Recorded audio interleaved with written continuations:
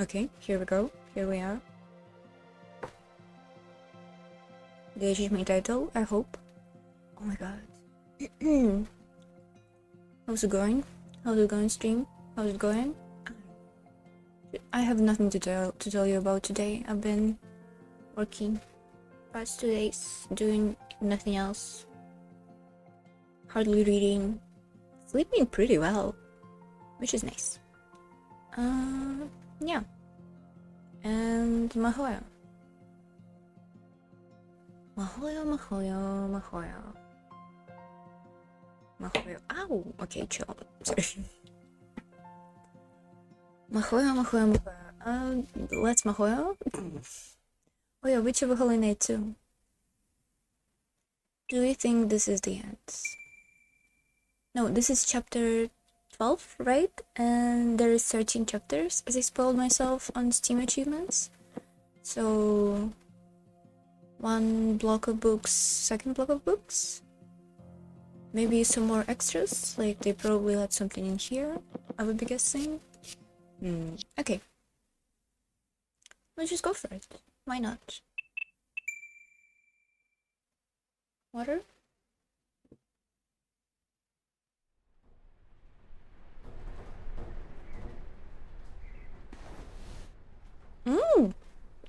The golden wolf's ears stood pointed, twitching in response to the sound round it.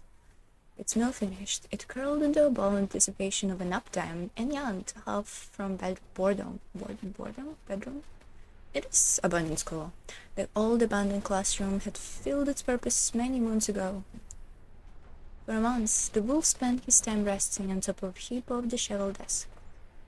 His name was La.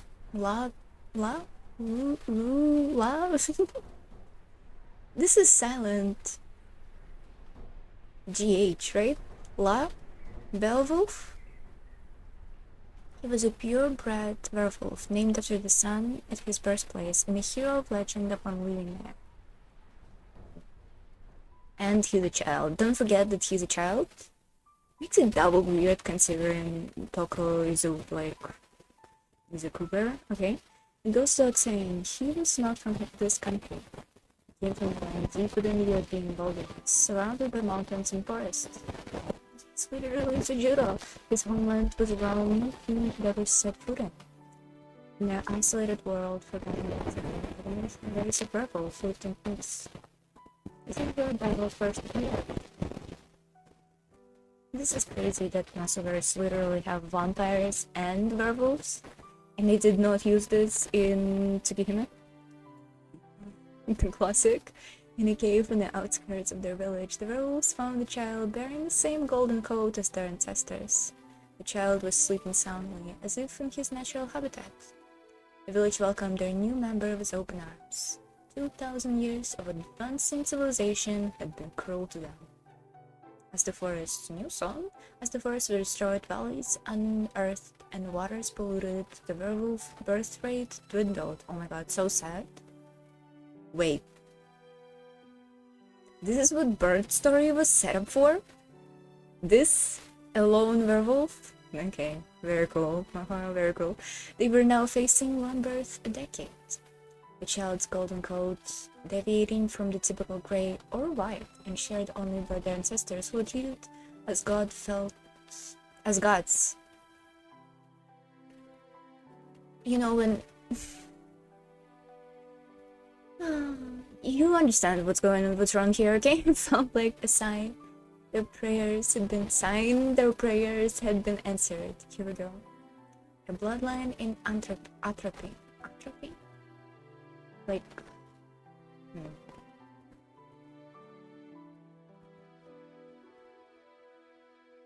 Atrophy?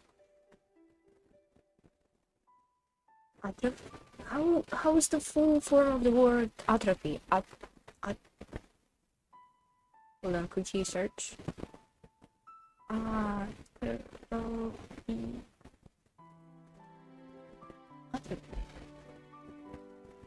Degeneration. Really, what's the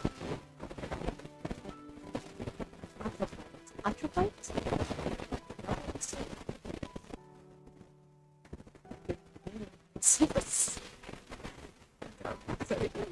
Nothing. First time hearing this word is but we do before we're also forced to embrace change. It's ready in child. At least temporarily made to forget about the problem. Alas, support the golden reef is another selection. But some of these are the critical concern me the child. Oof. Decades passed and still he did not grow. Forever young, not cursed. Searched the village for the bird mother, but no to no avail. Searched the village for someone who understood his but to no avail. For hundreds of years, he came to realize he was different. Very different. Neither male nor female. Neither strong nor weak. Ignorant of life and death, with joy and fear. Everything's spirit according to nature. Why is he eating? Can we starve him to death? Like while we're wasting resources, or look like us werewolves protecting like food. But the child himself made no conjecture to know his own true nature. He was perfect, and therefore he was alone.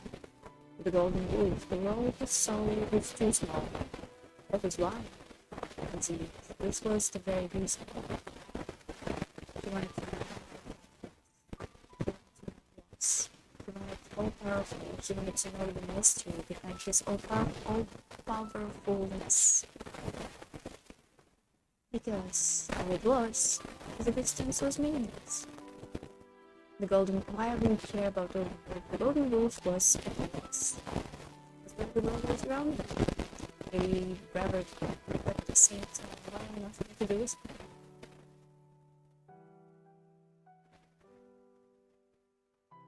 One month back to the... I don't know how to read this. I'm gonna wait for them to say it all. Moved back to the cave he was discarding and resigned himself to the life of seclusion. Ru? Bitch, that's not how you spell Ru. Okay, it should have made sense. Like Lu? Lu. It should probably means Lu, right? Japanese? No else? Like the sun, what Lu? It is short for Lu. Meow? Huh. It's one heck of a coincidence. And then one day, a quirky mage visited the village. So quirky, so quirky. Maybe too quirky, some might say. Why is she like this? You're too loud, Mr. Cole. Why do you have to be so dramatic all the time? From his place into the rubble, Theo peeped into the hallway. He thought his fussy master was busy dealing with Misaki City's ley lines, but she was engrossed in making props. 1 month passed since the dilapidated building their makeshift workshop. Creating new trap for intruders became a daily pursuit of Tokos. You worry about your safety, but what about the other creatures? They haven't been like this since birth, knowing neither infancy nor dotage. We thought differently. Whoa. No fucking way. A person who thinks different than others in Mahoyo? First time me hearing about it. For he was the perfect from the day he was born. Never declining, never improving. As such, he had no comprehension, weakness. Childlike, fickle, and without morals, he was no concept of good and bad as either a human or a wolf. Oh my god.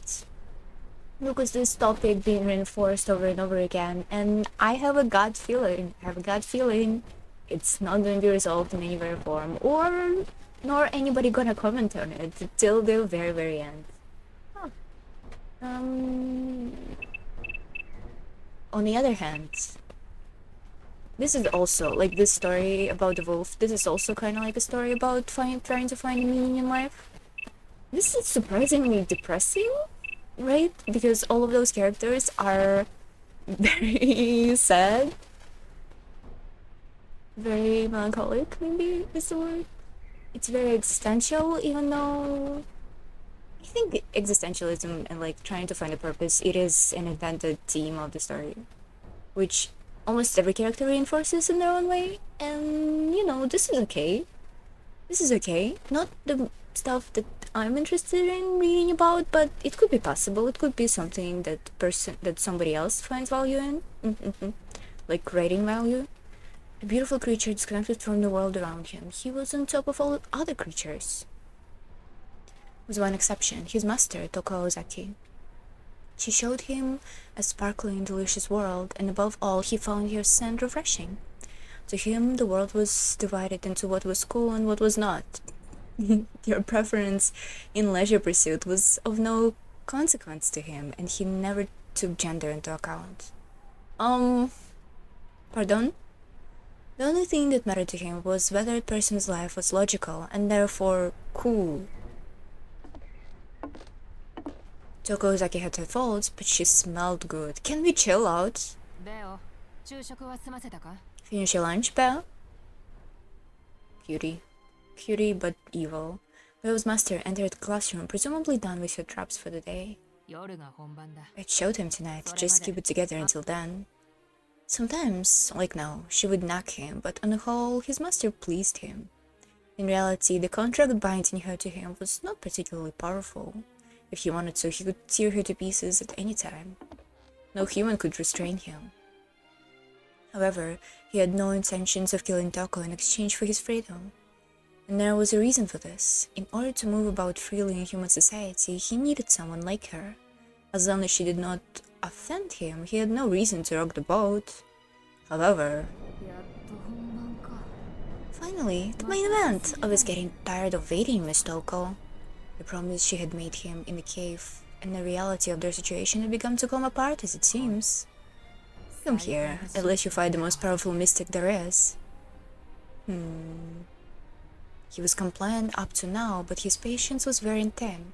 The fight with the newest magician last night was an enormous letdown.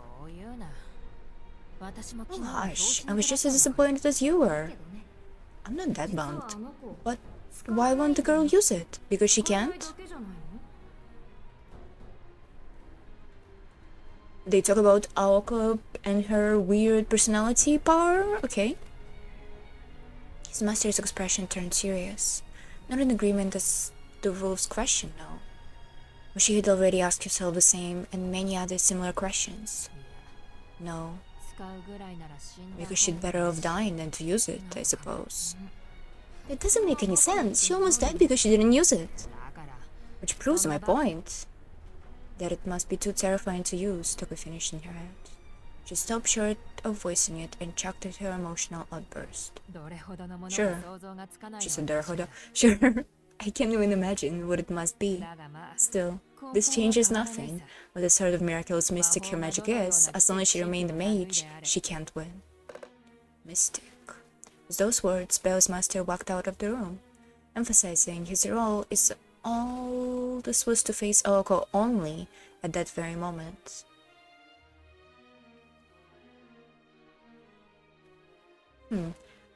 Thinking how being familiar with all the Nasu tropes kinda fucked up the story for me a bit. Like, it became way too obvious what's gonna happen or what's going on. I wonder if it's just obvious, like, if you don't know what Nasu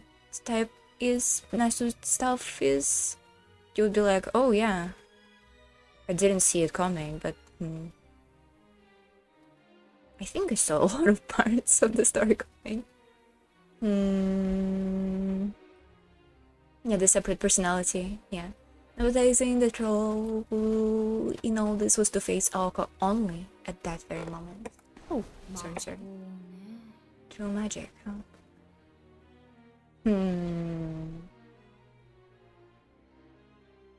The bored look in his eye had shifted.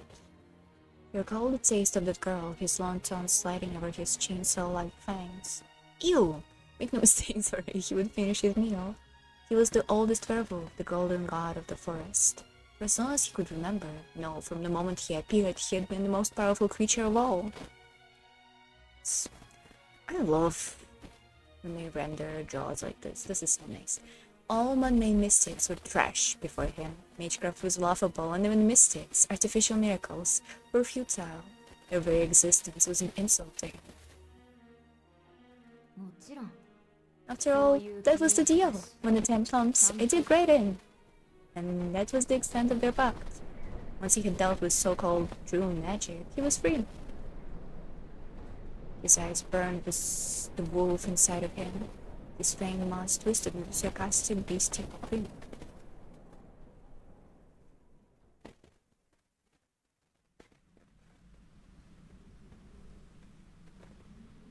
Yay! For Ritual Holy Night 2. It's past 7 p.m. Misaki High School's old building stood silently. While light from the city reached the area, the forested mountains kept the area hushed. I wonder what's Toko's plan on narrating, Kuro's bullshit. Nothing unusual. During winter vacation, an old building, now still covered in yesterday's snow, was rarely used. Without signs of life, such unused structures were mere monuments. Monuments? Monuments of what once was, nothing more. The old school building would remain that way until the start of the new semester. Behind it, the vast forest grew darker by the minute. It actually makes a lot of sense to start the semester in winter, right? It's not how it is where I live. The semester starts in autumn, usually, which is so annoying. I mean, sometimes it varies depending on what you're doing. Sometimes it could be like, sometimes it starts in December and shit. This is weird. I don't know. I don't know what they're thinking. If the building had died in just 2 weeks of vacation, what had become of forest over the years? The wall of overgrown trees filtered out the noise of a city and most of the moonlight. An otherworldly realm has taken root. What are those rhythmical steps or whatever? An otherworldly realm has taken root not even 2 miles away from town. Piercing the cold night air, footsteps crunch through the powdery snow. No traps this way. So, what's the plan? Sneak into the old school building? Oh, she walks. Right, yeah. She already knows we're here. Why hide? And what would we do once we were in her hideout? We're not here to steal anything. What about the element of surprise? If we could do it, I'd make our job easier, but playing ninja isn't really my thing. Or yours, for that matter. And anyway, we're not the only ones with the blood tonight. Ooh, the sound of their footsteps stopped in unison. The old forgotten Misaki High School building stood before them. Oh, so they went first and Sujiro went after them. Okay, so yeah. So who's gonna die? I think both Ako and Alice will live and Sujiro will die. Maybe not?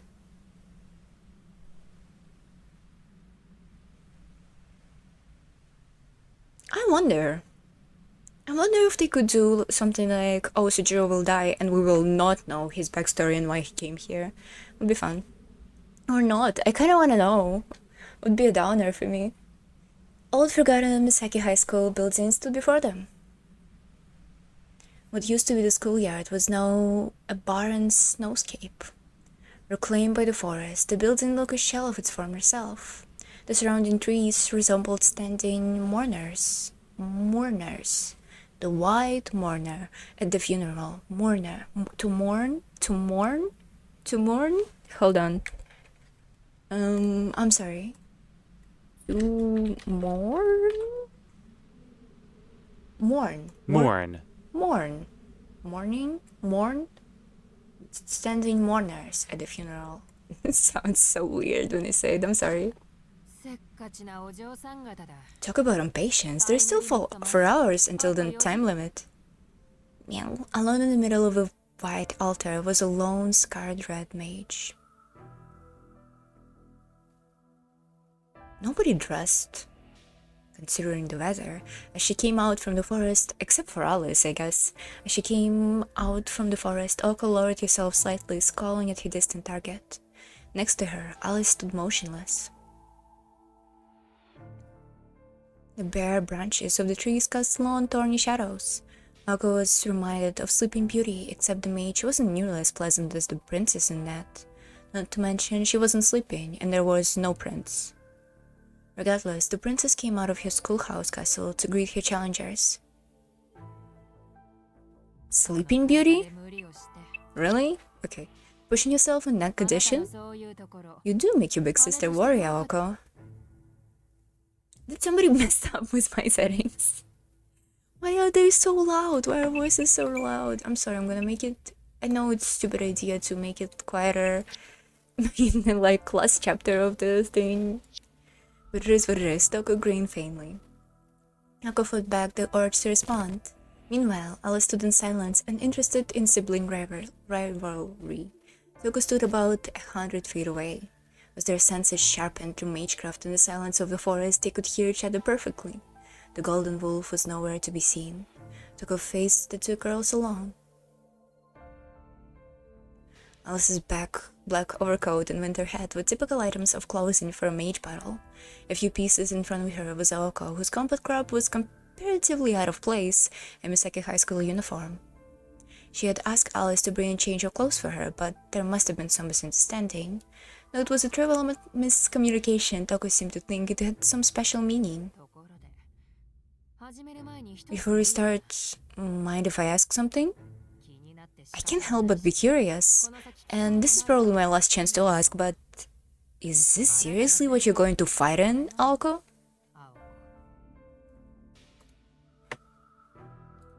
Sorry?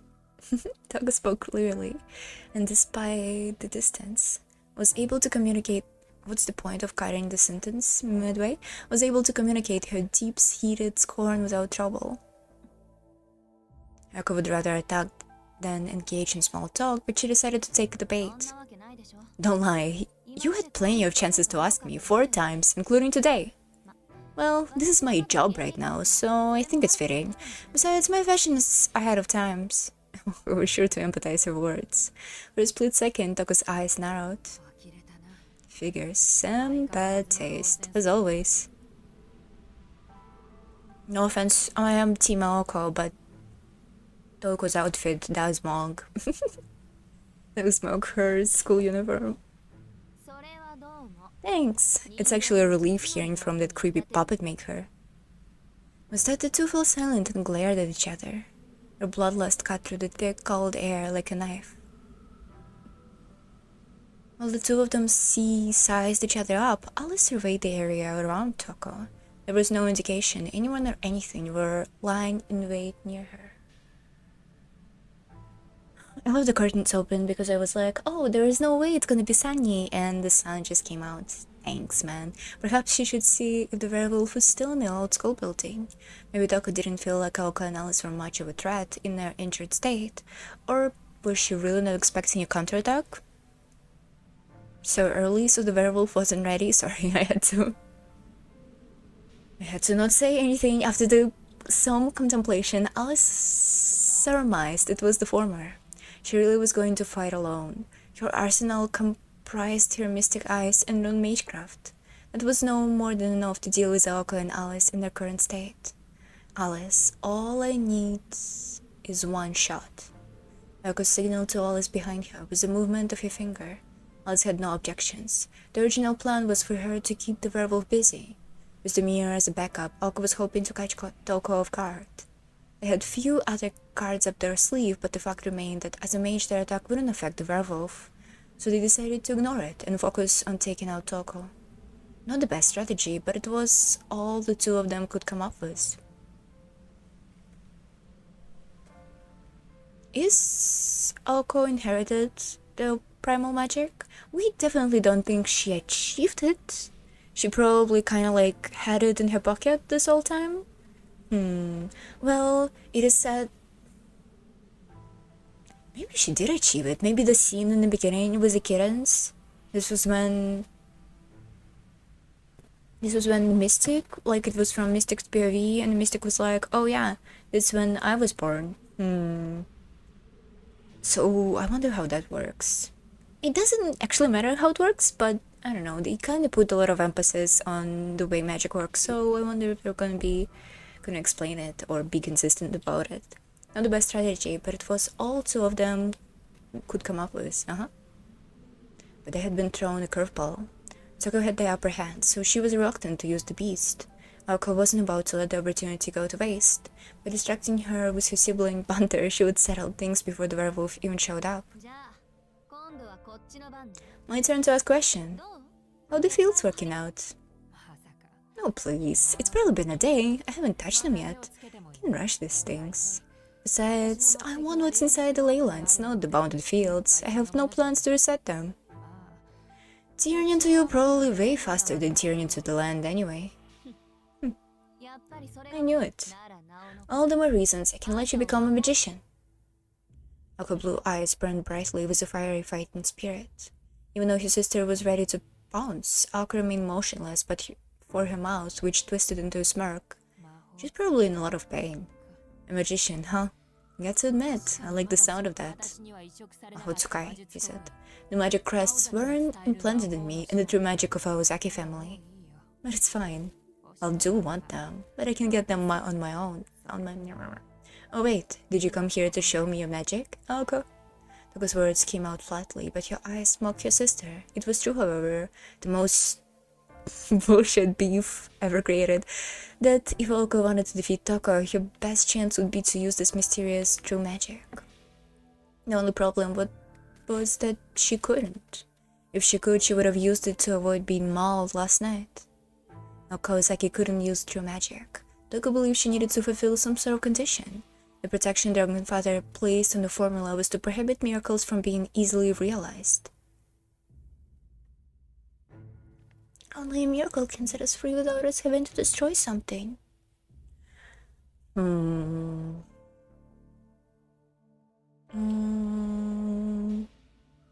2 times that we saw the true magic lady was what?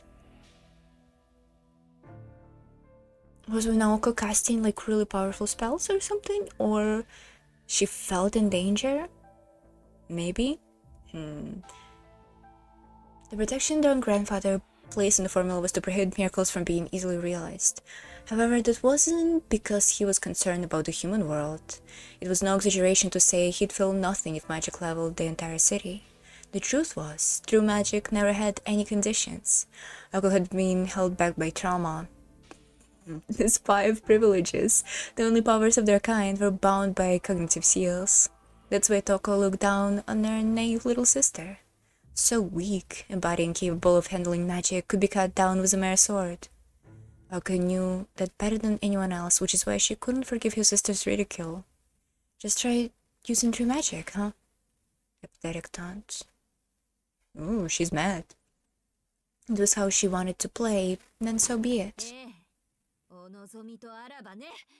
Have it your way!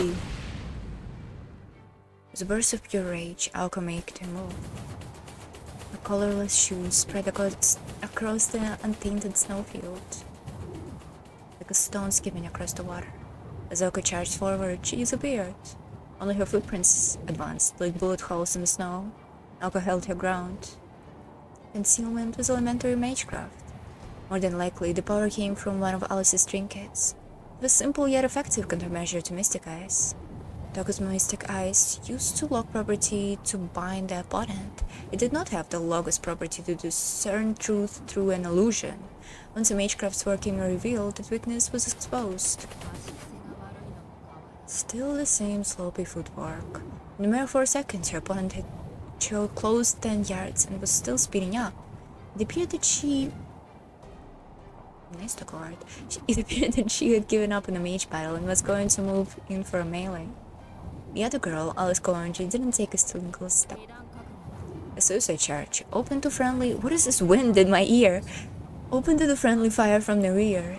Even with Alice's protection, this is dumb. You'll regret this, Aoko. The trump card has to come from your own deck. Sneering, Toko raised her left arm, holding it in front of her threateningly. Is my shit really so loud? Oh my god.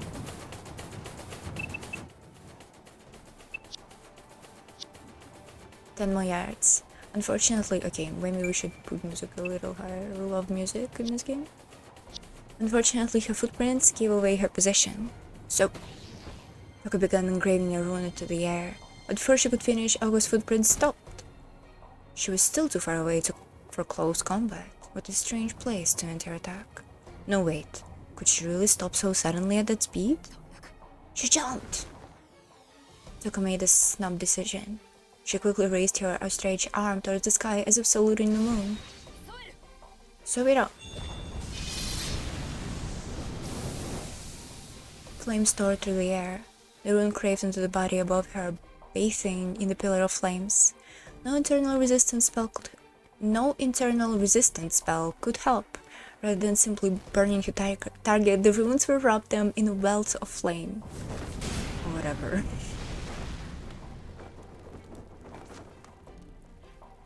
The silent scream falling into snow-covered grounds. In agony, she extended a burning hand out from the hellish fire, as if begging for mercy. It was stuff of nightmares. The snow melted as the fire burned the attacker alive. Chirp chirp! The moment was far too theatrical to be Aoko. Toko had already turned her gaze to Alice. She hadn't been watching the burning corpse at all. Toko knew it was Naoko from the moment the body fell to the ground. That dumb mainster familiar? Irritated, Toko glared at Alice. While Aoko had vanished into thin air, she hadn't moved at all. Blue energy traced a circle around where she stood. It was Force of Fourth. Force of Fourth! A 4-ball granite magecraft mobilizing her magic crest. Toko only had single-action runes. No, she hadn't mastered anything about 2 bars to begin with. This torrent of energy was too much to handle. Ewars. The rune formed in a magic circle. I think... Ooh, here she is.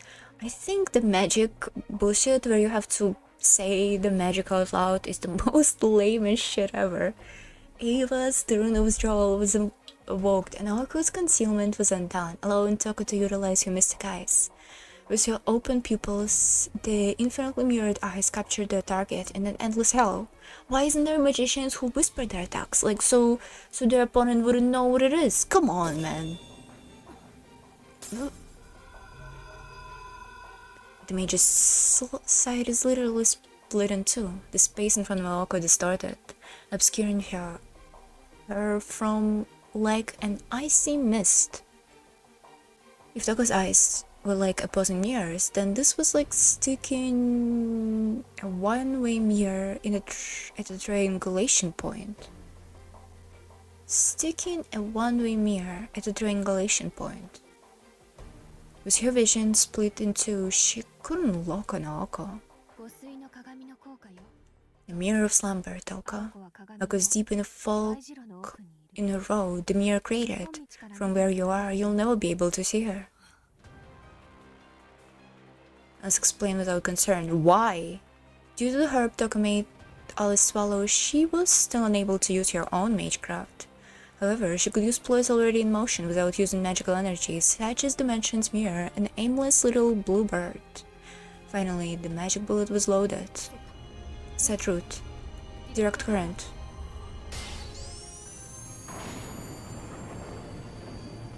Raising her right arm to reveal her luminescent crest, Aoko took aim at her target 100 feet ahead. Magical energy coursed through her gun barrel arm. From the moment she had received Alice's invisibility, Aoko had begun chanting her magecraft. It took Toko a few seconds to notice. Aoko produced more spins in Awakened Magic Circus than she had ever done before. She readied not snap, not draw. Instead, she advanced her third process, a compression of magical energy, Magic Blow. If she tried the blue eater that gathered before her, it would fly with the force of 10 tons. Using her magic crest to multiply the energy and machine gun her target, it was enough power to demolish every old building behind her. Toko! Aoko stared intensely at your sister, ready to fire. Toko had no time to counterattack. Or even the speed to evade. The fact she didn't move implied she knew better than anyone. Acceptance filled her eyes, not fear. Toko didn't hesitate. She squeezed the trigger on her right hand. Magic bullet configuration. Convert launch. Circuit. Fire! I'm too old for this shit. The last words came out like a scream. Under the impact of the eater, the surrounding snow melted and flew around.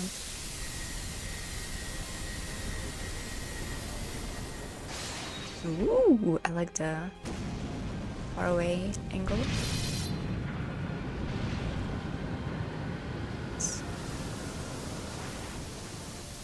Toko had engulfed in dirt.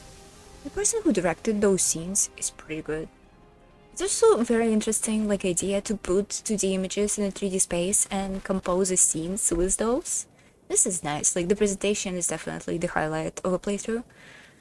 No way she could survive Aoko's magic bullet. It contained every bit of Aoko's magical energy she could muster. Viewing the chaos, Aoko confirmed her victory. And yet somehow she felt better.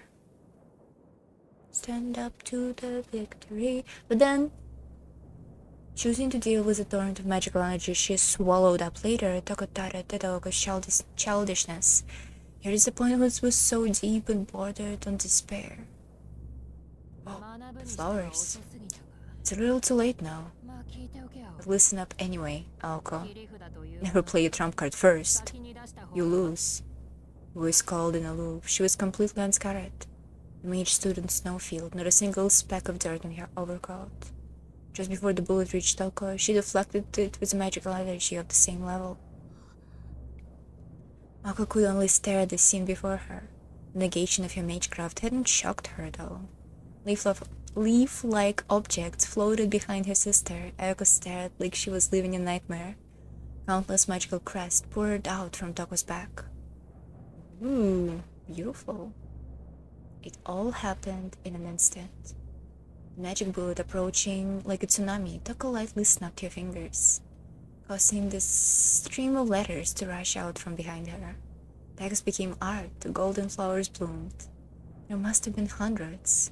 All sorts of magecraft from even beyond Western Europe. Whoa, no way, there's land beyond Western Europe? No fucking way, the kind normally craved into the flesh of a mage. The kind Toko Ozaki shouldn't possess. The kind only followers of those schools should know. Blossoming magic crests brighter than the moon. Inscribed in the air, they formed the Torompal, a guardian beast to protect Toko.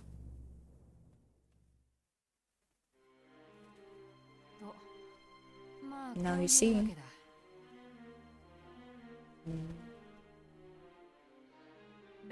I don't need to rely on just Belle, because expression was steely. Victory was in her grasp, and there was no room to rest on her laurels. Laurels? So it was the mirror that concealed you? You used it to deflect, capture, and act as a backup. Impressive. Not quite one of the great three, but a very versatile and, I might add, exceptional ploy. Quit patronizing us. You're just upset you got duped. Not at all. I'm just giving credit where credit's due. It was me who worked this mainstay on this thing in the first place. I'm just kind of annoyed that someone got carried away and couldn't help but add functions to it. And then little Robin coming to me at the disguise as you. I know, I was here. I was just seeing this. You used to distract me with it while you cheered up your huge attack. While we explained the scene, it was pretty straightforward and obvious. I was avoided by Mystic Eyes while you focused on offense. Not a bad plan, you know. All in all, you did pretty well. Toko recounted their strategies, sharing her impressions as she went. Toko could not take her eyes off Toko's blooming magical crest. Only Alice was paying attention to Toko's words. Oh, I'm afraid this is the end of the line. Such a shame, Aoko. I can't believe you're still using such magecraft after 2 years. You couldn't become a world-class marksman. You could've. Yeah. Toko snapped her fingers again. Floating crest began to glow more brightly. What are those? Aoko whispered to Alice standing next to her as she held her. She could not risk turning around. The second she took her eyes off Toko, the fight would be over. As you can see, they're magic crests. As hard as it is to believe, Alice's words were filled with shock and discomfort. Aoko shared Alice's sentiment. Magic crests were passed down through a family line and took unique forms. At heart, they were merely personalized inscriptions, and technically no different from grimoires. However, the reality was far different. Magecraft had no set form. Without a set shape, the ability to recreate mystic was itself flawed. To craft into form required an immeasurable investment of time and devotion. Magic crests were the crystallization of family's desires and ambitions, the proof of successive lineage. Crests had no effect on them. They were the ultimate symbol of a family. If no mage was willing to imbue themselves with the crest, or lack the resolve to merge with it, then the crest's meaning was lost. I wish this part was actually relevant to the plot. This was the key difference between the crest and the spellbook. Crest could not be shared, and imitating them was pointless. So did she... What's the implication here? She made her own crests? The problem stood to reason then. Even if the crests manifesting behind Dogger belonged to someone else, only the original owner could benefit from them. What's the flames? Those crests have to be what's deflecting my magic bullets. Don't tell me. She's searching for an answer. Alka squinted her eyes and she buried the cloak. She knew that copying a crest had no purpose. Only the original inventor, inheritor, could work on. There was only one possible conclusion. The arm was carved in the skin and just floating in the air. Alka spied a curse of her sister. There could not have breathed her enemy's quick wit.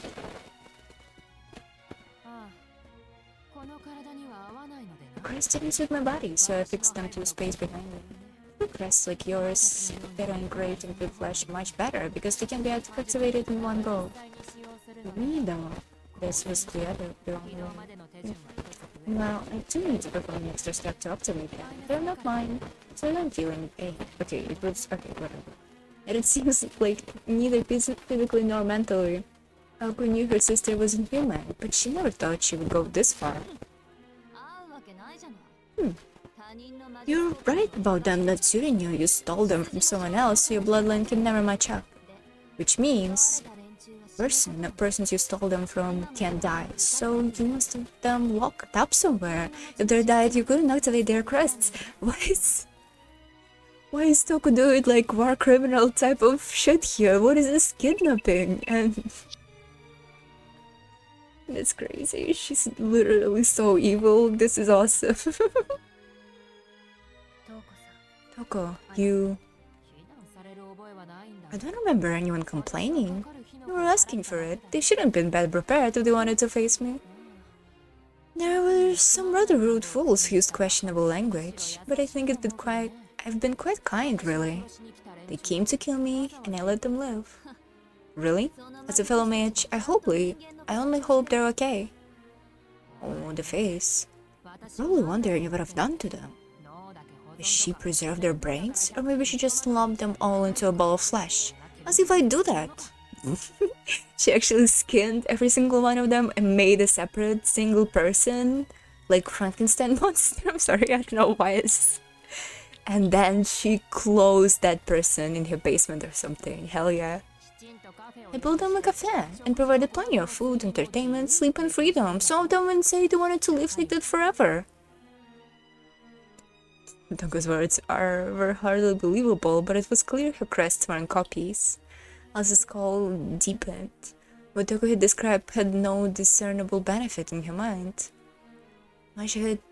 Why had she gone to all the trouble of stealing other mages' crests? It would have been more efficient to break down the crest into components and make replicas. For a skilled puppet master like Toko, she could have made a much more powerful puppet with those crests. It would have made a pawn loyal to have ever commanded that, which more useful than any enslaved mage. Why, Toko? That's Toko for you. When she decided to do something, that's it. Everything's a means to an end. Listen to this. One time we were watching TV and pizza commercial came out. We both really wanted to eat something greasy. Unfortunately, our super boring family only had pepperoni. You know, my house was on the top of a big hill, right? Getting to the city took an hour, but I just have to get the pizza, so I walked in. Could I find pizza place? Nope. So I walked home empty-handed. It was the tragedy of living in the countryside. They seem to have such a normal, sane relationship, like, before that. What is their problem to just fucking sit down, talk about it, and try to find a solution to both of their problems? Like, come on. I get the Toko cannot help the ancient magic, but, you know, whatever. Who gives a shit? Misaki, which had only recently gotten a conveyor belt sushi restaurant, would not see a pizzeria for another 2 years. Then, when I got home, hungry and tired, Madam's sister waved at me, "Welcome back," with a big slice of pizza hanging off your stupid face. She was like, "I tried using rice crackers as a base. When I looked inside, 3 chickens and 1 cow were gone. That's when I realized she had no concept of value of money, hard work, or fairness." Alice agreed that was pretty crazy. She killed 3 chickens and a cow for a pepperoni pizza? Really? 3 chickens. 3 chickens. Hmm? That's... what? This doesn't make any sense. Stupid crap like that means I'm perfectly fine with putting a hole to her chest with a gundershot. I mean, she could have just wanted a single verse from a gematria? Gematria? To get the same effect, but no, she was so obsessed with curses, she made a puppet that couldn't even fly. The thought of a puppet doppelganger made her blood boil. It was clear to Oko now that Toko had done it on purpose to annoy her. Toko furrowed her eyebrows at Oko's verbal assault. She had been stoic up till now, but speaking rudely about her breast puppet was crossing a line. If I recall, that puppet had Ionian robes. And for your information, Gemarian numerology in Kabbalah is a Kabbalah secret. I'm a rune specialist, so I don't need to learn anything and everything like you do. Well, I did learn something. One owner of this crest taught me about Celtic bounded fields. Toko looked to the crest over her left shoulders. Its wine was ever radiant, proving that its magecraft was active. I used this castle to seal away grandfather. I trapped him half yokai druid monk in a tower. Who did he fuck? Sorry. Well, I say tower, but it's closer to a mailbox in size. Like the trailed mailbox you broke, remember? About that big, but it's a cute little birdcage. A bit cramped for one person, but grandfather is more spirit than body, so I guess it's more appropriate for him anyway. Okay. Fun. Toko stifled a sinister laugh, her explanation chilling. Her cold wiener seemed to sleep slightly as it came to her grandfather, her smile betraying the lone festering hatred she still clung to. Anyway, because I blocked your attack, I can use the crest for a while. No, if you used true magic, a 3-line crest would have countered it. You only lost a single margin, Aoko. You should be proud. Right then, let's wrap this up. Feel free to fight back, but remember you're against Bell. Toko snapped her fingers one more time. The golden werewolf was riding in the old school building. The signal to him echoed eerily through the surrounding woods. Before the echo stopped, Aoko shouted back at Alice. Alice, go! Order sounded like a reprimand, but Alice silently obeyed without hesitation. I can read today. Without hesitation, she left Aoko behind to handle Toko, and made for the forest. If defeat was inevitable, it would be pointless for both of them to die. If one of them could survive, there could be a Route 3. That was why Aoko decided to be a sacrificial pawn. Now we know that Toko's trump card is. If Alice can get back to normal, she'll stand a chance, Aoko muttered bitterly at herself as Alice's feet crashed through the snow. Instead of cursing her own death, she cursed the fact that she would not see Alice defeat Toko. But what else was there to curse except this? Alice disappeared into the forest. Feeling her fellow mage's presence fade, Aoko continued to glare at her sister. How long did you plan to drag this out? You know I hate it when people make me wait. Speaking of waiting, the werewolf Toko had called was nowhere to be seen. It would not have taken him more than a few seconds to come flying out of the school building. It's a big hurry. He's after a little Red Riding Hood for the time being. Rather, a little black hat, the first metaphor? Her tone reeked of irony. We get it! We get it! We see it! Okay. The words traveled aimlessly across the schoolyard, like a rumbling announcement. Aoko stood frozen and dumbfounded. Maybe they are stupid. Maybe everybody is stupid. Everything Toko was saying seemed so far away from reality. Alice! Aoko was gone, was being fooled, so she turned around. The moonlight shining off the fallen snow allowed her to see far into the forest. From white darkness, a lone boy came into view, walking towards her. He could not have been any taller than Aoko's crest, but Aoko's chest, but he carried Alice over his shoulders with ease. As if she was nothing, he tossed her body upward. She arched through the air for several feet before dropping head first before Aoko's eyes. Do you think Sajura could be a ghost? Her neck would snap to it back. No, her girlfriend! Not again! Even though she was wiser not to, Aoko reached out and caught her. Alice's light body weighted heavy as she fell into Aoko's arms. The stitches on her wounds tore, dyeing Aoko's arms crimson. Aoko gritted her teeth, fighting the pain that showed through her body and the sensation of the warm blood. Alice, are you still? Alice didn't respond, but Aoko could see she was at least conscious. The werewolf must have ambushed her right after she ran into the woods. Alice bled heavily from where the wolf tore her abdomen open last night, just like he had done to Aoko. They were hiding in the woods this entire time. Astute observation? Cursing her own carelessness, she gently laid Alice's body down. She set her sights on a blonde-haired boy near her, her new target. So that's how it is, huh? A wolf in little boy's clothing. What the fuck is this outfit, man? Who dressed him? He's like mom dressed you type of character.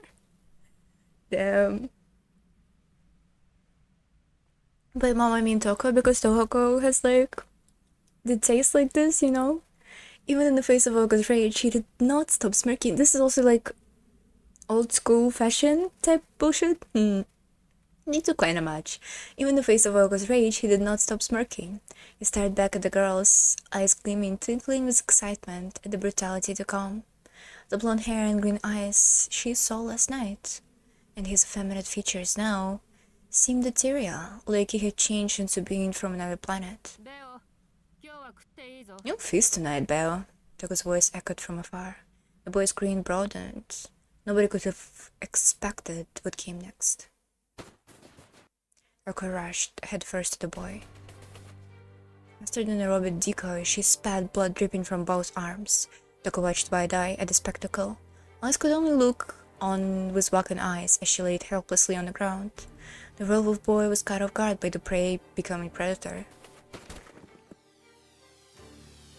Aoko crossed 20-foot gap in a second before planting her foot in the snow. It arrested her momentum and pivoted her body like a top. What?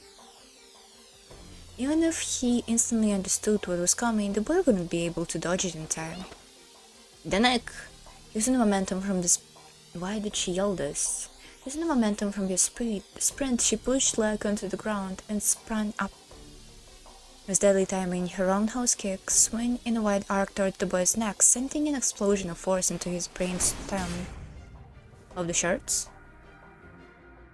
It was an expert display of martial arts, straightened by... Ooh, look at this, look how long this leg is. Anyway, straightened by magical energy, she's got in the hang of close combat while fighting Toko's puppets. The violent kick was powerful enough to shatter a tree trunk. The boy did not move. Toko's right shin connected firmly and stopped. A shockwave ripped through his neck. It was the same feedback Aoko had felt when she destroyed the puppet. Even if he wasn't defeated, she had to have severely damaged his spine. As she looked at him to confirm her kill, the boy simply stared back at her, not even bothering to twitch an eyebrow.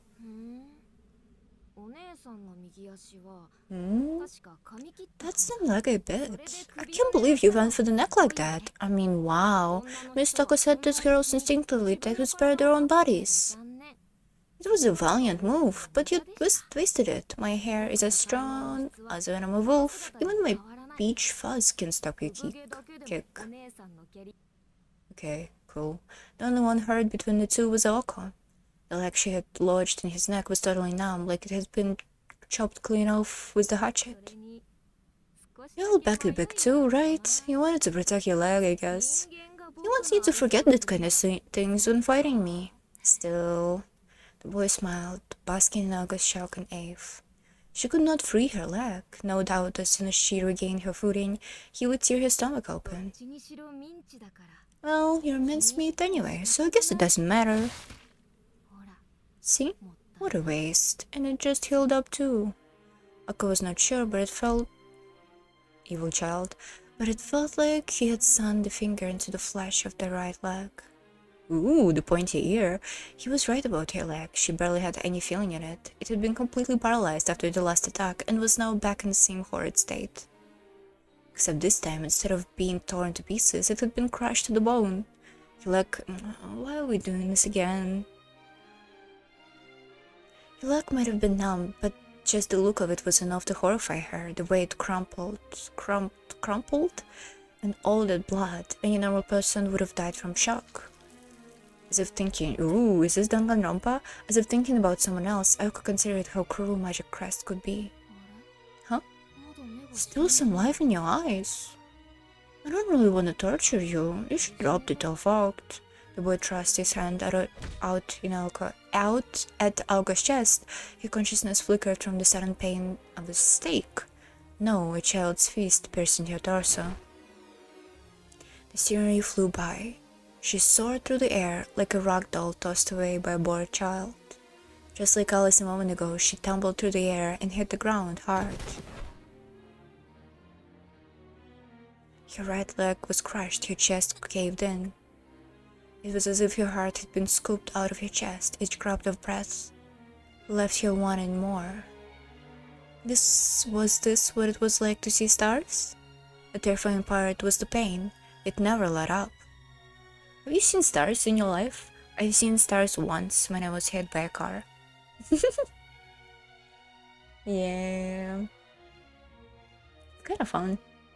The terrifying part was the pain. It never let up.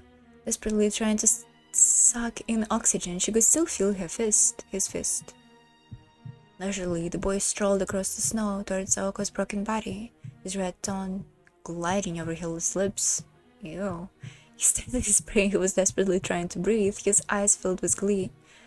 So Sujiro gonna came, and they gonna kill Sujiro, and this gonna happen, Aoko's bullshit activate, and she gonna kill everybody in this state, or whatever the fuck. Oh my god. I could be down to the temptation to drift away, even though she could find no reason to fight on. The snow had broken her forearm slightly, but her death had all but certain. The fist-sized crater in her chest and her mangled legs made sure of that. Even though she knew she was a broken mess, her magic crest frantically worked to resuscitate her heart. But why? The sight of Toko in the distance was the only thing that kept her conscious. Her sister looked surprised for some reason, like she was witnessing some strange phenomenon that wasn't like her. Wondering what it was, Toko tried to stay conscious. What's happening? Sujiro? Feebly trying to raise her head, she looked where Toko was staring. Why did she look like that when she was so close to victory?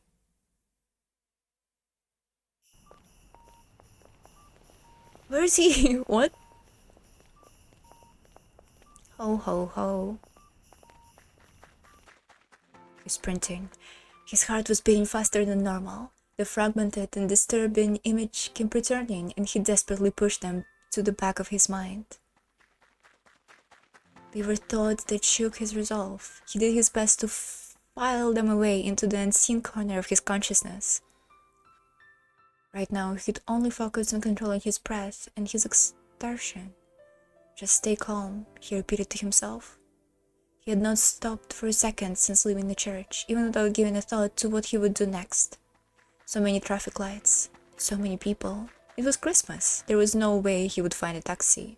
Waiting for one was not an option. It was why he had put his trust in his legs. He dashed through the city streets. He had to find a shorter route than last night. His heart was ready to jump out of his chest, pounding like a hammer against the fire bell. He had no intention of giving up yet, but he could not seem to calm himself down. In his precarious condition, even surrender seemed too great of an effort to spare. Visions of horrible outcome flashed through his mind. No, calm. He needed to stay calm. It was his only weapon. He was painfully aware he was powerless. His best thing he could do was to keep his head on straight. While he wrangled with his mind, his pulse seemed to quicken with every step. The forest was faintly lit by the moon. That was more than enough on such a bare mountain. He followed 2 sets of footprints. A hardly a situation he had nothing to do with, just like at the amusement park. Even if you go, there is nothing you can do for them. The only effect her admonishing words was to hasten his pace. He pushed the ground with his legs even harder, trying to leave his stout in the kicked-up snow behind him. Of course, he was powerless. The pain in his chest told him so. At best, he would be useless, and at worst, he would be a liability. He recalled the blinding spell placed on him at the church. Binding. It did not matter. His body told him he would regret being torn to pieces less if he did nothing. Not once did his legs fail him as he ran through the woods, though it felt as though his heart could at any moment. His weakness screamed at him from within. Just like back at the amusement park, he was beyond reason or circumstances now. Ultimately, I just want to help her. This was all he really desired. His heart pounded with vigor. As he ran through the dark, wintry forest, only one thing gnawed at his mind. No concern for the girls, nor anger towards Toko.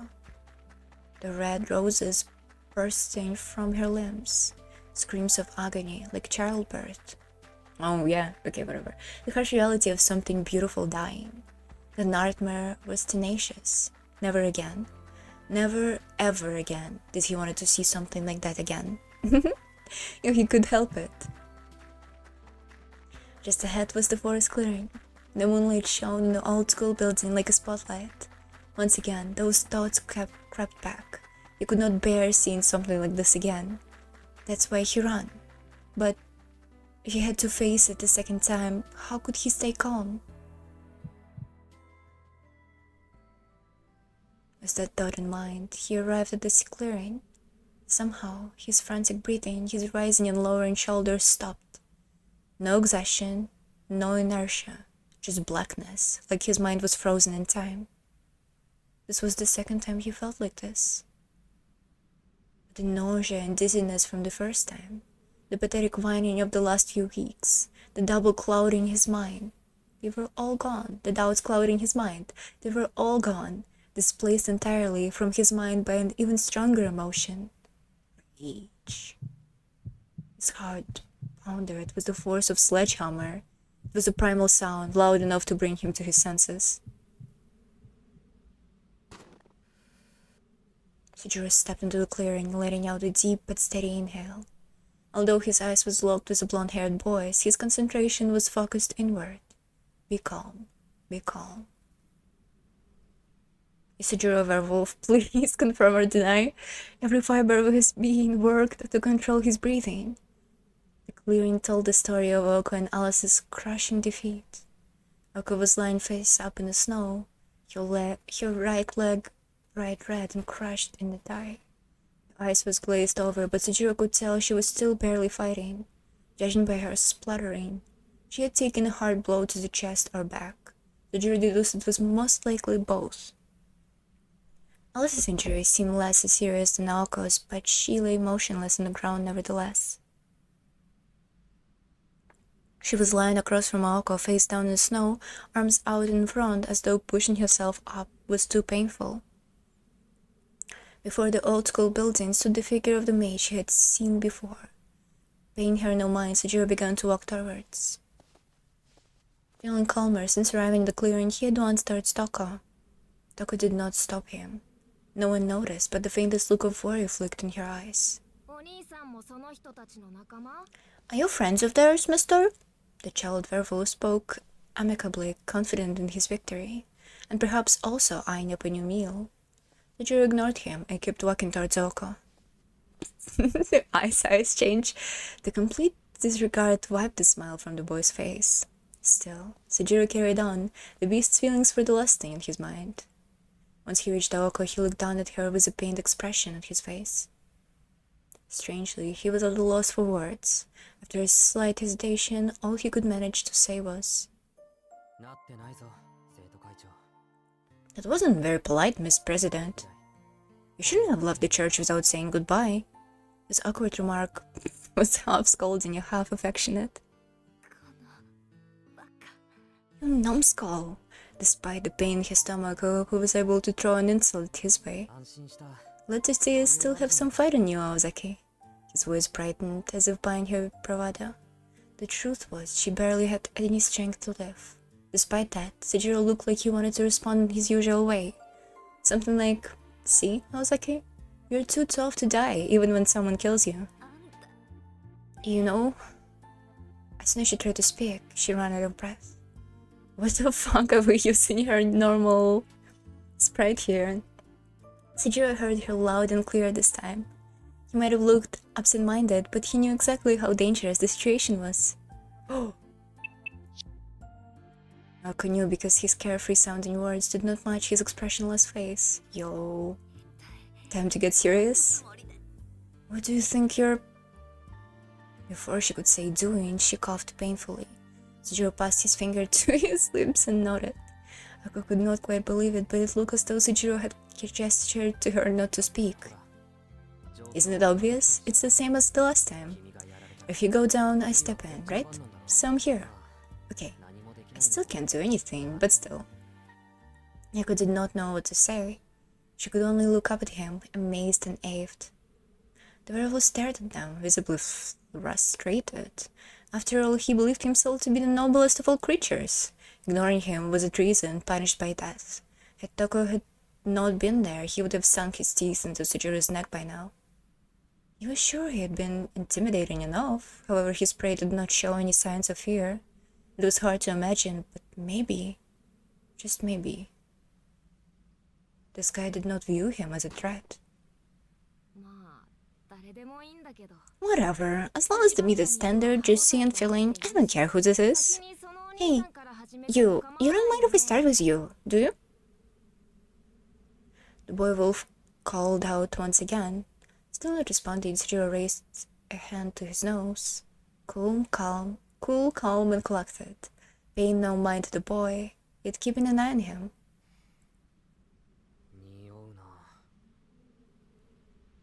Something reeks. Everyone present was confused. It don't seem to be able to smell anything but him. Oh? What do you smell, mister? His voice retained his usual arrogance, but was tinged with impatience. The boy was unable to hide his irritation at being ignored. Finally, Sejiro turned to face the boy just a short distance from him. It's like rotten meat. That's why I hate dogs. His voice was filled with disgust and contempt. Isn't he a lion, and lion is a cat? Oh no, he's a wolf. My bad. Sejiro is mainly speaking to himself, but the werewolf boy had never felt so insulted. Even if that was not Sejiro's intent at all. What is Sejiro doing? Okay, what's gonna happen? Is this gonna be like, oh, Sejiro actually have no power, fuck off? Or, like, is what's gonna happen? In a moment, the wind picked up, perhaps signaling change in the werewolf's mood. A fiery glare whipped around, craving patterns in the snow. Sejiro! Sensing he was about to be killed, Naoko desperately tried to move, but her broken body would not respond. After hearing Sejiro's insult, Alice was unsuccessfully struggling to get to her feet too. In complete contrast, Sejiro stood here, firmly and unfazed. The little blonde boy, well of patience, run dry. I get it. You're underestimating me. What? Underestimating. Shut up, I'm talking. You underestimating me. You underestimating. What the fuck is this word? You underestimating me. Underestimating? Underestimating? Sorry. Because I look like a kid, huh? Big mistake. Rawr, I'm a wolf now. Rawr. Ooh, the eye. His time playing human was over. Enraged, the boy transformed. He grew larger and larger, golden fur sprouting from his pale flesh. Unfortunately for From Sejuro's town in the mountains, he literally fight bears and boars, so he was prepared. His mouth grew razor-sharp fangs, his hands grew claws. Drawing from the magical energy in the air, he transformed into preternatural beast, a wolf in the shape of a human. Bell, did I say you could transform? Fuck off. Taka yelled at him, but the werewolf did not respond. He only huffed deep breath of hot air. Did you really just... This is all Sejiro could say in response to the boy's metamorphosis.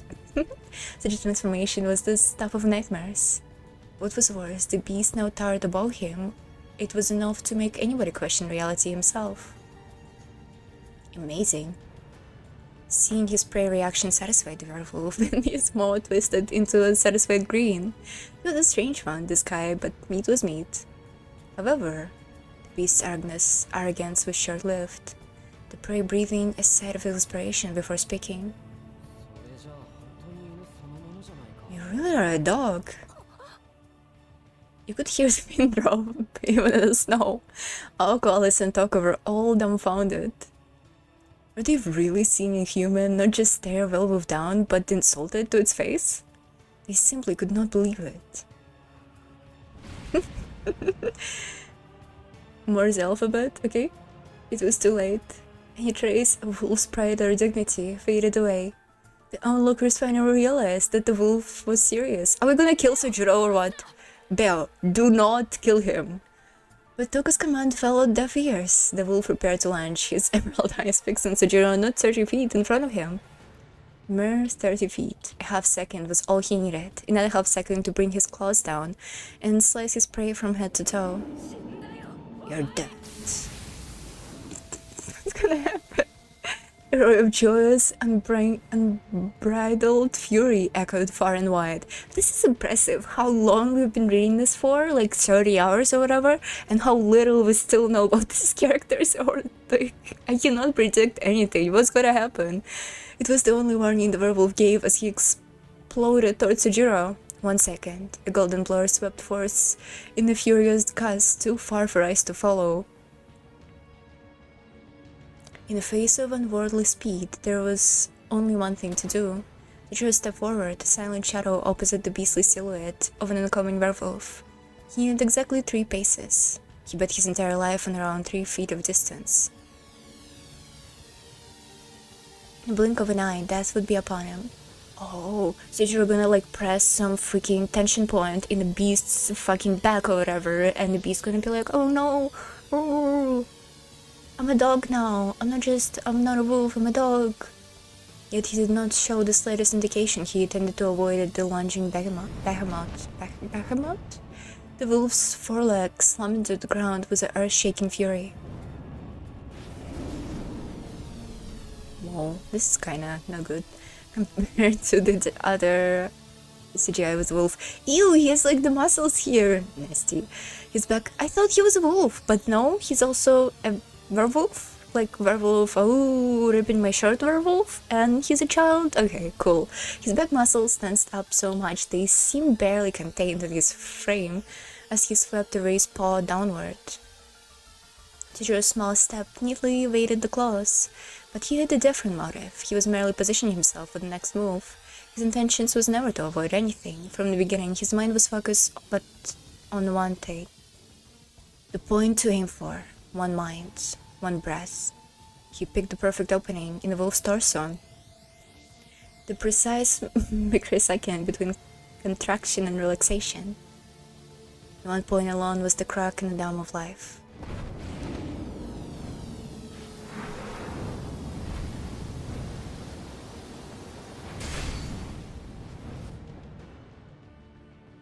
He punched the werewolf in his chest with a feeble human strength. There was a dull thud and bursts of blood. The twisted flesh and gore were all Sojiro's own. The werewolf's raised claw convulsed. From an insignificant impact, the beast's body was the first to collapse, then his spirit. There was a moment of utter incomprehension.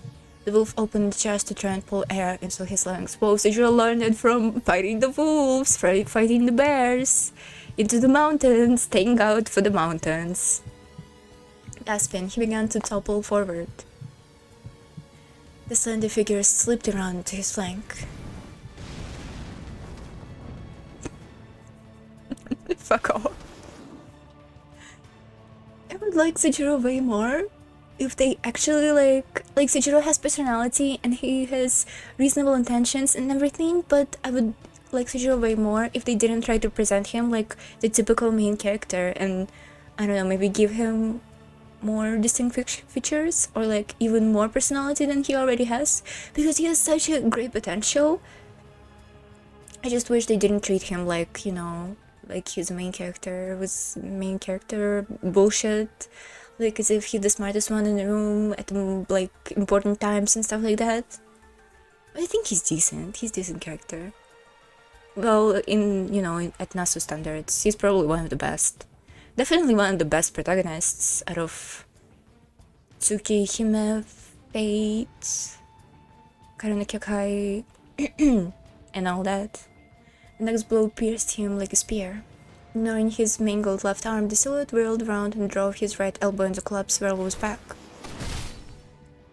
There was another muffled impact. The second strike penetrated to the exact same spot the first strike had, crushing the beast's heart.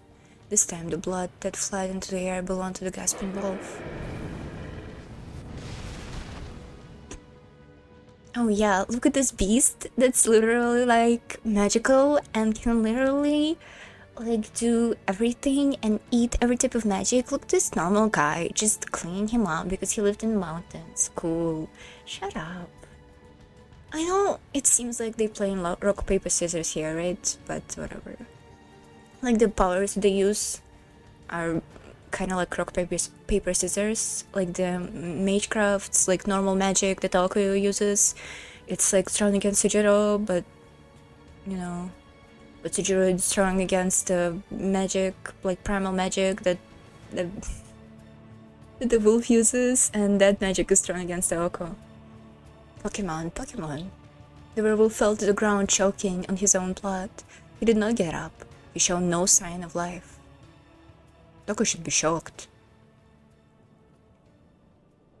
It was over. Yeah, aura farming moment for Sujiro.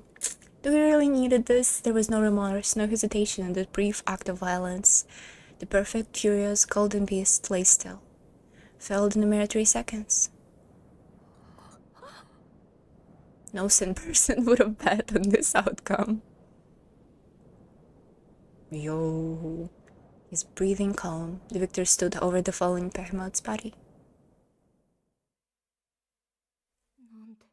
But how? So annoying. Even as the beast lay crumpled in the snow, he could not grasp what had happened. His heart had ruptured, cutting the blood flow of his body and brain, leaving him helpless. That much he knew. If he were a normal creature, he would be dead. As it was, this was a trifling inconvenience. Once his heart was repaired, his body would heal as well. It was not as if he had been struck by magic craft exceeding his own mystical nature. This was little different than a grazed knee. Which is what was so strange. Your heart does not stop from a grazed knee. What did I do wrong? The werewolf frantically searched his memory. He managed to remember right up till the moment he raised his claws. But what had come after that? Given the right transformation, he knew he could withstand even a cannonball. How did a puny human drop him? Wait. Before that, he had to figure out exactly what his opponent did to him. The moment he got close, yeah, he had felt a small impact. The attack was so accurate that it probably only affected his heart. Ridiculous. Even if this was possible, there was no way that alone could stop a werewolf's heart. In the end, no matter how much he thought about it, nothing added up. The answer was out of reach for a werewolf with no knowledge of being backed into a corner, let alone the limits of human skill. Only one thing was certain. He had lost. He tried to piece together the sequence of events. An explosion in the chest, the flash of white. After that, as he was falling over, he took another blow to his back. The fuck does this sound? Well, that was one that disturbed his heart. This can't be it. There is no way I could lose. Indeed, it was physically impossible. The boy gnashed his teeth and tensed his body in indignation at this unfair conclusion. Oh, I know. None of this is real. No other werewolf ever managed to lay a claw on me. This pain, this whole situation isn't really happening. It makes no sense. Who on this planet could beat me? Meow. Enough thinking. He was ready. From the ground, he glared at his enemy to his side. I don't lose. The very next moment, an unknown type of pain coursed down his spine. It had eyes, cold eyes, staring, piercing. No, what's going on? Colorless. The moon looked more alive. Its arms were broken. Its inhumanly powerful attack had mangled them beyond recognition. If it was in pain, it would have cried out, but it was silent. Was it even alive? Oh, the Zero ghost theory keep giving? Those dead eyes. We'd seen eyes like this before. Yeah, the red text is back! The red text is back! Those eyes without hatred, without joy, without any feeling behind them at all. It was mindless insect. Werewolf's hair stood on end. What was this creeping chill crawling up his spine? Having never experienced fear, the werewolf did not know what had become of him. Despite countless clashes against other mystics, it had never been a human that broke him. He knew beasts even larger than himself. He knew legendary creatures like himself. He did not know this. He'd never met, much less imagined, a human-sized bug. A chill down the werewolf's spine was so vicious it threatened to split him into two. If he moved even an inch, it would crush his skull underfoot. In spite of the despair gripping him, the boys paradoxically sensed that his opponent would not move at all. Nice. This human would exhibit no further violence. It was a creature. No, a stone that held no animal instinct. It masqueraded as a human. This is nice. I'm sorry, the contradiction grated against his heart, his values, a phantom pain, born of an unknown emotion, fear. It wasn't just grating, it was like many needles slowly digging into his heart. This had been his first taste of doubt, of reality. Such contradictions existed in the world, after all. They were irrationalities and questions you did not want to hear the answers to. It hurts. The suppressed pain suddenly flowed through his body like a raging river. This was also a first. Until now, he had always been able to control pain. He had never known what it was like to tremble. An elementary might have even felt sorry for him, if it were here to watch. How sad. Born complete yet lost it in the lunacy of the human world. It hurt so much. His heart was fully regenerated. Howling in mental agony, the beast clutched his own trembling body. Those eyes, those human eyes looking straight through him. And then the boy realized the only reason he was still alive. Even with both arms broken, the human could have finished him off with its legs. But it mattered not, because his opponent was giving him a taste of his own medicine. This was not revenge for trying to kill him. This was revenge for the wounds he inflicted on the girls. The absurdity of it all made the throat tighten. His breathing was frantic. This human had no sense of self. It had no concern for its own safety when it stood between him and the girls. That must be why it had no hate or fear, or perhaps even intent to kill him. Indeed, the fact that he was alive had nothing to do with human's will. The fight was machine-like. So was its judgment. An eye for an eye, and nothing more. If the werewolf had killed one of the girls, this exchange would have ended differently. If I killed them, would I have been killed? I love this strange Sujiro silhouette. He shuddered at the thought. He had never entertained such a possibility. He had never had to, because he was supposed to be one exception to that rule. And then he kicked him hard in the gut. No matter the mystic, nothing was immune from injury, from decay. The boy finally understood that obvious law of the world. Or rather, he had been taught. He would have killed me, I know it. Those eyes, they would not stop staring down at him. Retribution was a universal law. He was now painfully aware of the fact. And yet, the one who brought form to this idea was this human. The pain of defeat, the pain in his heart, the pain of comprehending the incomprehensible. Pain. The impossibility of it all had shattered his perfect world. It ate him, consumed every fiber of his being. The doubt made his head spin. It was too much. Humans were impossible to understand. Yes, more Sujiro aura farming. I'd have been killed. He had not been made to face the death of another, but his own. Unable to cope, he reverted to his human form, quietly. He shivered like a frightened child in a mother's lap.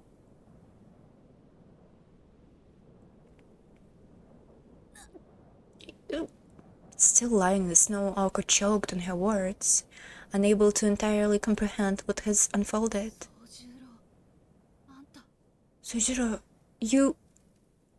She could not hide the trembling in her voice. What?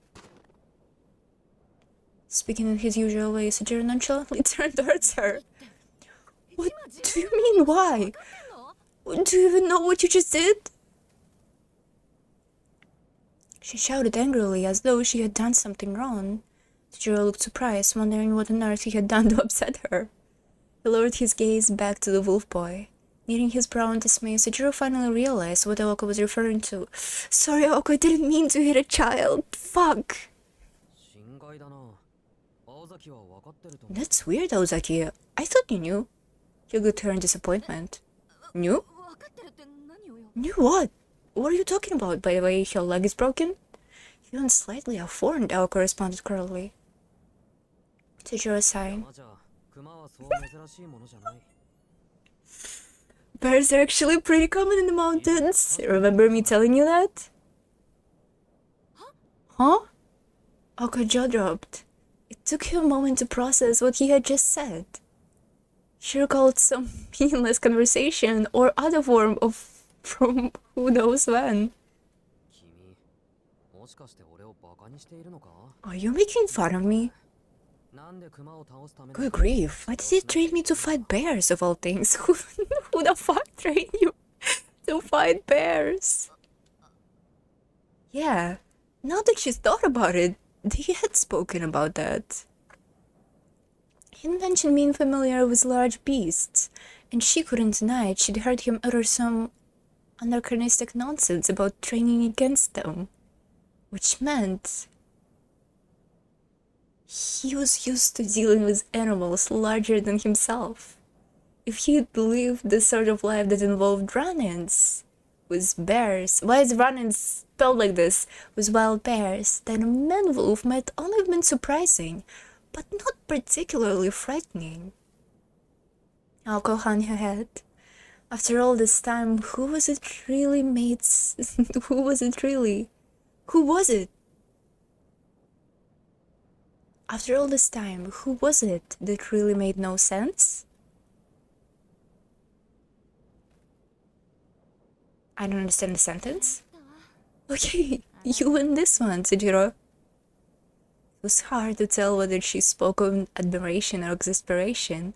Either way, as she slouched in the snow, Aoko spoke quietly enough so only she could hear her words. Now what? Toko, on the other hand, understood exactly what had transpired. Beo lay fallen, not just a sobbing boy. And another boy, now just a sobbing boy, and another boy stood over him with 2 shattered arms. Near fatally wounded, Toko and Alice still could not stand, but had recovered enough to breathe. As for Toko, she had only a few tricks up her sleeve, maybe 3 or 4 more runes at best. Magic rest in her back were unstable. She could use the remaining magical energy from the field imprisoning her grandfather, but that would be stupid. If she released her grandfather, she would lose ownership over sacred ground. Failing to defeat Oko and Alice now would mean starting over from square one, and she could not afford that. The sibling rivalry had to end. Oko had gambled everything in her surprise attack. Using the fact that she was still at Aozaki to infiltrate Misaki's defenses, for 3 years she had labored selling her work to the association, and she had used 20 years' worth of hair to immobilize an army of familiars. It was now or never. But I failed. She actually said I made a mistake. Like, I was mistaken. She had overestimated the werewolf's power. It should have been enough. Against mages alone, Beowulf by himself would have been enough to ensure complete victory. But fuck, I thought about mages, but men fighting bears? Shit, I forgot about that. My bad. But things did not always go according to plan. Bell's incredible strength was conditional. She knew. I can't believe the bullshit about being raised in the mountains. She knew he was not infallible, but so why hadn't she prepared a contingency plan? Her heart as cold as ice, Tako stared at Sejiro, who stood tall. His arms were a hideous mess. The arms he used to strike Bao head-on barely even resembled an arm. His bows were bent out of shape, his muscles were torn to shreds. To say his arm was simply broken would be a gross understatement. Streams of crimson rain down his other arm onto the white snow. The elbow he drove into Bao's back was likely shattered, and his muscles and tendons? Isn't this another letter in this word? Tendors? Tendons? I don't know. Torn up to his shoulder. Judging from the state of his arms, it was doubtful he would be able to use them again. Worse than his arms were his left leg, and no doubt his internal organs too.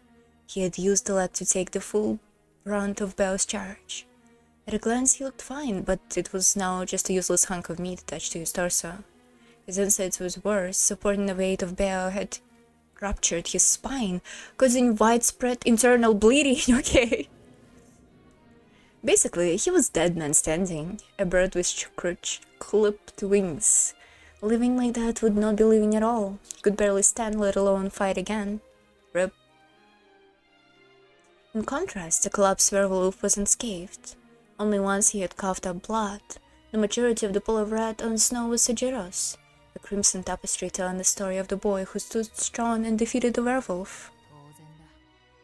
Every action has an equal and opposite reaction. Okay. Full Metal Alchemist, shut up! You strike and you face a consequence, especially if you hit a werewolf. It would be like punching a moving freight train. Did he? Perhaps he had known what would happen. Animals instinctively limit their strength in order to protect their body. Compensating for physical weakness with intellect and technique was humanity's forte. But unfortunately, Seijiro was stupid. And that clash had shown humans at their very best, and yet it had also been beyond human. He had attacked without concern for his own safety. Without self-preservation in the mind, he could go beyond human capability, enough to strike through a steel, like fur of a legendary wolf. Who would have thought that a beast able to withstand a shot from a tank could be felled by a mere human? No, not right. The boy didn't break because he struck without hesitation. He struck knowing he was going to break. Manifesting, he sacrificed his entire body to destroy Bella's heart. Toko felt a chill come over her as she went over in her head what had transpired. It should have been a nightmarish scene, but she was captivated by that surprise display of physical rationality. From the outside looking in, she had witnessed not an accident, but a rational consequence. In that instant, the boy had put his entire being into piercing Beo's chest. As soon as he had laid eyes on Alka and Alice, he committed himself fully to the task. Yeah, why are we talking about this? After it happened, we don't care. I was here. I have my own thoughts on the thing. I don't need you to tell me how to feel about it. Come on. Found his weak point and calculated the exact position, timing, and distance he would need to hold his ground. Pacing, yet again. He knew what he had to do to win, and did it with everything he had. It had nothing to do with instinct. A wild creature would not have tried to beat something it could not. Only a human would risk his life when faced with the impossible. That contradiction fed his attack. He twisted his body from the heel into his neck to focus his energy. If Beo had simply tried to run Sajiro down, the werewolf would probably have won, but the beast wanted to rip him to shreds. Or rather, he had baited into doing so. After Beo charged, when he planted his feet, he raised his claw and snug it downwards, putting himself off balance. His pulse was erratic, his movement was wild. In that moment, he was vulnerable. We were here! Shut up! This was when Sujiro made his move. The beast had overwhelming power, but it was sloppy, whereas the human concentrated all of his meager power into a single point. That was how the human shifted the balance in his favor. The follow-up elbow attack would rupture Bao's heart. Meow. It was a graceless second strike, a sloppy blow no different from Bao's. The elbow was only able to penetrate the beast's golden fur because the first attack to his chest left Bao's wide open, took away his invincibility for a split second. Man, I get it, I got it, basically. Shut up, Toko. Toko is still pretty patronizing. The strike was not meant to break, but to disable. What is this? Oh, it's a wolf in Sujiro. All living creatures had weaknesses. No matter how strong the creature, it had weak point and weak moments. Not just physically, but mentally too. A time when they aren't in their best shape, unable to focus, to find motivation. Sickness or a lack of sleep and food, for example, can cause the body's rhythm to go out of sync. For a variety of reasons, intelligent beings risk losing their ability to function properly. Legendary beasts were no exception. Weakness. I know some magecraft that targets weaknesses, but I've never heard of a technique that risks everything to create a weakness. The boy's strike to the heart was not an attempt to kill Bao. It was designed to create a weakness in something that had none. The elbow attack took advantage of that break in Bao's invulnerability. Laughably, it wasn't even a surprise attack. With Bio reflexes, he should have been able to react. He didn't even realize he was being attacked. How do you teach that even something non-threatening can be a threat? She was frustrated, to say the least. The boy was totally committed, utterly selfless. He bet his life on a single movement. I love gambling! I can't stop winning! He bet his life on that single movement. Ooh, I see a bird, sorry. He bet his life on a single movement without expecting a single thing in return.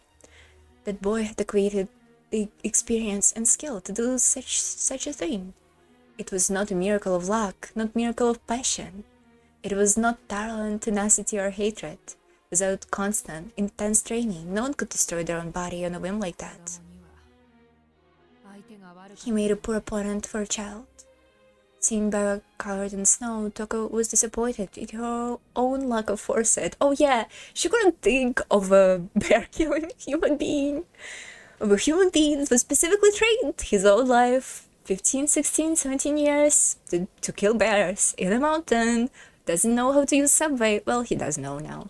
Didn't know how to use subway, but was training for the bear fight. What the fuck did they do to him? What was the point of this? Now what? Is Sujiro was like bear killing slavery? Like what had happened? If Bell was not a child, his life experience might have given him the strength to bounce back to devour Sujiro after regenerating. Should I scold you, Bao? Or praise you? Toko quietly lifted her left hand. Nobody noticed. Standing far away, the boy standing here looked like a hunter from a picture book. He had a slender build, but that was likely because he intentionally shed any excesses. Given that what she just witnessed, his cluelessness had to be part of an act of a hunter. Ooh, as she thought to herself, she suddenly remembered the first thing that crossed her mind the first time they spoke. I remember now. And how I so wanted to forget, dear Sejuro. No sooner that she felt a slither of sentiment, she returned to her unshakable resolve. She was raised as a heir to Aozaki household, taught never to question the morality of her actions. That was why, even now, she knew exactly what she had to do. Rip Sejuro. I'm glad it went well, Sejuro muttered, unmoving perhaps because of the pain in his broken arms. He did not look at Aoko. Instead, his gaze was focused on Alice, who was lying prone some way away. Aoko thought he looked lonely. That went well? What did?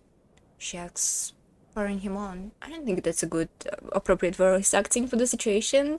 She has her leg broken. Can she be a little out of breath? They were mere steps from each other, close enough to touch hands. Ooh, their quiet voices carried in the stillness. Don't you dare say you're happy to be alive, or I'll be pissed. She was not joking. Sejuro turned away from him, slightly shaking his head. I'll say it a third time, but I'm not worried about your safety, Aozaki. You know, I could swear I blacked out there just for a moment, he said, as an embarrassed smile crossed his face. The first time, he outright fainted, but the second time, his passion pushed the dizziness and nausea aside. He just calmly did what he could as best as he could. I enjoyed, actually, those two reactions at Sejuro from the wolf and from the Toko, those were good. Like, they both had completely different impression of him. This was a nice, like, genuinely good piece of writing, right? Like, Toko saw him as a hunter, and the wolf saw him as a bug. Probably reality somewhere in the middle. I don't think that Sujiro's cluelessness is an act. I think it's like his honest-to-God personality, which just plays very nicely into his fucking bear killing gigs, I guess. He just calmly did what he could as best as he could. Nevertheless, no matter how calm he tried to be, deep within festered a very real rage. Okay, Sujiro, what did you think went so well? Ako's voice had a slight tinge of annoyance. Sujiro responded. Because I was finally able to keep my promise. You held up your end of a deal, but I haven't delivered yet. It always bothered me. I'm so glad I got the chance to set things straight. His relief expressed itself as a small but heartfelt smile. Time for him to die, no regrets. Oko listened, astonished. For a moment she could not recall what promise Sujiro was talking about. When she remembered what he was talking about, what she had told him all this time ago in the amusement park, her mind went blank. If I agreed to help you kill this thing, will you let me go? He proposed a deal, but in the end he hadn't been of any use. It must have been eating away at him this entire time.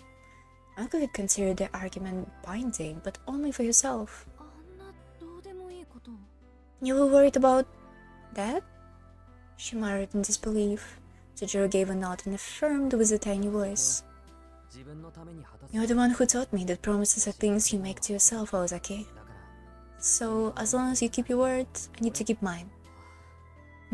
That's a weight off my shoulder. As if listening to a confessional, Aoko stayed silent. She could not find the words to say. Anyway, Sujiro proved ever the enigma, taking such a trivial promise so seriously and speaking so sincerely about something so basic. She could not wrap her hand around how he had beaten a werewolf, but his personality? This was the true mystery. Yeah, see, and this like continuation of everybody's impression of Sojiro. This is nice. This is like genuinely nice. Probably the best moment of it all. It was no use trying to figure that out now. Toko Ozaki, he was a riddle wrapped in enigma, wrapped in a conundrum. So, I've paid my dues. Don't fuck off, I guess. We're even, Ozaki. Sojiro said lightly, perhaps attempting to break the silence. Normally, this would have passed by her, but she saw his kindness for what it is. It's me who owns you now. I don't even know how to begin to pay you back, Aoko grumbled. Sojiro nodded in happy agreement. Anyway, your leg looks a lot better.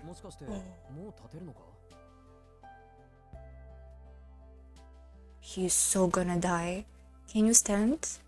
She showed him a stubborn look as if to say, well, duh, obviously.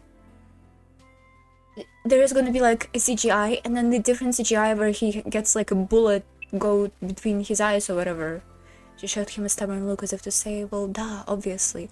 Oh, and that's how Aoko gonna wake up her bullshit magic. Okay, yeah, that makes sense. Here we go. Even amazed by her grit, he offered her a right hand. Despite being broken at the elbow, the awkward looked as sturdy as ever. By all appearances, it would be beyond recovery, and would be for the rest of his life. Even so, he seemed able to ignore the pain for Oko's sake. You really are hopeless, she uttered under her breath, looking up at him. As much as she hated to admit, she could not refuse his hand. Hold on, water before the moment. Pretty played. Those motherfuckers have street lights shining? Are they crazy? Okay, sorry. Resigning himself, he reached out to Sojiro. But your hand never reached his. A small bell chimed. A line of wind whipped through the air. Shit! It cut through his face like a guillotine. Man, like that?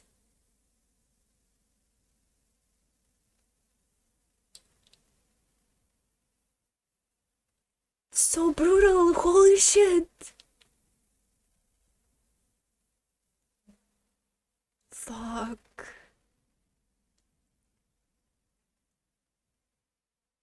Pieces began to fall. This is crazy. I don't know if it's surprising to me, but this is so brutal. This is like kinda out of, I know the woman been brutalized a lot and all that, but this is not part of a slice of life manga that I read before. Holy shit. Pieces began to fall. What were those things dropping from her eyes? Aoko could not remember who they belonged to. Sojiro? That used to be his name, right? I didn't want this for my boy, Sojiro. What the fuck? The name of whoever lay in red snow in front of her. His face now rested on the ground beneath her chin. The smell of viscera assaulted her nostrils. A river of blood flowed from what used to be his stomach. It happened so fast. Too fast for her mind to process the act. Her only solace was to probably did not suffer. How could she think that so calmly, especially after what she had witnessed? Her blood boiled at her own stupidity. Which begged the question, how should she treat the one who did this? She had used all her anger on herself. She had none left to give anyone else. But this hatred was hers, and hers alone. The problem was this. Could she master the emotions from this down to anger? She was not sure. but the thought of hunting them down made her smile unconsciously in anticipation.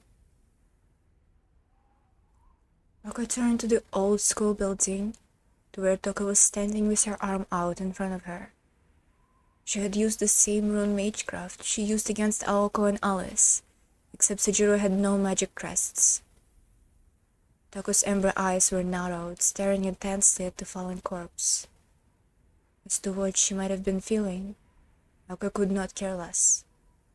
Even if Toko felt regret, Aoko would never forgive her for as long as she drew breath.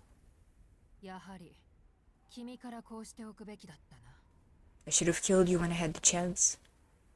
Toko was not speaking to Aoko, but to the dead body. There was no response, no clouds of breath. Coming to terms with what he was truly dead, Aoko pushed herself up to her feet. This was surprisingly gruesome for you. Facing her sister in the distance, Aoko spoke hoarsely.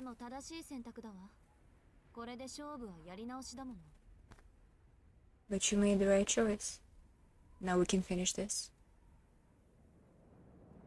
She turned away from Sojiro and stared at Aoko. They stood far apart. Further apart than their positions made them seem.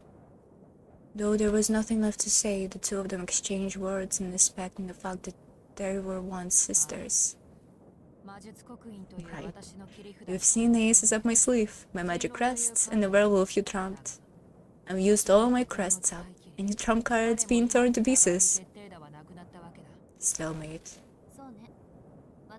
Looks this way. I suppose it was naive too. I should have known you wouldn't accept defeat after your werewolf failed.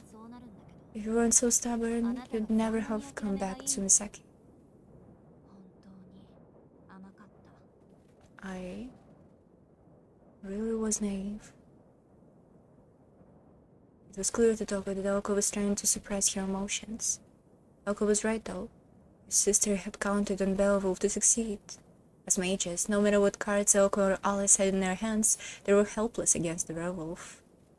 But then, Sejiro had showed up, and Toko couldn't win as long as he was around. Unfortunately, though he had stopped the werewolf, he had been defenseless against the mage. So she had to kill him. With Sejiro out of the way, no one could hold Bell back. It would take time for him to recover, but as long as his wounds were only mental, that could be overcome. Alice and Aoko could try to attack again before he recovered, but Alice was being kept in check by the position, so Toko still had the advantage. Stalemate.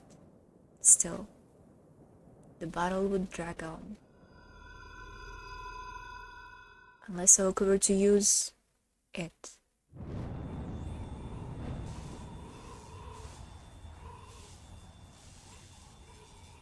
Powdery stone began to whirl around. The air around her vaulted. It was magecraft that transcribed all that was mystical, the gate to miracles beyond human comprehension, ready to show itself. You always did love to fight, Aoko. Toko released the crests maintaining the fields. With that, her grandfather would be freed and the barriers on Misaki would be restored.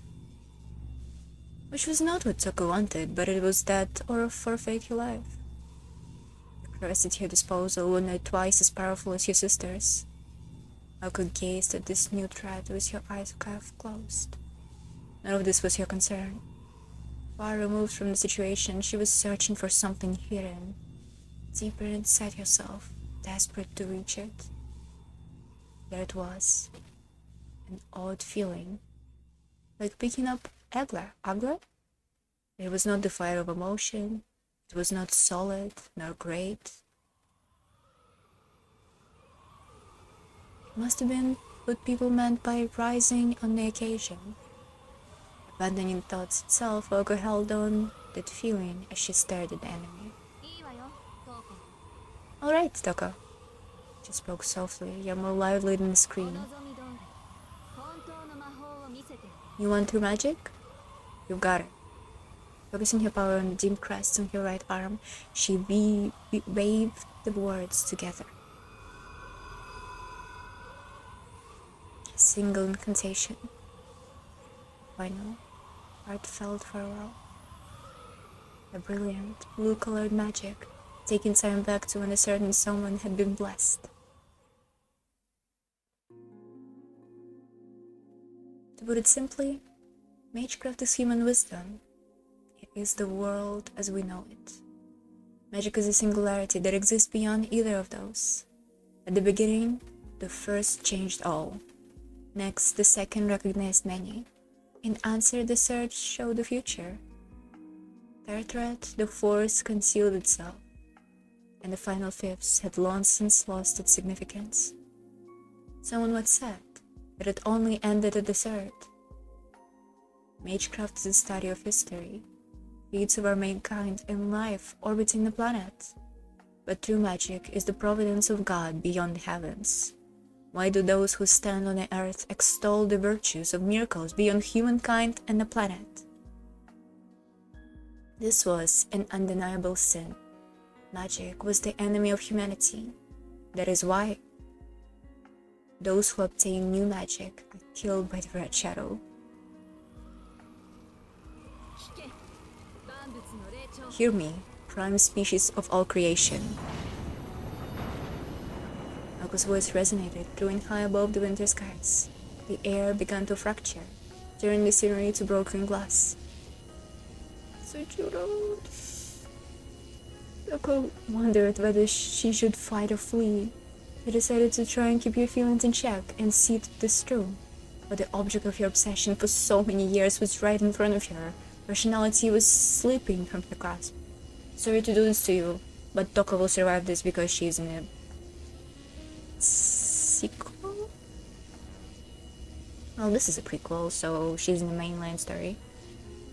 Both of their fates were now uncertain. Toko had an overwhelming advantage when it came to her crests and the terrain. When it came to true magic, however, if the Ozaki magic was anything like Alice Kouji fairy tale monsters, then mage strength was not a part of a true equation. At this point, it was Toko against magic itself. And there was no winning against truth. The transcendence and idiosyncrasy of true magic rendered things like magecraft irrelevant. But can you? Toko stared at her sister, wondering if she could actually use it. Her proclamation lacked conviction. She had raised her voice, but that was out of discipline. It had not been their arrogant conviction to sacrifice someone else for her own gain. Having not been chosen to inherit it, Toko could not imagine what the magic in her sister was. Only that it was a force violent enough to change the world. No human mind could withstand the audacity required to make an enemy of the world itself. It's her! It's Aoko Mahoyo. Especially not someone as indecisive as her sister. The power of magic would surely cripple her. Well, feeling Toko's eyes on her, Aoko doubted herself. She could not help but hesitate. Terror gripped her heart tighter. I have to. She could not run away forever. Her hesitation and terror mean she would never forgive herself for stopping now. Closing her eyes, she pushed herself into the final stage.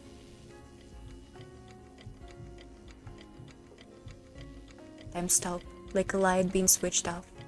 Submerged herself in her own darkness. Everything froze, only she moved. Everything around her disappeared as she passed the limitless stream of stars.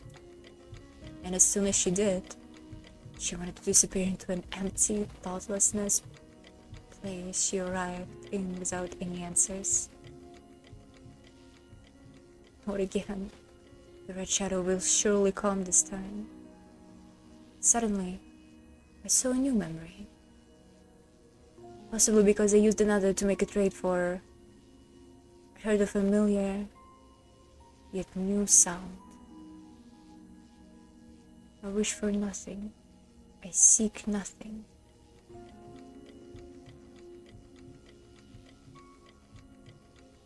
Only to fuse with the consciousness that hurtles backwards in time to zero. This sound, the bitter, sad meaninglessness, pulls me by my hair. But I have to resist. The Red Ghost was always going to be my biggest hurdle. I must forget the value of life. You must forget the dignity of death. The sound persists. It got nothing to do with this journey. It's just an external distraction. And yet, I think I finally understand. I know what noise has been making me so uneasy. What the? Its settling whispers were directed at me, or perhaps the red shadow was perplexed by the quiet soul listening to it. It glares at me, its eyes full of hatred. How could I be so unprepared? Don't tell me. You can't be serious. You're going to turn me into your prey for that? That is your everything. You have nothing else.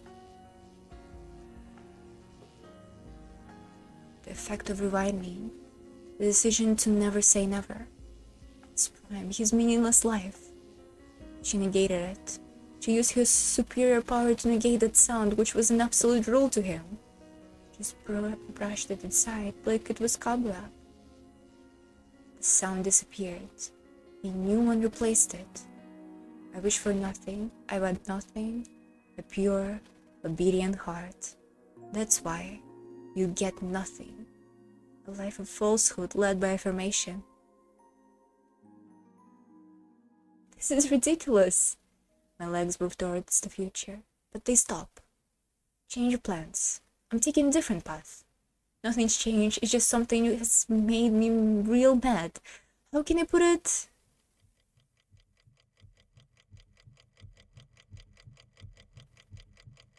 You call this past, you idiot? If I don't complain about something to someone, I'll explode. Even if it's just to the voice, or to he who hears it, or to the part of me who stays quiet and watches, or to the one who did that to him. With no answer, I open my eyes. I declare, Yoko released everything she had drugged up. As for what was there, or what she saw, she could not remember. All she held on was the fury that burned in her heart. Pushed on by something, she did not know what, she opened the door to magic.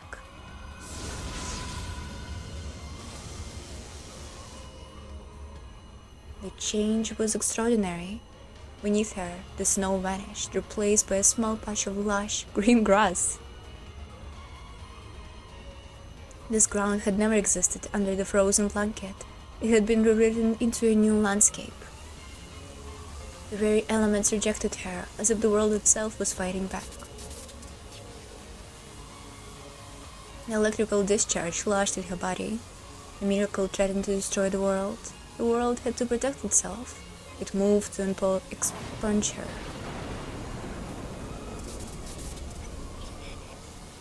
Pain scorched her every cell, trying to tear away her consciousness. What a long legs. But she did not falter. All this pain and this loneliness has to take her to the root. Ever since inheriting true magic, she had suffered this torture time and time again. She contended against the voiceless protest of the cosmos. No. The burden engulfed her retinas and nerves in flames. And then? Light. She finally understood. She remembered why she came back and what she wanted to scream. By the name Blue, I speak for order. Hear me. Censuring violence, censuring voice told her to stop. At the edges of her oblivion, her hand touched the true form of magic. The signal in red shadow was there, telling her it was no use. So much doubt, so much fear, but such things mean nothing to her. To me. I don't care about magician's obligation or destruction of mankind. Whoa. Or destruction of mankind. I'm sick and tired of hearing about it. I only have one reason for doing anything right now. God, I can't believe I'm saying this out loud. I just want to save him. Yay! Our friendship and love. All is not sane, yet all shall be right. A blue one whirl fists up around her. Casting aside her doubts and sorrow, the magician played her trick upon the world.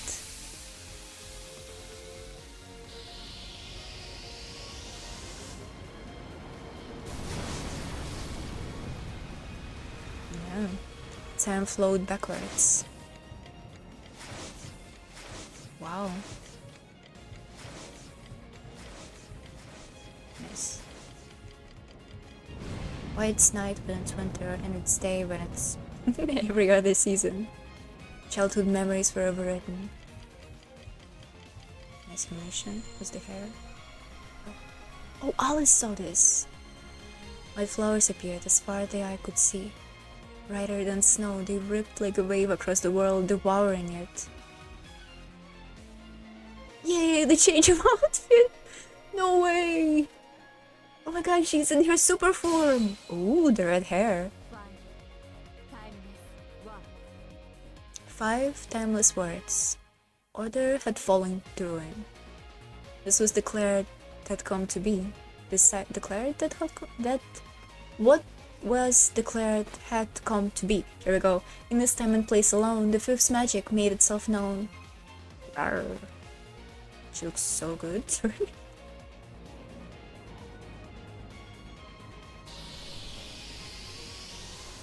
In a blink of an eye, the snowy clearing had transformed. A sea of fully bloomed white flowers flanked the grounds. Only the dilapidated school building and the bare winter trees signified this was the original world. The once cold wind now blew with a pleasant warmth across the landscape. Even the night sky was once again teeming with stars. If one reached out, one could almost touch them. It was a mix of comfort and solitude, quite enough to carry the sound of insects flying through the air, a scene far removed from the impurity and grief of humans. A world without nothing, yet one that needed nothing. It was his most precious memory. Hold on, chip yours. Chip yours been destroyed. The winter tundra had changed to a spring mellow. Aoko's so-called true magic confused Toko. Sure, it was pleasing to an eye, but she wanted to see something less idyllic. Aoko's spell was clearly no small feat, but the surrounding mana had not changed. Better to be confused, though, than deal with something like Alice Kochi Snark. The only changes seemed to be a flower field and Aoko's appearance. She seemed to have received some enhancement to her physical form, but it would be enough to match Toko. But it would never be enough to match Toko. Oh, holy fuck. She grew up? Live? This is weird. Okay, so I know this is magic, Toko said with a hint of annoyance. But I'll be honest, this is a letdown. There was to be more, surely. It can be it. Oko began walking down the sea of flowers. But she was not heading towards Toko. This is it. For me and for you. Oko's words sent a wave of unease towards Toko. Her sister's voice seemed different somehow. It was mostly the same pitch, so it had to be the tone. No, that was the same too. Something was off. Could it be? Cute face. It was when Toko noticed something else that had changed. Not just Oko in the clearing, the severed body lying at Oko's feet. It was now whole. Oh yeah, he's alive! Course reanimation? Wound healing? It did not look like Aoko had used a significant formula, and besides... Why you final like godhood form would ever had ripped jeans? Or jeans at all? I mean, she probably was like, yeah, I really want to look cool right now, so the magic did it to her. It did not look like Aoko had used a significant formula, and besides, her generating body did not bring it back to life. Since the dawn time, even true magic has never been able to bring back the dead. But the body of the boy behind, Aoko was moving. It was breathing, like it was taking a nap. Can Aozaki magic resurrect the dead?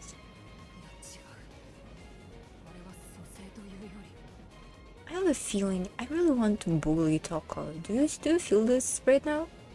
Like she looks so bullyable, sorry. No way, this isn't a direction, it's... Before she could think of an answer, Toko realized what seemed to be out of place to her before. Aoko's mannerism appeared beyond her years. Her appearance had changed ever so slightly, but beyond there had been a change from within. By the time Toko arrived at what seemingly impossible conclusion, Aoko had closed the distance between them. Circuit. Connect. I don't like the color of this hair. I don't like when hair has like colored outline. Aoko raised her left hand to eye level. Toko could see, no, hear the magic energy generating inside Aoko. It was sound Toko had never heard before. Aoko only possessed single function, low-grade circuits, no better than any other third-rate mage, so she generated magical energy at a much lower rate than Toko. However, this speed was absurdly quick, moving even faster than the blood pump into her body. Magecraft could vibrate, but how in the hell were the activated magic circuits audible? Even the association had never heard of such a thing. Onwards, victory. Spurred to action to sudden that dread she felt, Toko hurriedly craved runes into the air. Toko summoned the divine protection of victory, Tear, to surround herself with a barrier which had further enchained by her crests. So she time traveled. That's it. Paying it no mind, Aoko held her arm steady, not moving it up to strike her target directly. I wonder if she herself time traveled? But she traveled Tsujiro back in time before he was dead, maybe? Bullets. Deploy. Aoko commanded herself succulently.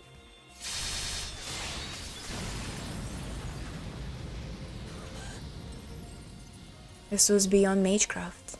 In just a few words, she had fired 20 magical bullets. Like a meteor shower, the bullets smashed through the rocket-proof rune barrier, as well as Toko's spell-woven coat.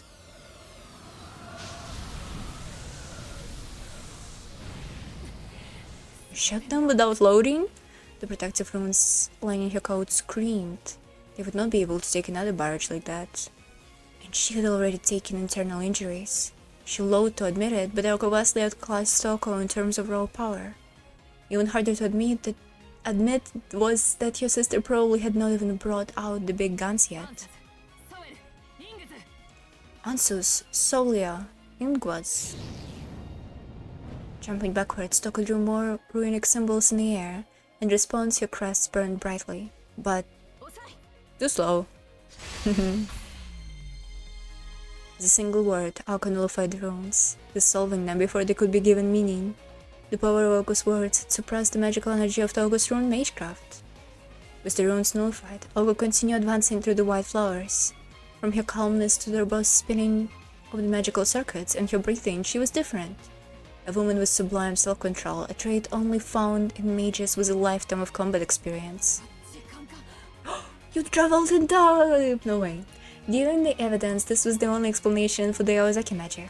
Aoko's magic circuits has not been amplified. That would have been impossible anyway. Like Toko, she would have to externalize them, which would just increase the scope of her magical energy and techniques. By nature, the quality of mages' magical circuits did not change, but Aoko was now clearly a superior mage to Toko. So there were only one logical conclusion. In an instant, she had grown from an amateur to a veteran. She fast-forwarded her own time. Still looks young as fuck, so might as well give her some wrinkle or something. The scared red mage turned her back on his sister and ran. She knew she could not win, so she fled towards the old school building. Aoko did not fire. Not out of pity, because she deduced that an attack at the range was risky. She went to chase after her sister, but stopped suddenly. A few words caught in her throat. She took a small breath.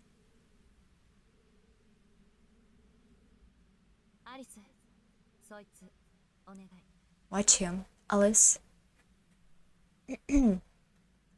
She said, slightly embarrassed by the immaturity of her voice. White petals flitted through the air. Without looking back, she made after Toko, her long hair flowing. That's it.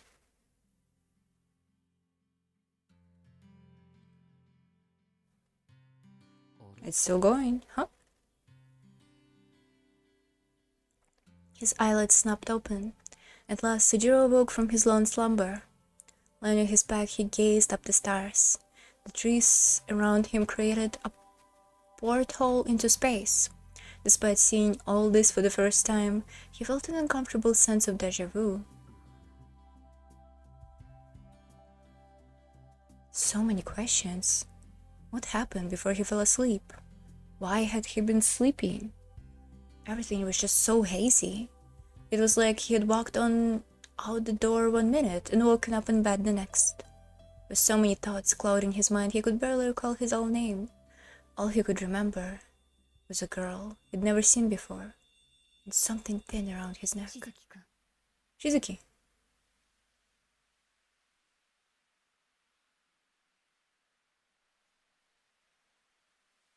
Maybe he did time travel.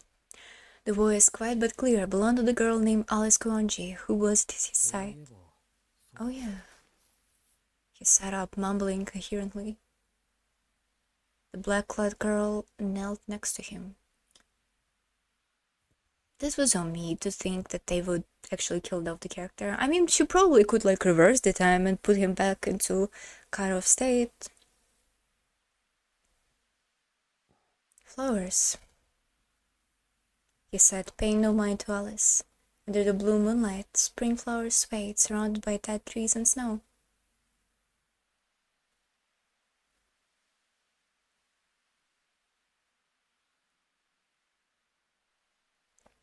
Against the curtain of night, while petals danced in the breeze like butterflies. Staring alone and hard at the spectacle, Sujiro suddenly raised his fingers to his neck. He moved carefully, like he was touching a wound. Then, gradually, he began squeezing harder. Shizuki! The voice of a girl beside him brought him back to reality. You mean so soon? You just came back.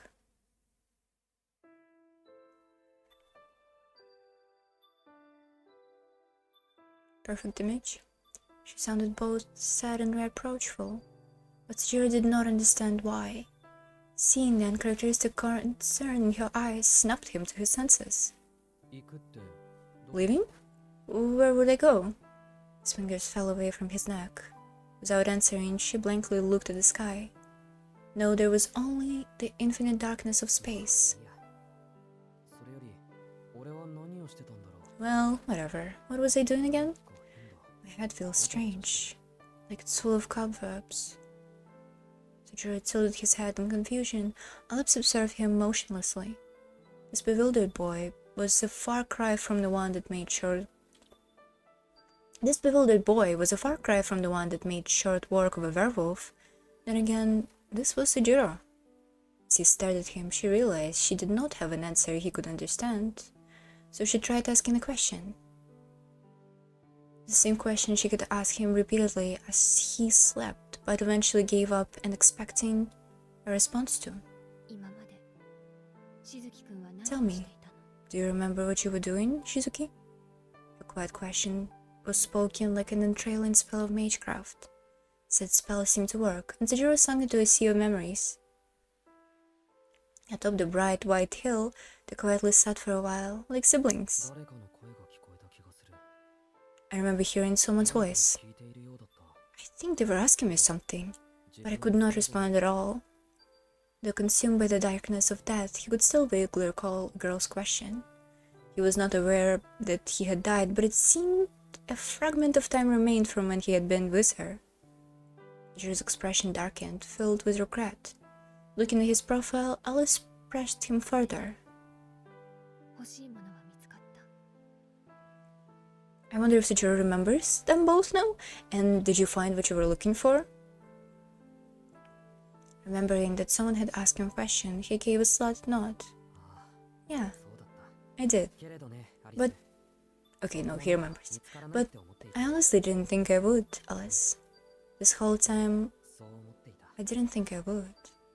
The regret in his voice was accompanied by a hint of strength. Lowering his gaze, Sujiro saw a white flower garden that looked like something from the afterlife. It shone brightly, captivating him. I remember now. I think I got cut in half in front of Oko. But then, why am I alive? Sejiro sat, prodding his body curiously. His arms were their old selves again, but what of Oko? He turned towards Alice for an answer, who sat among the flowers looking sullen.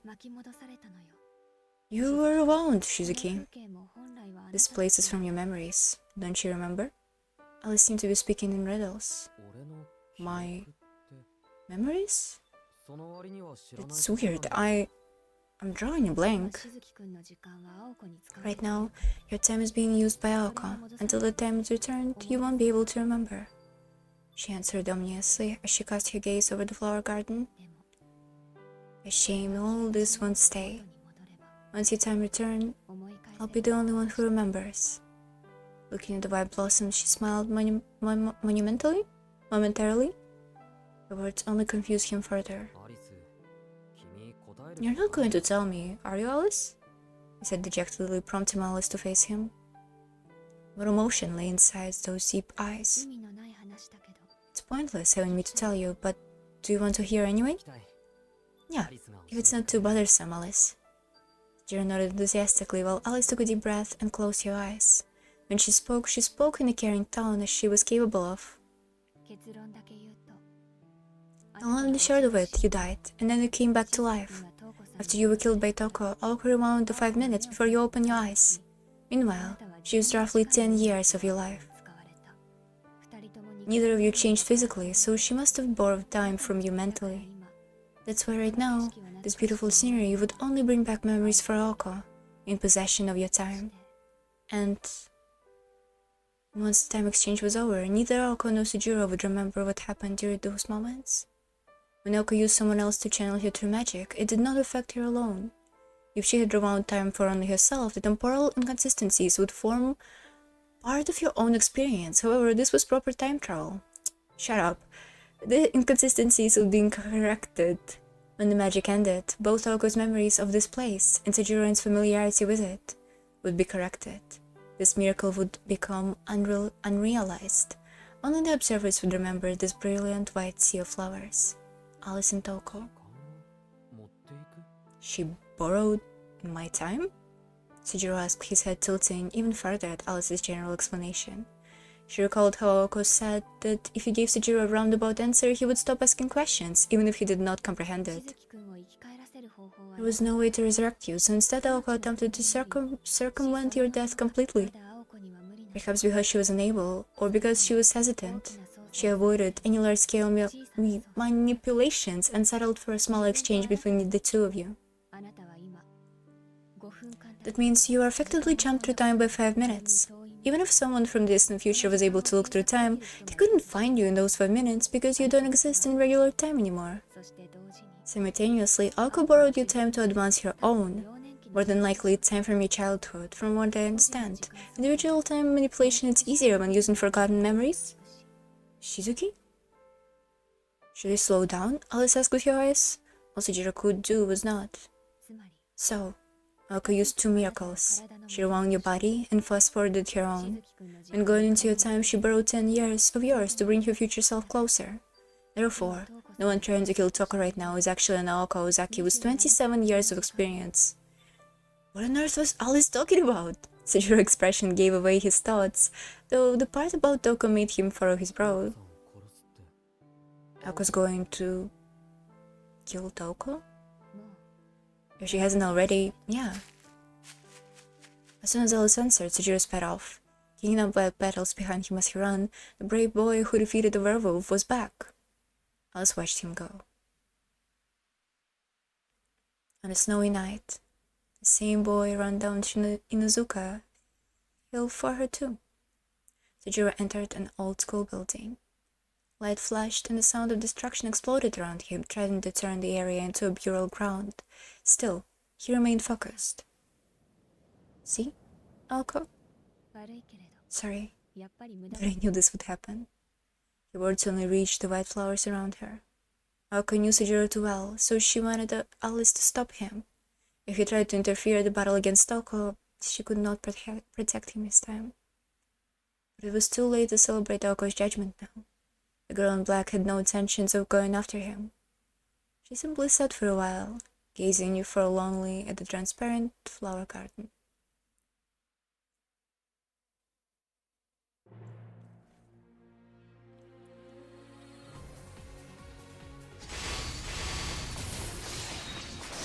Nice.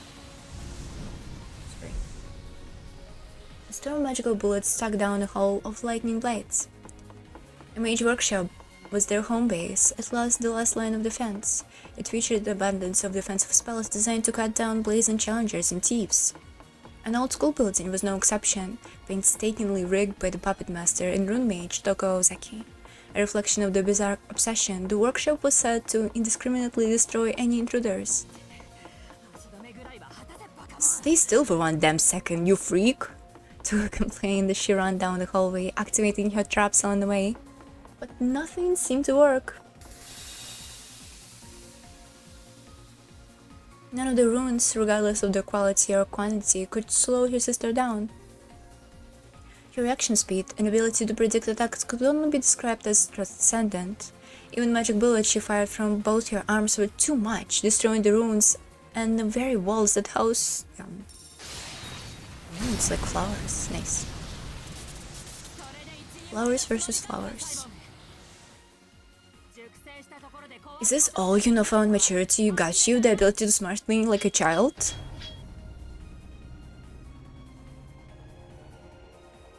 As she spat out her words, the ceiling opened, increased the pressure from the runes.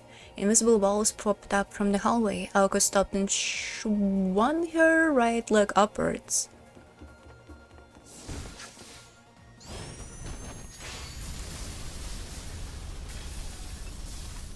Straight towards the ceiling. Her foot cut through the thick air like a knife through butter, shattering the ceiling and the runes along with it. You don't want to talk, always going overboard. Don't you ever fed up with creating runes? You're not trying to build a space fortress.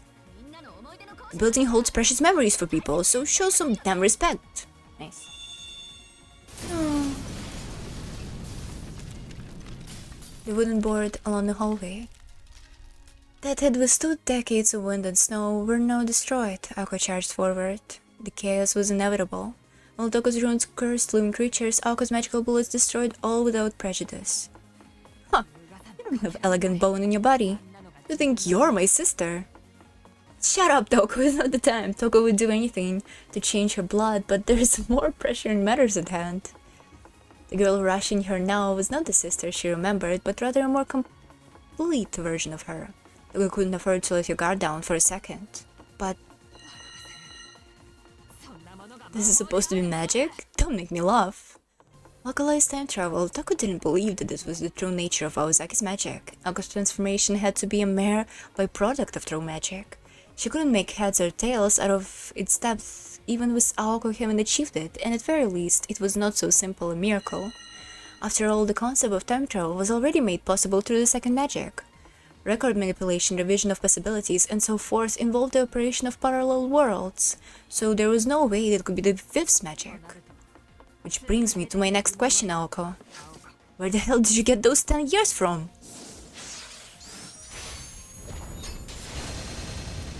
Can we just skip to the end? Remnant born outside, got a problem? I'm going to give his time back after, so don't you dare judge me. That made sense. There was a bias, but the amount of time on this axis had not been changed, but... So, what you going to do with those 5 minutes? Finish me, then return him to his former state? Is that your plan?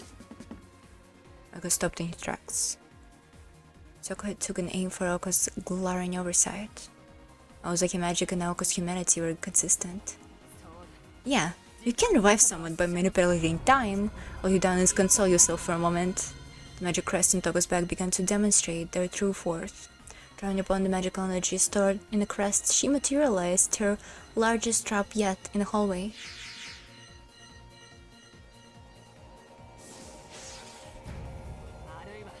Maybe you committed an even greater sin. The rune stone appeared. Their scale and level of magic energy were widely different from the other runes created by Toko herself at the Mage Association. They were replicas of one of Lo's primordial runes created by a Nordic giant. The 3 thin crystalline lenses amplified her carved runes tens of millions of times. They rendered projectiles like magic bullets ineffective. Even if Aoko's magical output far exceeded Toko's, those giant slabs were several times more powerful still. Aoko's signature magecraft could only release magical energy, so she had no way to defend or evade the attack. Exclamation mark?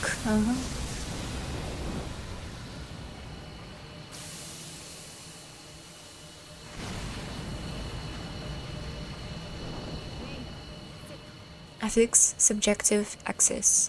Pushing herself on, Aoko took a deep breath of resolve. Instead of defending or dodging, she went low and charged into a rune storm.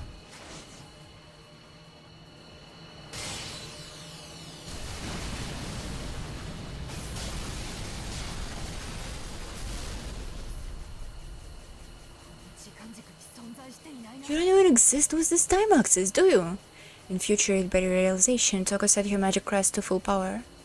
To repeat second-long bursts of time travel, Aoko was able to avoid the runes completely. She was either sending the attack impact to a different time, or layering severing thousands of herself atop one another. Whatever, no way she could keep up this kind of magical energy output. One down, Aoko kicked the crystal slab to pieces, to remain distance 30 feet. Toko had 10 seconds of magical energy left, but that was all she needed. Aoko, on the other hand, would stop now if she had any common sense as a mage. Kinda like this image. She couldn't continue breaking the rules for much longer. Then again, time travel itself was breaking the rules. Aoko!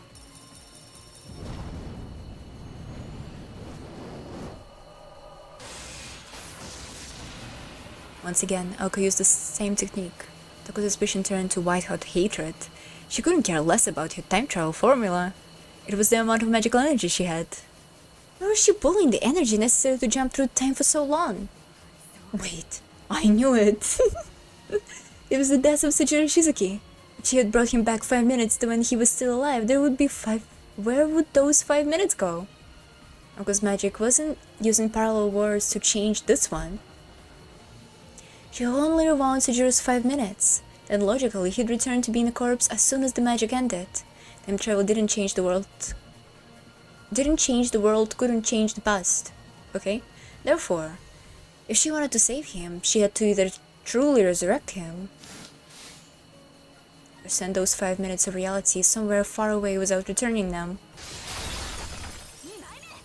2 down. Aoko showed no signs of slowing. From behind her crystal barrier, Toko glared at Aoko with disdain. Answer me, Aoko. What do you do with this time? This time. You're going to balance all the heat? What the hell should I know? I tossed this time somewhere into a distant future. What? 15 feet to go. Doesn't give a shit based. Faced with such madness, Toko wanted to cover her eyes. She put the depth of a present in a distant future? A time paradox could have been more humane. Such an enormous, haphazard consumption of heat could not be allowed. After all, the time travel alone required a massive amount of energy. Magical energy was required to bring things from somewhere else. At the same time, losing something that exists here consumed an incredible amount of energy. And what about the magical energy used for cooling? It either fell out of equilibrium or would meant total chaos. The distortion caused by her magic would come to affect the entire sector of space. How in hell can you be so dumb? You're going to pile the depth into the dead end that humanity will reach? You're going to lay it at the feet of the heat death of the universe? It's like hanging a world-ending meteor over the head of its planet. Or are you planning to crushing the earth under your own weight? Yeah. What? The last comment made Aoko eyes widen. Her every step exerted such force it broke the floorboards beneath her feet. I'll worry about this later. Next time I'll put the depth in the past. That's better? And only the past will be crushed by this distortion. That's your master plan? Save the present by distorting the past? That saves us, but what about the heat problem and the burden of the rest of the universe? Bitches, shut up, don't piss me off. If you wanna talk like normal people, don't talk in the middle of this garbage. Come on, sit down. Exactly. Even if the universe were closed or the present still expanding, the time travel bullshit, I don't care. The absurd increase in heat consumption would become uncontrollable. That which waits for the end of infinite expansion, infinite consumption, and infinite growth is a future without hope, the nothingness before creation. Eventually, the universe won't burn up. Aozaki's magic only makes the consumption more certain, and that's on you. Don't you think I know that already? I'll figure it out. As long as I live, I'll figure something out. 5 feet to go. The rune blast, not carrying all of Toko's hatred, focusing on a scorching hot laser beam. Your body being turned into the intense heat, and her motion raging. Aoko drove your foot into the ground. Oh, you take responsibility, will you? How exactly? I said I'll figure out, didn't I? Starting now. You make me sick.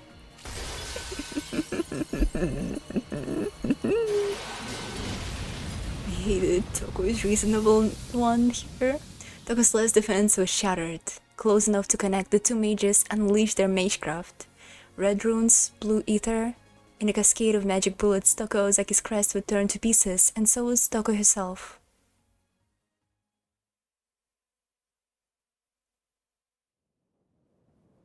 It's still going. It was just as Alice said. By the time Tajiro arrived, it was already over.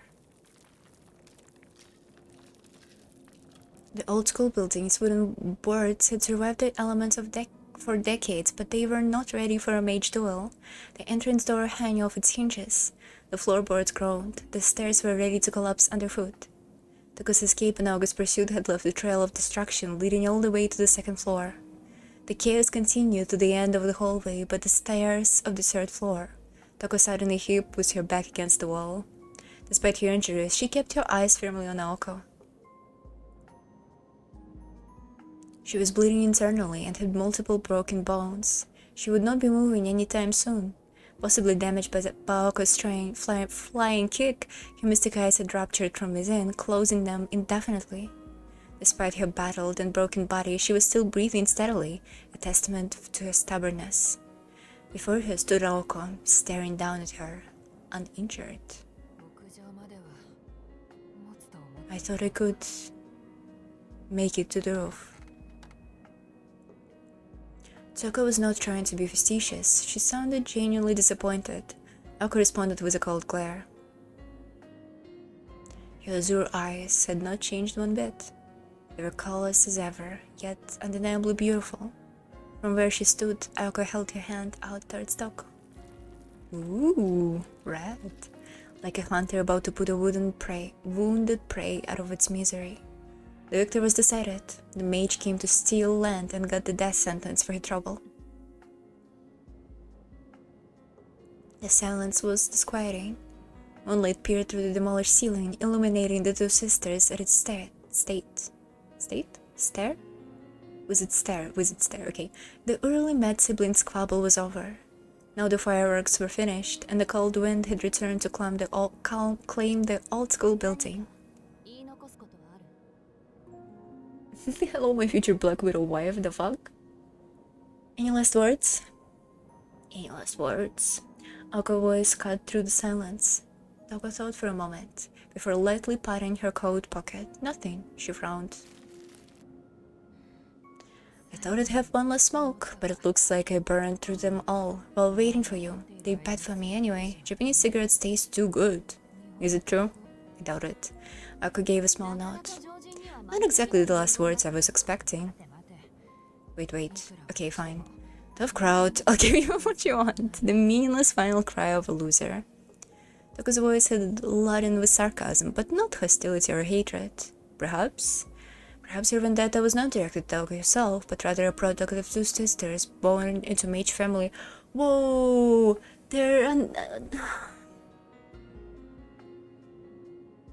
I hate this writing, it's so annoying. How have you been? I'm fine. The story is not fine. They're addressing the inheritance bullshit. Oh! The heritage bullshit, why now? Whatever. Never thought the Aozaki magic would be time travel. Some kings obviously needed ironing out, but that's not really for me to say. What would I know anyway? Just take it seriously, and you'll be fine. The fact you took 10 years to figure out doesn't give me confidence though. I expected more of Alice. Alice helped in her own way. She doesn't think I'll ever make a real mage though. Can't say I disagree. That wolf would have made for an interesting match. Nah, he is useless now. He tasted defeat. Before you wielded magic... Wielded? Before you wielded magic, perhaps, but he's lost himself now. Tell me something, Aoko. Your magic, is it cause? Or is it effect? Toko wanted to know if it came before or came after. Did Aoko need magic to get her where she needed to go? Or did she obtain magic as a result of reaching that place? Ooh, the holes in school, nice. Effect. I turned tail when I got to the door, so I never found out what the old man was thinking. And it was the same process as the first magic, even more sinful. Or the second thought, the force were created to reach that place. If opposites attract, I guess similar repulse. Better hope the first doesn't bite back. But you reach the door then, which tells me magic inheritance is similar to path inheritance. So Emir's entrance was here a lot. What the fuck are they talking about? That's the Scandinavian name. I call it the Gate of Akasha. Akasha? Akasha? Akasha? And what you were after the whole time, correct? Toko used every ounce of strength she could find to nod. Did we forget that we don't like Toko? Whatever. And it was going to be mine, but I couldn't wait generations. That's more grandfather than... And I parted ways. From then on, I had better things to do than chase revenge. Well, it's over now. No use talking about it anymore. There's just one last thing to ask. What was it like, touching the root?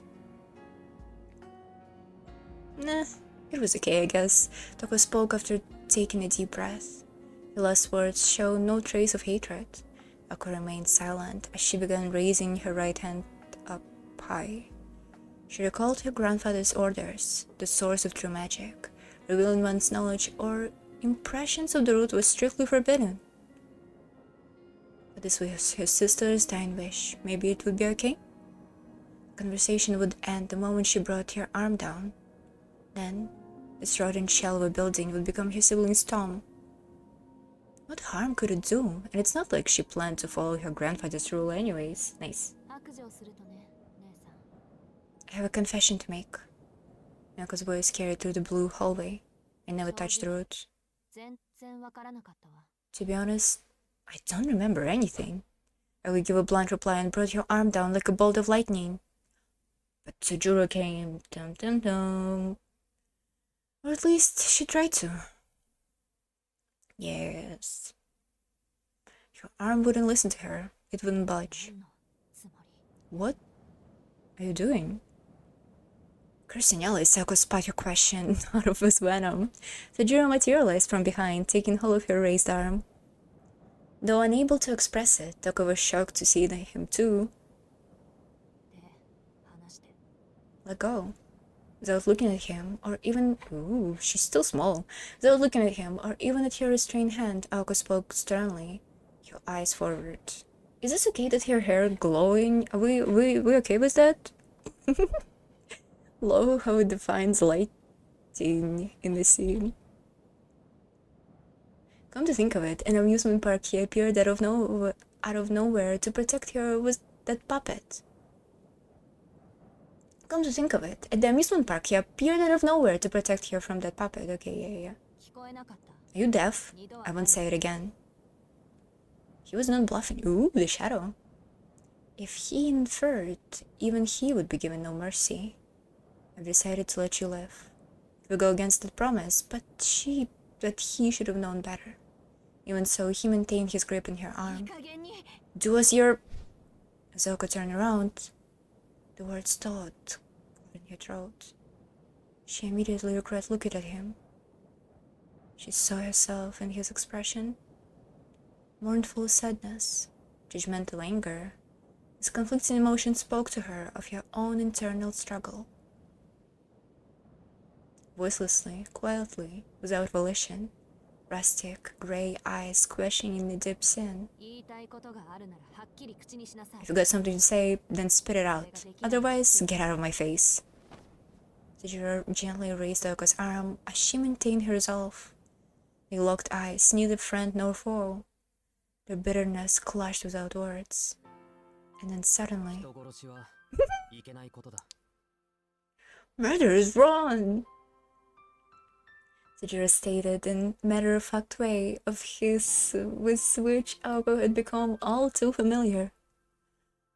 His words were empty, bright, and even. Empty. Oh, fuck. Empty, comma, tried even. Here we go. And yet, given her current state, they reached her.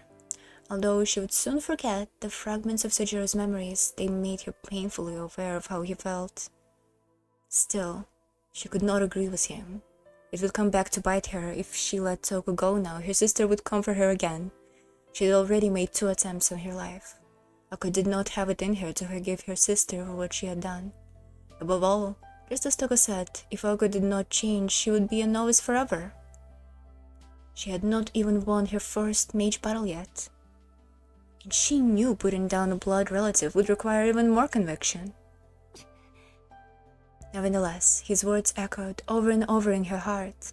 Murder is wrong. Such a childish phrase, but the earnestness with which he had said it, it was enough to make her sick. Resisting, Aoko glowered at Sejiro. So what? She just killed you, and you're going to protect her? You're going to let her go so she can come back and kill you again once she recovered?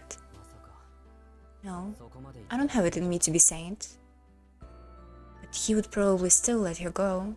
He did not think that Toko would change. He also did not care to rationalize his actions based on her life. He was simply thankful that this person before him was still alive.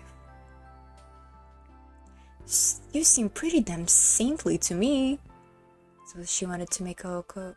I can't read today. This was what had made Aoko so angry. His overwhelming innocence and self-righteousness enraged her like the howl of mirrors was happening all over again. The only difference was now she knew why he was acting like this. It was because she had taken a part of him. Is it going to be a mystery to us? What is it? He took a step forward, passing by her. Saying words he knew he should not. If it's revenge we're talking about, it seems logical that the guy who was murdered should be the one to do it. I know I can't stop you. The piece of this that pisses me off the most is that I know Toko will live. So I may as well do it, Ozaki. It was difficult to discern who was the more pathetic in all of this. Toko, who's been staring at them this whole time, closed the other eye and drifting off to sleep. I'm sorry, Miss Toko. Knowing her fate, Toko dropped her head as best as she could, as he walked towards her. You know, it's better if you're the one who do it. Things are crazy right now. I can't imagine how much regret you'll feel after all this calms down. But you'll be out of purgatory. You can shake off your old self and move on. The only thing I regret is, it wasn't me who made you like this. She knew that Sejiro could not understand, her words hanging in the air. She closed her lips tightly and weakly stuck out her slender neck. Sejiro took another step forward. Sejiro, murder is wrong! Are you stupid? Before he could do anything, Yauko moved. Spinning in front of Sejiro, she cut off her magical energy and swung her hand as hard as she could. The sound of her clasping his face echoed through the hall along with his staggering steps. Aozaki?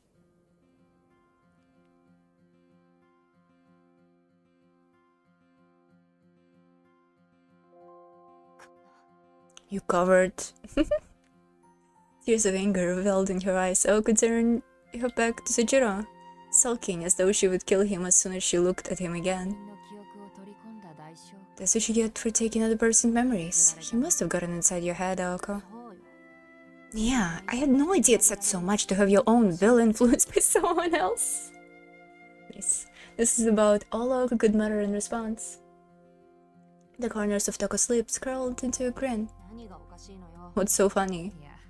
Nothing. It's just, I didn't think you were capable of normal human compassion. Being scared of... Excuse you? She was grown up to be normal. Being scared of taking on other people's burdens for 10 whole years. You're not stupid. You're adorable. Now listen here. Don't glare at me like this. I meant what I said.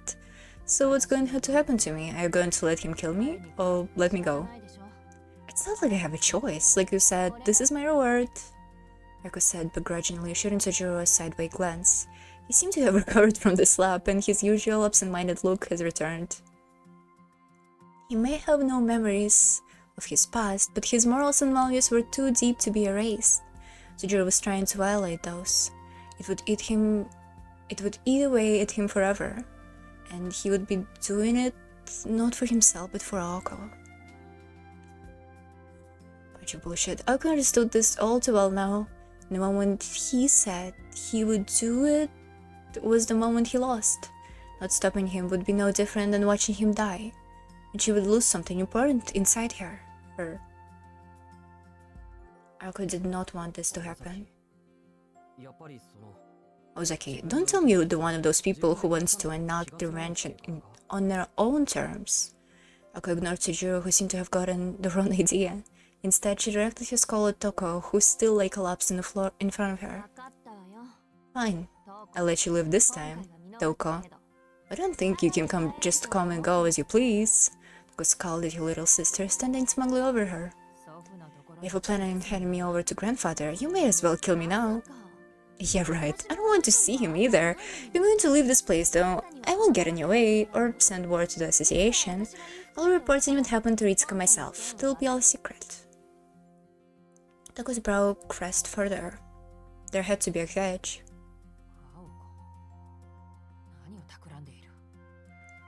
Aoko, what are you scheming? Nothing. Just thinking about which spell to use on you, but I won't use Grander. No, you tasted this one enough already. Yeah, the curse I have in mind is a little stronger. If you ever show your face around here again, I'll turn you into a frog. Smiling as if they had just arranged to eat Chinese food tomorrow night, Oko walked towards Toko. Wait! Who taught you how to do something like that? My mentor was Alice, of course. She always was an odd duck, don't you agree? The elder Ozaki's sister brow knitted so hard it couldn't have produced the Sojiro reaction. You could have produced a sweater. What? Perhaps this is why his sister would stay and know us forever. Sojiro, get out of here. Unless you're a creepy pervert, then go ahead and watch. I don't care. As she spoke, she began removing her sister's overcoat. The uncomfortable look in Toko's eyes compared to the strangely cheerful one in Oko's caused Sojiro to hesitate. Was it really okay to leave the two of them alone? Eventually he nodded. This was just a weird game between sisters. Best not to be a pervert. Okay. Muttered more to himself than anything, he ducked into an empty classroom. Hey, what kind of dumbass formula is that? Are we really related? Afraid so. You took all the artistic genes for yourself without thinking about your poor little sister. If you want to blame anyone, blame yourself. Down the cold, dilapidated hallway, cries of sadness, joy, and anguish ran out. Can we end this forever, please?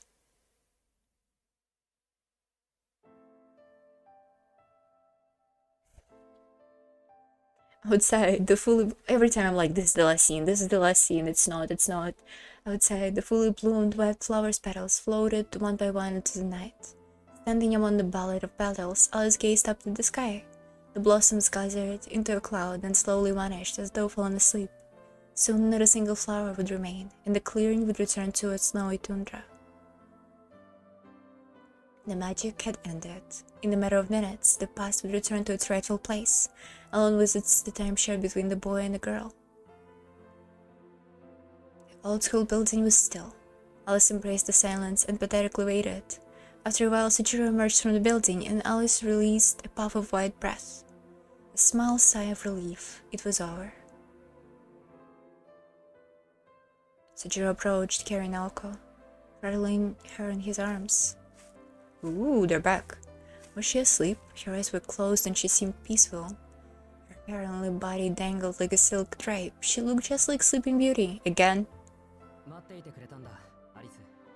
So you decided to wait for us, Alice, he said, holding Aoko with little effort. Alice nodded. What happened to Toko? To be honest, I don't really know, but she's gone. Ozaki said she placed a really strong curse on her so she wouldn't come back to Misaki for 10 years. After that, she stood and watched Toko run away until she was out of sight. Then she collapsed. Alice's response was brief, as if she was wondering if things really were so simple. She seemed more concerned about Toko than Naoko, which made Sujiro concerned about Alice and Naoko's relationship more than anything. Okay, well, anyway, what's going on with Aoko? He asked nonchalantly as he looked at Aoko breathing deeply in her sleep. It looked like the variables are still balancing out. Since your time diverged from our current time, she likely won't open her eyes until all the gears line up again. Sujiro nodded in understanding, very clearly still not comprehending a word Alice had just said. That's a bit of an anticlimax. I can't tell if Ozaki or Miss Toko won. Right. Mage battles aren't always cut and dry. It's not always just about who was more powerful. If Toko's objective was to discover the Ozaki's true magic, then Aoko lost moment she used it. Everything that happened after was merely a triumphant winner being accosted by the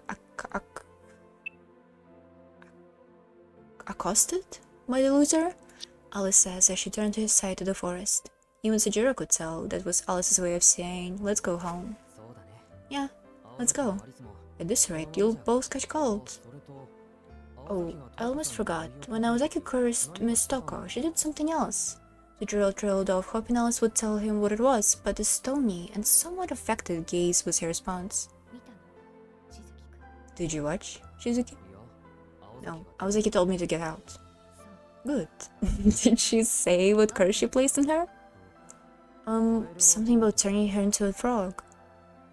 Sujiro's explanation made Alice's expression darken. Oko was still a long way from learning any sort of polymorph spells. That's...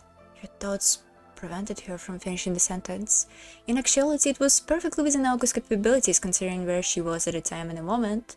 As Aoko said, Toko would not be able to dispel the curse for 10 years. The Aoko of this time had not the ability to use such a curse, which meant Toko did not have anyone to rebound the curse to.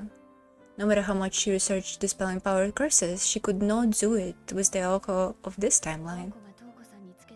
Aoko only got Toko a little bit. It's nothing you have to worry about. I expected her to do something much worse. Can we go home now? After her slightly unsettling remark, Alice quietly began to walk. Sujiro followed her, Aoko in his arms. Together, they left the clearing and moved into the forest. As they did, Sujiro abruptly froze. Shizuki? He looked back towards the old-school building fields with a strange expression.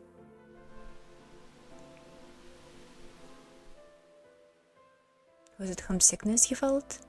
Though this was only second time seeing this, he had a nostalgic feeling, like he would never be back. He looked like a child saying goodbye to an old toy that was to be thrown away. Seeing his expression, Alice felt a hint of sympathy and chided herself. Something on your mind? She asked him, watching the flowery garden fade into a snowy field. Sujiro shook his head. Not really. It's just... I feel like I know that place. It's weird, right? I didn't feel that way when I got here. He stood standing in the tundra for what seemed like an eternity, reluctant to leave. If she left him here, he would still be gazing at it by morning, probably even longer. But there was no point in doing that. In the end, Alice was the only one who would remember the beautiful scenery he yearned for. Does it really look that familiar? Not at all. Not one bit of it. Then it's just your imagination. Sujiro nodded at Alice's harsh conclusion. He smiled slightly, deciding it was pointless to want something what did not exist. Yeah, maybe I saw it in a dream. A dream where I was happy. Severing the ties that bound him, Sujiro turned his back away from the snowy clearing, away from the unfamiliar yet familiar place where he had known happiness. Let's go back. I'm tired and Naozaki's heavy. How about we have a warm cup of tea once we're back at the mansion, Alice? Sejiro spoke her name with a smile. Her heart skipped a beat. Since when did he start saying her name so casually like that? Somehow she managed a nod before beginning to walk again. As he moved away from her, she asked a small question to his back. Is she heavier than me? Aka was a bit taller than Alice, so naturally she would weigh more, but Alice wanted to hear him say it anyway. Not want to disappoint, Sejiro answered without missing a beat. Definitely.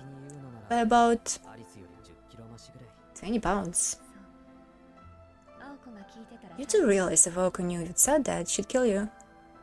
Judging by Alice's tone, she was probably going to tell Aoko later.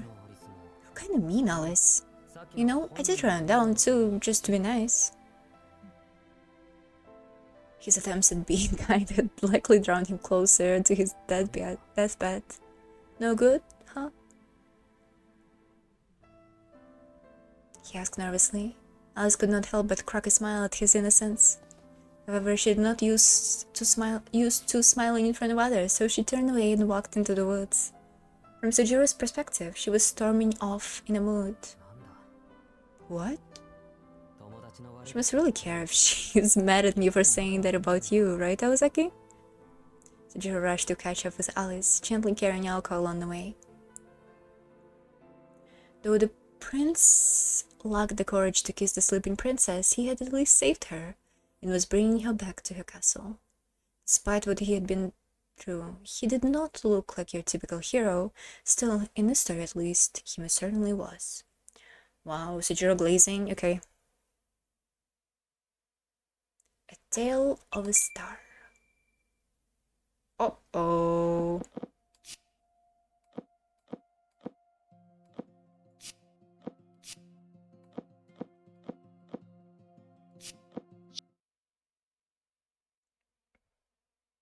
Tale of a Star.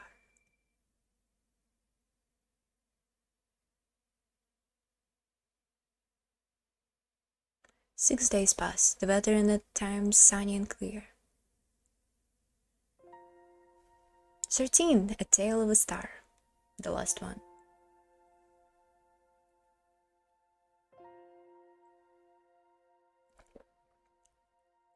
Gulp gulp.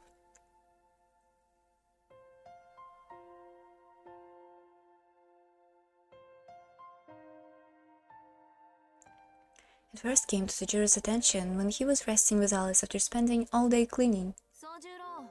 You're off work today, right, Sejiro? Nako asked him in her usual manner immediately upon entering the drawing room. It was already nighttime, approaching 9 o'clock. The afternoon sunny weather had changed abruptly and thick clouds were visible out the window. Awoken from his nonchalant daydreaming, Sejiro tilted his head to his side and replied calmly, I'm off today, but why do you ask? I'm making a trip back home a bit, so get your things ready. Sejiro's peaceful expression had grown tense the moment she appeared. Unsure what any of this had to do with him, he stole a glance at Alice, who was seated across from him. Oh, she's reading. However, she looked surprised as well, her eyes widening ever so slightly as she studied the other two. Huh? What things?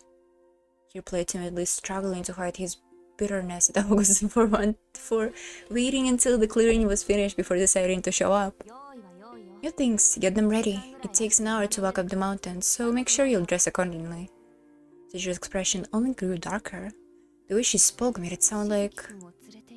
You're taking Shizuki with you? Alice spoke up before Sejiro himself could manage to say anything. Aka brusquely asked if there was a problem. I don't even want to go, but they keep asking me to stop by, so I'm gonna make a brief visit. Just thought I'd bring Sejiro along since he's free, that's all. She stood tall as if challenging her roommate to oppose her decision. Alice's face was dark as she gazed back. Sejiro's irritation was obvious as well as he glared at Aoko. Of course, their unspoken objection had no effect on Aoko in the slightest. We're leaving at 9:30. Emmett said that all she wanted, Aoko disappeared from the room once again. Alice and Sejiro could only sit in dumbfounded silence. Alice? Is Awazaki house very far from here? He stared at the clock as he spoke. There were only 10 minutes to go until half past the hour. It's on the edges of Misaki City, 4 stops away by train, or up on a small mountain. No, it's more like a hill by your standards, I'd imagine. Her expression had not changed, but her voice made it obvious she was in a poor mood. His complete obliviousness to the fact only showed how clueless he truly was.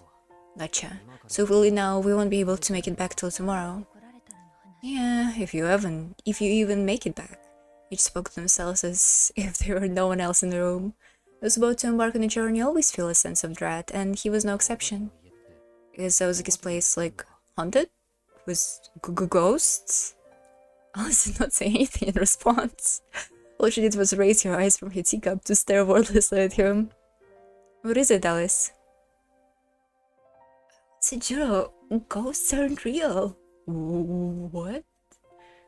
But I saw them. The question caused her to suddenly, avert her eyes. Something seemed off about her today.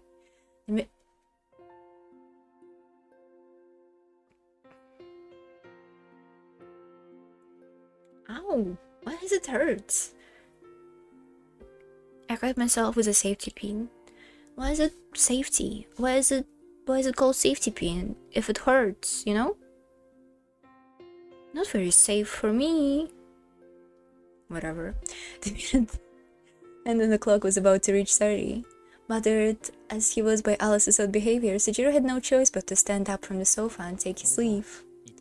Well, see you later. The expression. Sejiro hurried towards the drawing room. Alice kept staring at the back until he was gone. Are they going to erase his memory? Is this his time? Is this what it means?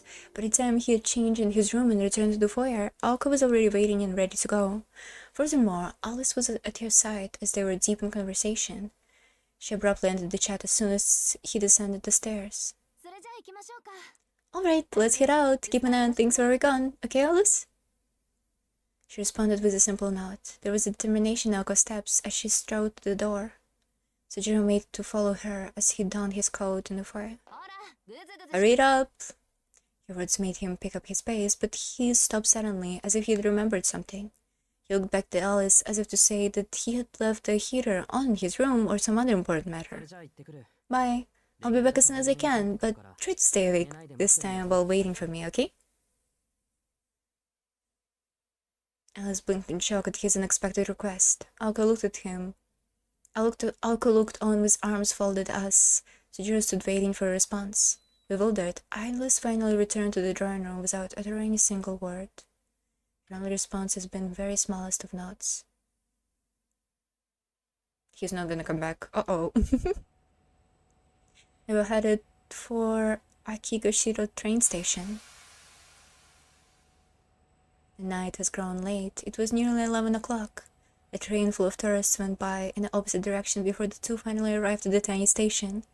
The surrounding area was incredibly dark and quiet. In fact, it felt less like a station, more like a small boat dock. Sejiro had a hard time imagining that many people came here, even during the day. It was only the absolute bare minimum necessary to greet the odd visitor. There were no convenience store in sight, only fields and the street sides that dotted the road. Aoka placed her ticket in front of an attendant who sat sleeping in his chair and skimmed the train schedule. The last and only train back departed just after midnight. Having confirmed her options, she headed hastily out towards the station. During his coat, the elderly station attendant was all alone. He had dozed off with both the heater and the television still turned on. As he slept, his face looked completely content. The night felt vast in its darkness. The small train station had been rendered obsolete now that the cars were commonplace. It was like a lone star shining in the night sky.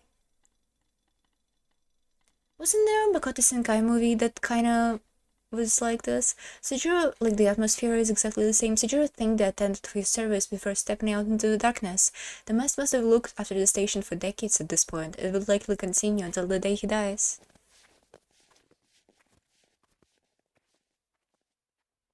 Outside the station, there was little in the way of human development. It could scarcely be called a village. There was not even an area out for cars and buses to drop people off. Their eyes were met only with panorama of flat fields interacted with a lattice of footpaths. There was surely a sea of beautiful green in the summertime. During winter it was more like a wasteland. However, electric lights that felt strangely out of place illuminated one side of the dark what? Of a dark vista? Vista? The cold only grew harsher as the night wore on. It relentlessly snatched all sensation from the fingertips. Alco thus kept her hands in her pockets as she strode through the path among the fields. She could feel the ground below to her shoes. Its softness was like that of a city, and for her it brought back countless memories. She had walked the path every day in middle school after all. See the light of the house in the middle of that mountain? That's my place. She pointed out a mountain that rose up before them with her finger. The journey looked like it would take about 40 minutes on foot. For now they remained among the rice fields, though their journey would continue beyond them. Alco followed the path, bathed in light without looking back. The path seemed to hang before them like a pier leading out onto the darkness of the ocean. The closer they got to the mountains, the darker it became. All signs of a hustle and bustle of human life were absent.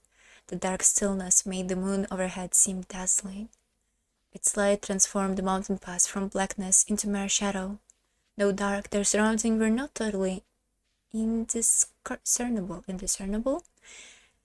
The seemingly unending path stretched on and on. Sejuro, doing his best to match Aoko's pace, stole a momentary glance at the profile of your face. Did she not feel frightened in the quiet darkness, even with the moon to light the way? Her expression showed no outward signs of discomfort as she strode on in silence. In fact, this is how she always looked when she was trying to act tough. He had only had a month's experience with her, but that much he knew. There was obviously something in her mind she couldn't ignore, no matter how small it might be. Are you scared to be out here in the dark? She responded to his tentative question with a surprising nod. Who wouldn't be scared walking on this path at night?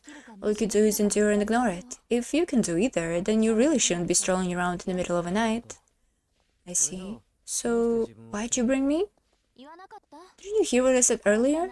All this walking in the middle of nowhere is a waste of time. I wanted someone to talk to, so I'd go about faster. Yeah, I guess you did say something like that. The music. Sejuro fell into silence. He was not bothered by what she said, rather he was desperately searching for something to say in response.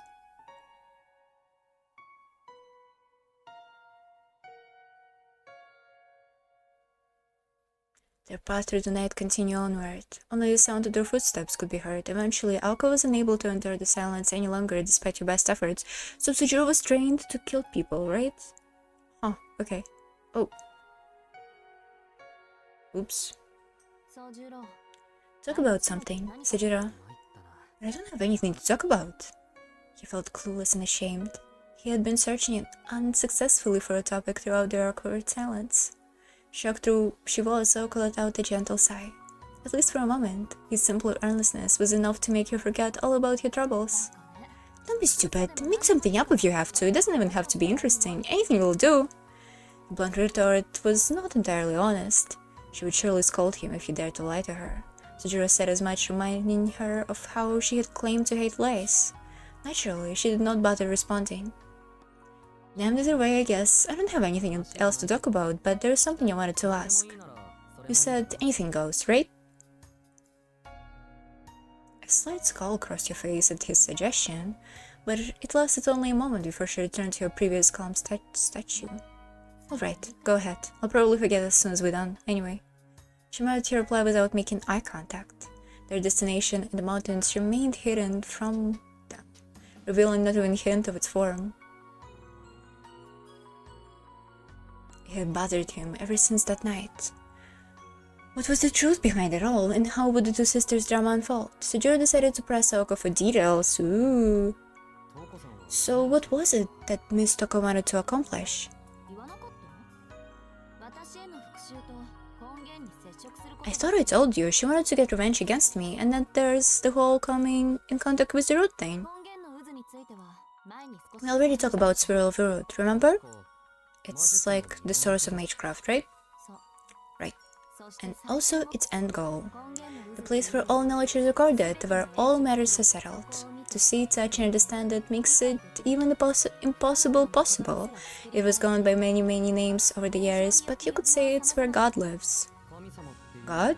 So there's just one then? Not a bunch? Like in Shinto? Here you go again with your annoying questions. There are gods and everything around us, but there are also one big underlying force that existed way before that. Who knows why an entrance to the roof is located in this Paki, and why? But my grandfather discovered it and was able to create a new kind of magic. But then he closed the way to the root. He said that if the path to God enabled us to create magic, then no one should be allowed to go there based. He had no intentions of opening it again as long as we were alive, which made Toko crazy mad. He said that the past is meant to be explored, even if we aren't strong enough to handle what we find, and that if you shouldn't be studying magecraft in the first place if you're afraid of getting killed, based. Everybody have a valid point? But my grandfather didn't appreciate her ambition. He refused to allow anyone to investigate the route until a stronger heir was born. No, fuck. Well, it saved me.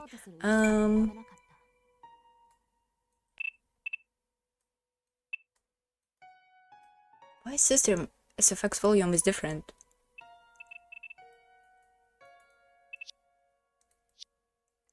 But my grandfather didn't appreciate your ambition. He refused to allow anyone to investigate the route until a stronger heir was born.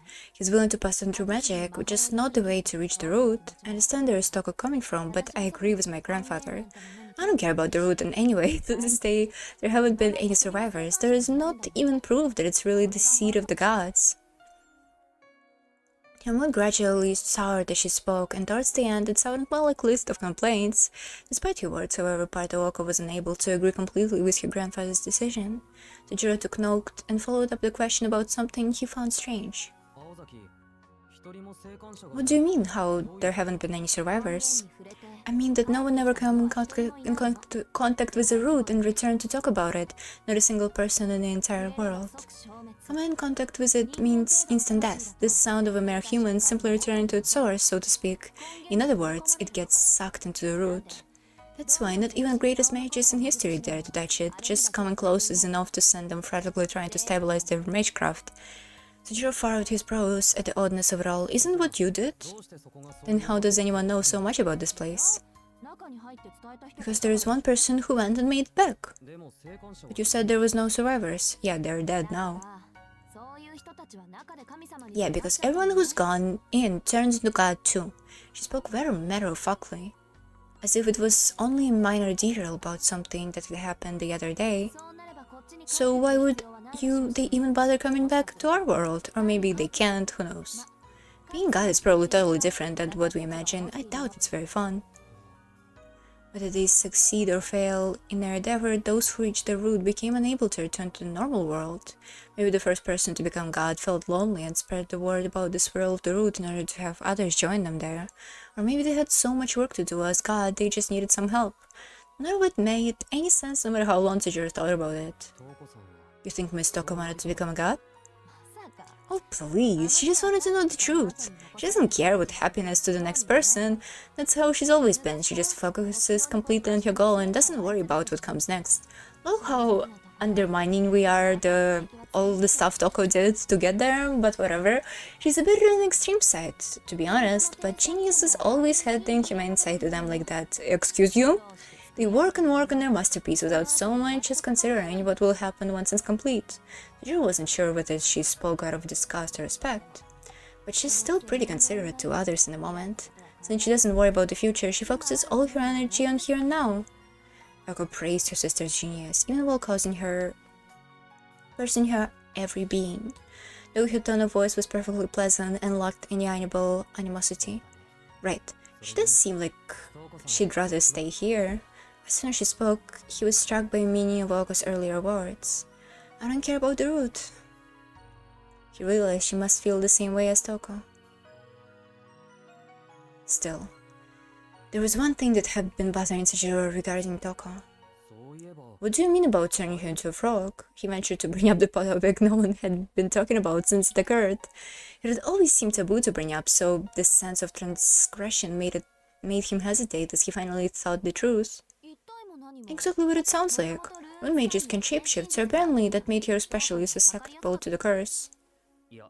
That sounds like a bigger deal than you're making it out to be. Yeah, like everything in this novel. His stomach hurt from the stress of not knowing how to respond to her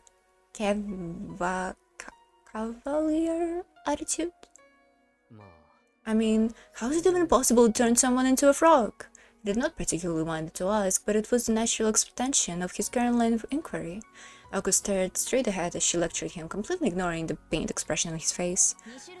I don't care. So there's two ways to go about it, a mind swap or a configuration of a person's physical form.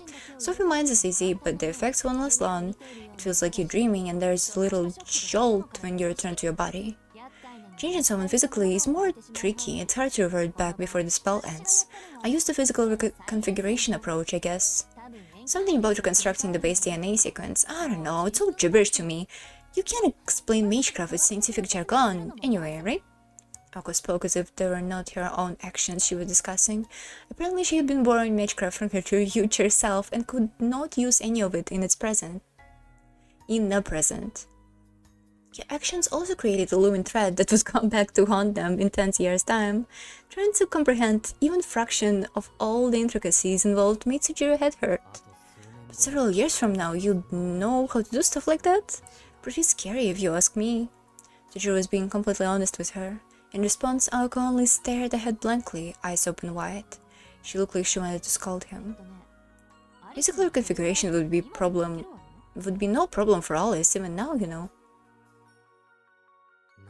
Wait, what? I said you should take it more seriously, remember? You've really never listened.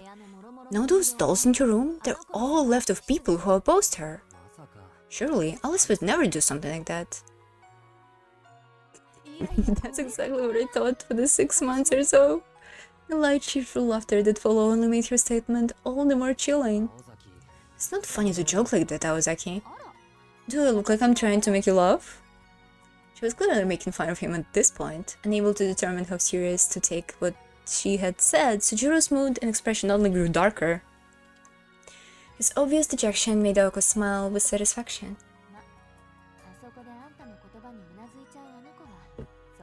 He should be able to be a witch in the first place if she agrees with what you're saying.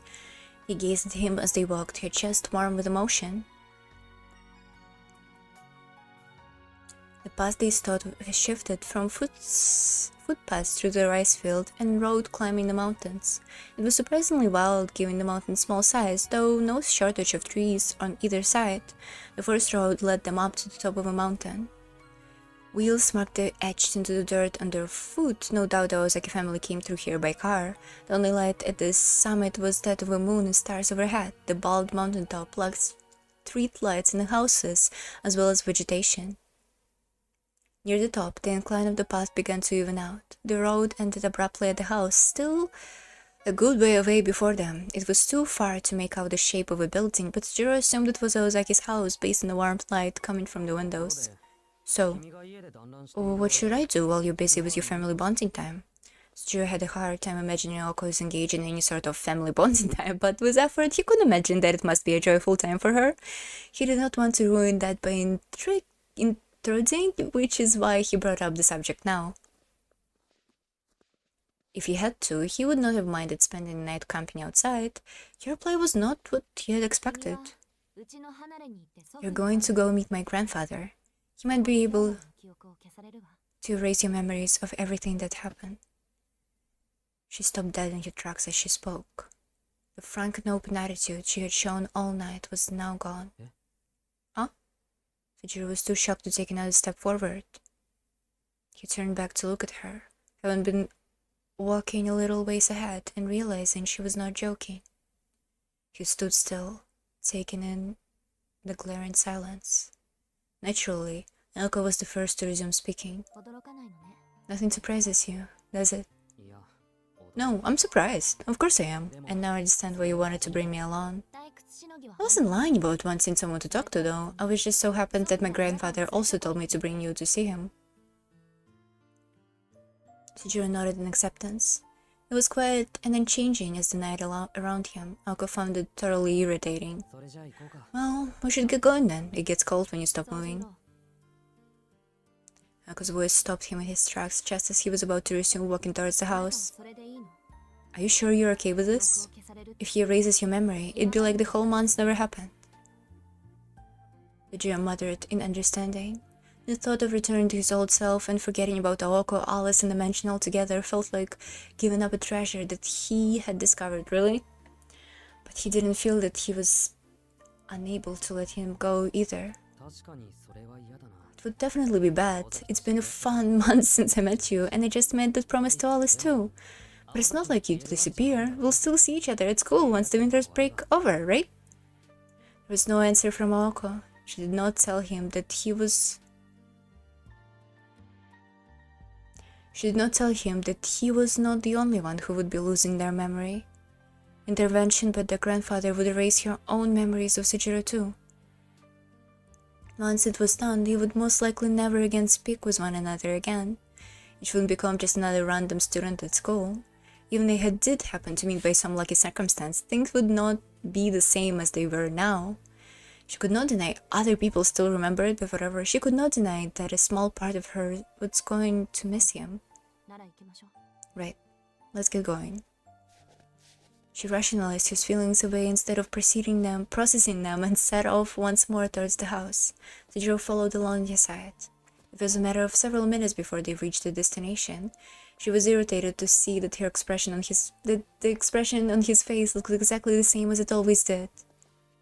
Forgetting their time together was sad for her, if only slightly so, but it did not seem to bother him at the least. Yes, you can't expect much sensitivity from someone who had no problem putting themselves in harm's way by breaking both his... Halfway through muttering her complaint, Aoko suddenly remembered. Or rather, she realized something. Something about the one-time werewolf killer before her, and the mystery of who Sujiro Shizuki really was. The older version of herself that night had memories and knowledge of Sujiro beyond what she knew now. She knew something about this seemingly average boy's mistakes. Why he was able to do what he did, and why he was raised in the mountains in the first place. She had always wondered, but never had a chance to ask him about it, until now.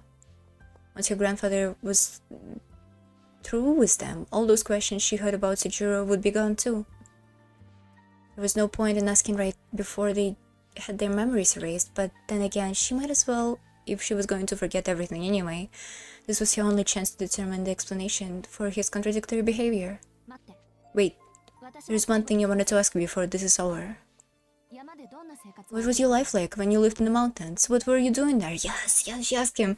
Her questions stopped him on the spot. He had never seen him make such a pained expression. Why do you want to talk about something so boring? I already told you I don't expect to say anything interesting. I'm about to forget everything you say, so just humor me on this one, okay? Your words and demanding gaze caused him to lift his head in surprise. You mean you'll forget too? Of course, it would be pointless if I remember everything. We won't be able to make clean break unless we both forget. Makes sense when you think about it. So quit looking at me like that. Jiro's hand shot up to cover his mouth in response. He had no idea what kind of look he had been giving her, but he had a feeling it had been pretty pathetic. So we'll both forget. I wasn't expecting that. Yeah, so we won't see each other anymore. You never know, but most likely not. Thus, this would be their last conversation. The way she spoke made it obvious, even if he had been aware of what awaited him. Sujiro might see her walk at school and feel a desire to talk, but they would have no reason to interact. Even if he tried to stock up in conversation, he knew she was not the type to bother much with other people. More importantly, he was not the type to strike up conversations in the first place, not the way he had been months ago at least. That was when he finally realized how cruel it could be to forget something. Not only would he forget what they had done together, he would not so much as know her name or even be aware that she existed. Even if she felt strangely drawn to her, He would never understand why. Even if some lucky twist of fate brought them together, things would never be the same. The walk that night was no less than a funeral for them both. He would essentially kill the person he knew as Aoko Ozaki, and she would kill the person she knew as Sejiro Shizuki. Afterwards, nothing would remain. I'm so tired of reading. That's why I wanted to ask, but if you don't want to talk about it, we can just go straight inside instead. That would be sad. Okay, I guess it's better than not talking at all, but don't blame me if it's boring. Muttering under his breath, Sejiro set up towards the house once again. This time it was Aoko's who matched his pace. There were only minutes left before their path came to its end. The cold air turned their breath into white puffs that hung frozen in the dark night. Looking back on their conversation later, Aoko would think it seemed more of a confession than anything else. For Sejiro, however, it was one long, poorly told fairy tale.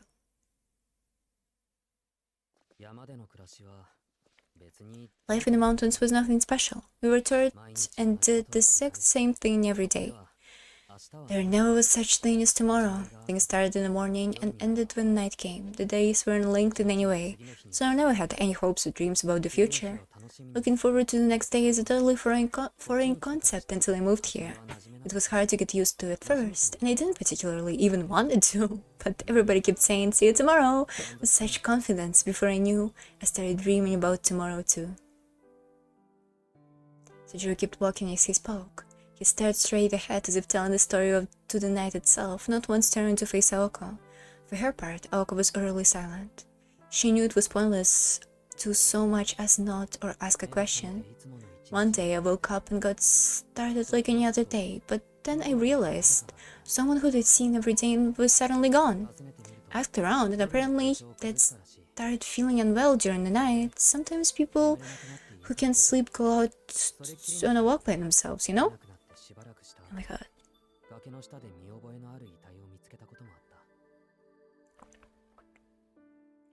Gulp gulp. A while later, people discovered a similar-looking corpse at the bottom of the cliff. Now that I think about it, that was perfectly strange. It never would have happened if we'd all been living together, but no one was bothered by it. Maybe people didn't value each other since everyone lived on a day-to-day basis. There wasn't much to eat in the mountains. To avoid starvation, we often went to places most people wouldn't go. Lots of people died on the way too. No one would ever dream of stealing from others in the mountains. When you're out searching for food, the only thing you need to watch out for are the dogs and bears, not other people. Here things are the other way around though. Anyway, half of time was taken up just with that. Sejiro continued to stare straight ahead. He did not seem troubled by his memories. To Aoko's ears, it sounded like he was describing a place no one in their right mind would want to live in, as if it were perfectly normal. It was almost as if he missed it. But from that point onward, he slowly began to show more signs of distress as he spoke.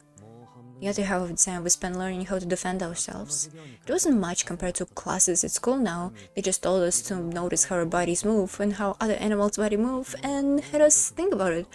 I can't believe he's not trained to kill other people, but genuinely to kill animals. That's crazy. We repeated some simple drills, kicking stones, surviving in the forest, stuff like that.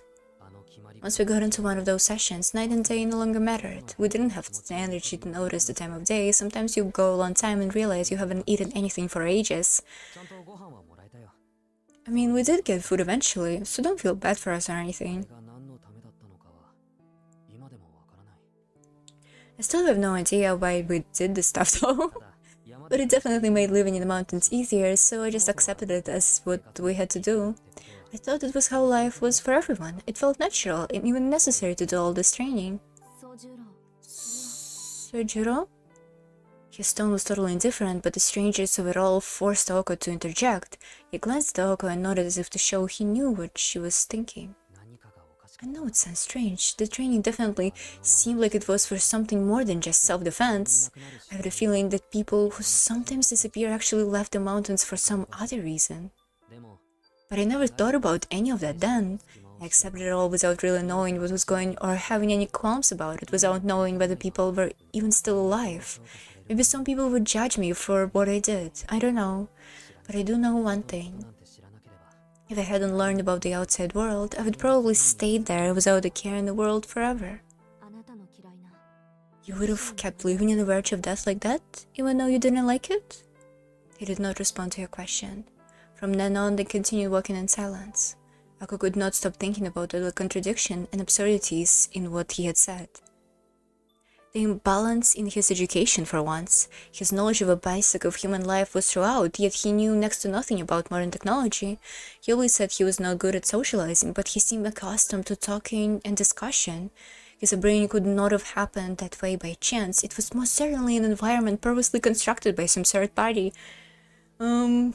Ako had no idea what the purpose could be or who the third party was, though. Japanese government? Why would anyone want to create someone with a background like Sujiro's to fight mystical creatures? Was it all part of a grander plan? Metal Gear Solid Sonoji? Or was it really a place deep in the mountains where it was normal to live like that? He had asked about his wants in his home in the mountains, apparently. When he expressed his confusion, the elder was taking him aside, saying, "This is just how things always have been around here, boy. There was no reason to keep doing this, but there is also no reason to stop." Surprisingly really good part, like some sort of military training facility that was here for a very long time, but then maybe it was abandoned, but people's tradition just stayed, and it stayed this way. Really appealing concept for me. There is no reason to keep doing it, but there is also no reason to stop. With a laugh, the elder chose a new identity and live outside of the mountains for Sujiro and sent him off to live on his own. Huh. Okay. Just like that. Maybe, okay, this is very shady.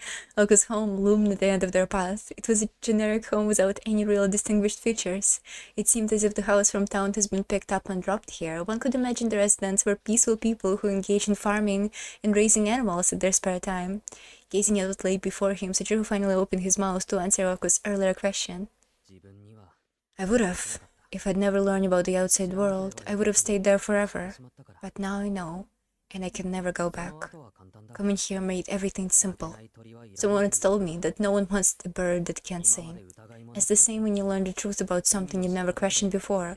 Once you know the truth, you just don't want it in your life anymore. No matter how badly I want to be back in the mountains, I can't live like that anymore. There is no point even trying. Once I learned that thing meant something, I couldn't just blindly believe things anymore. That's why I left the mountains. Who knows? It was all I'd never known. It was all I'd ever been taught to do. That's why. There had been only one problem with his life in the mountains, himself, or having questioned it. It was all his mistake. He muttered as much to himself, his voice dripping with criticism. In Aoko's opinion, the world he described was, in a sense, perfect. Was it? The best environment to achieve a goal was one in which all elements extraneous to that goal has been removed. As long as the people involved had no concerns of morality, they would consider the immoral to be correct. No, even correctness would be a foreign concept. Only one thing was for sure.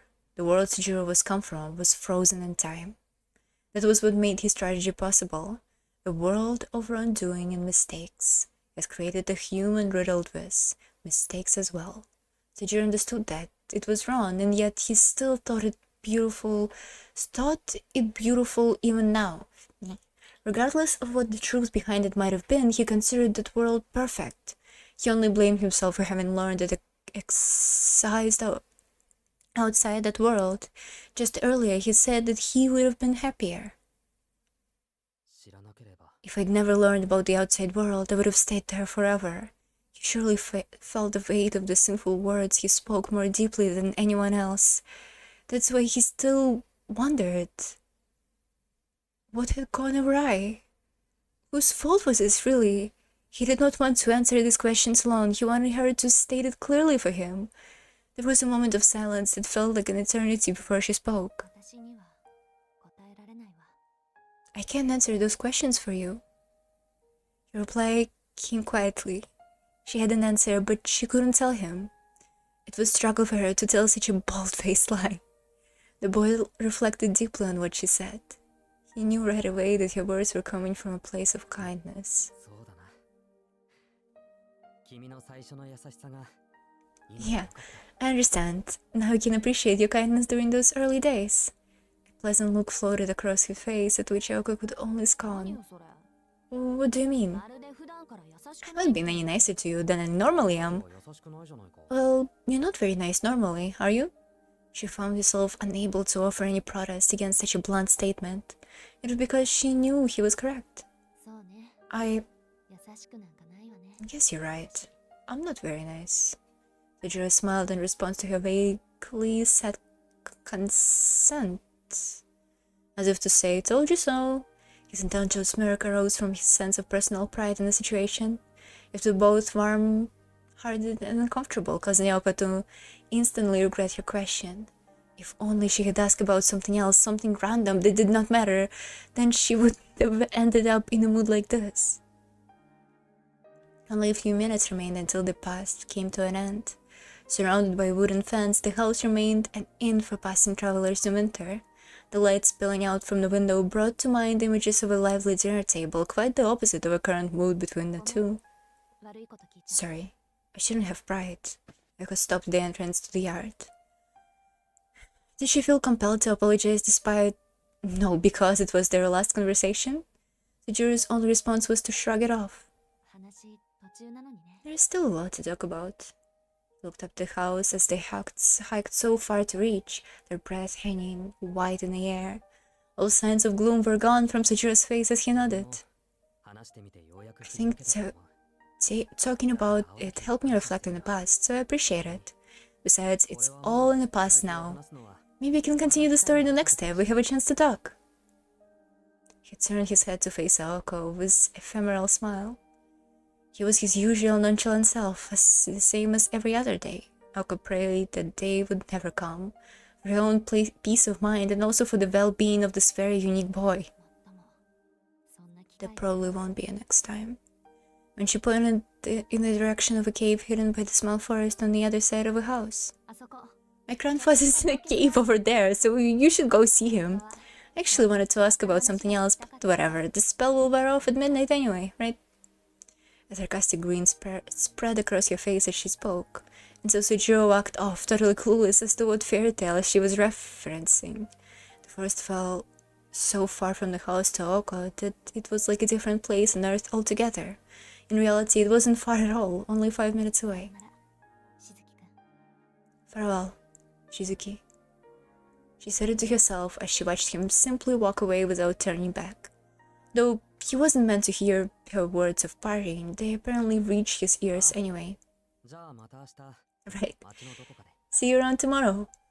He raised his hand in farewell and disappeared into the forest.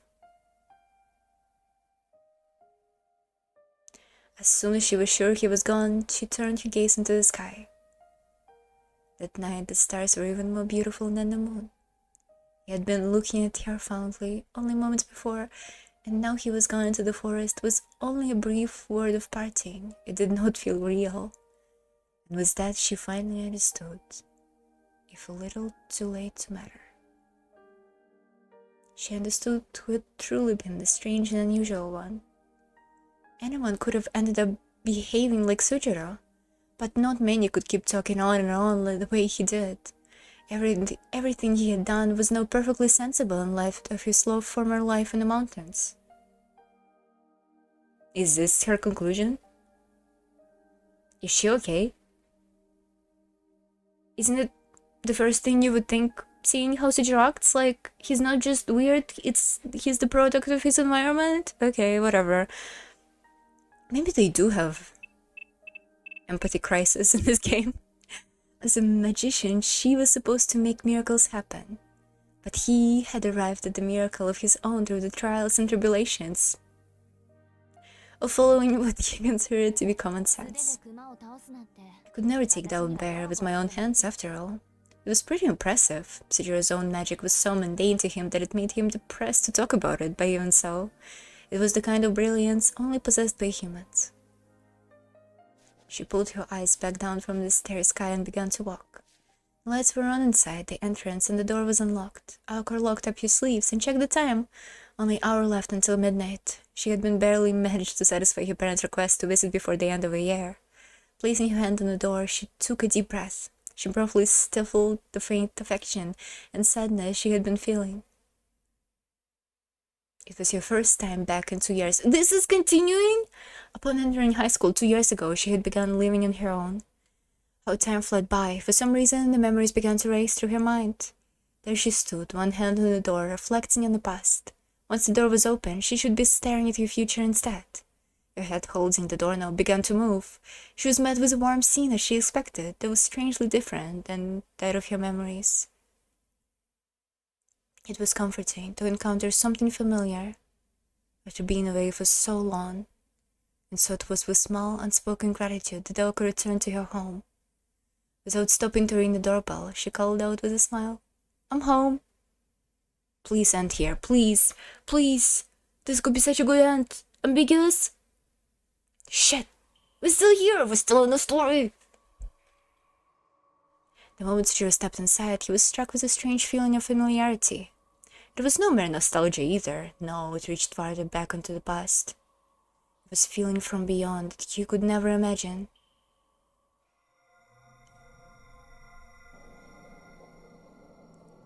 He was reminded of someone, but he would not remember whom. Perhaps he was only reminded of himself, perhaps of the old man before him, now in the cavern. It appeared to be an old man anyway. Sujiro could not make out any details before a vague outline. As far as he could tell, the figure did not seem to have anything in the way of a face capable of making expression. Toku did say he was a spirit. All he knew was that the smoke-like figure before him was the one Aoko called grandfather. "I want to thank you for everything you did for my girls." Though hoarse, the old man's voice was powerful and ran throughout the cavern. "It was fate that we would meet. Tell me, what it is you wish for?" "I don't wish for anything, but there is something I'd like to ask you. Why are you making those two fight each other?" "I cannot provide an answer to that. There is a story outside of my control." "But you were the one responsible for it." "The stars are to blame. The two were given incompatible talents. This is simply how they respond to one another, whether they're together to find a way to fight, not though any design of mine. They used to keep enough distance to avoid conflict, though. Perhaps the things they fought over were mere innocuous, or perhaps they were very serious, in which they must have suffered immensely. You value a spirit of coexistence, even when you can see that it would harm you, but the girls choose not to follow that path. So you're putting the blame on them, even though the reason for their fighting all leads back to you." "Indeed. Girls fighting is a reflection of their lives. I take their responsibility for the reasons for which they do it." What an old cunt, sorry. I'm sorry. You mean there's zero physical proof of your involvement? No, the claim is simply meaningless. When the girls were born, the only real line of casualty you can draw between us, I had already left the era. They have given rise to all events since. I played no whatever role. If either of them reaches the end of their time in this realm, or even if they both do, it matters not to me. In fact, I have never considered that to be of importance. A life, a title deserving the value I can offer has not yet come to be. Whether I'm so tired. Whatever may happen between the two of them, it doesn't change what I have to do. You mean all you care about is getting your hair, no matter whether Aoko lives or dies? In a way of speaking, yes, that's why my body has yet to disappear. The steamy energy that filled the cavern made Sujiro head reel. The moment Aoko and Toku were born. Sujiro! Save them! I was like, no, don't say this. The moment Aoko and Toku were born, the grandfather seemed to have completely forgotten that they were his granddaughters. It was hard to imagine satisfactory Aozaki hair even being born.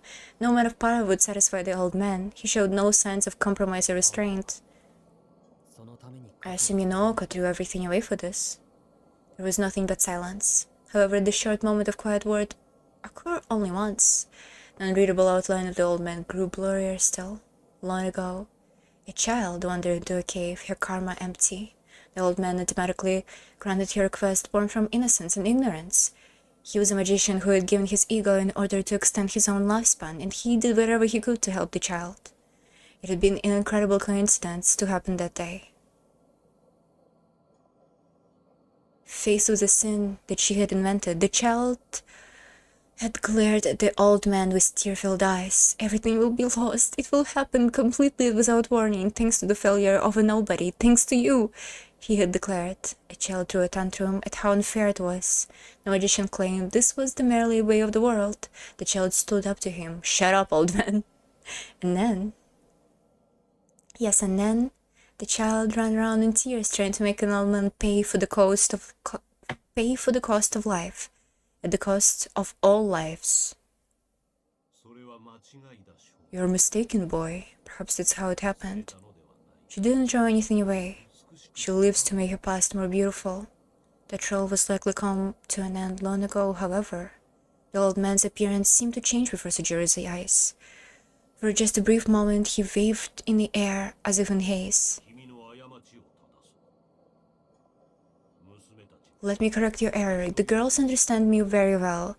In fact, I think they understand me better than I do myself.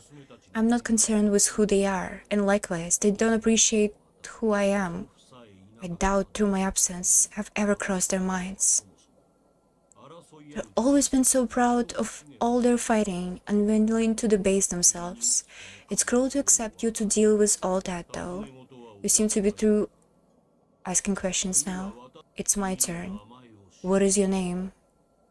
The Jiro answered the old man's question.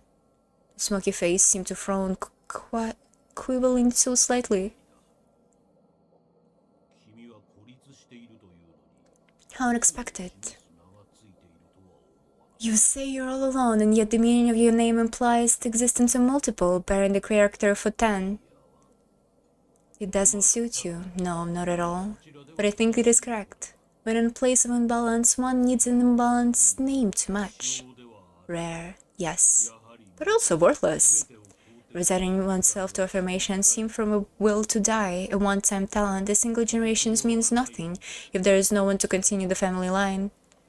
So Jiro, continue Ozaki bloodline. Save Ozaki bloodline. We can do it. It wasn't interested in the way you were able to influence Aoko, but ultimately you did not meet expectations. It seemed the time was spent for nothing. You are bound together for the time being, but it is inevitable that you will go separate ways. Now, be gone. You have no use for the dead. We will not meet again. Everything grew blurry. Jiro's memories began to fade. It had been a conversation without any answers, an encounter without any significance, now vanished completely like a dream.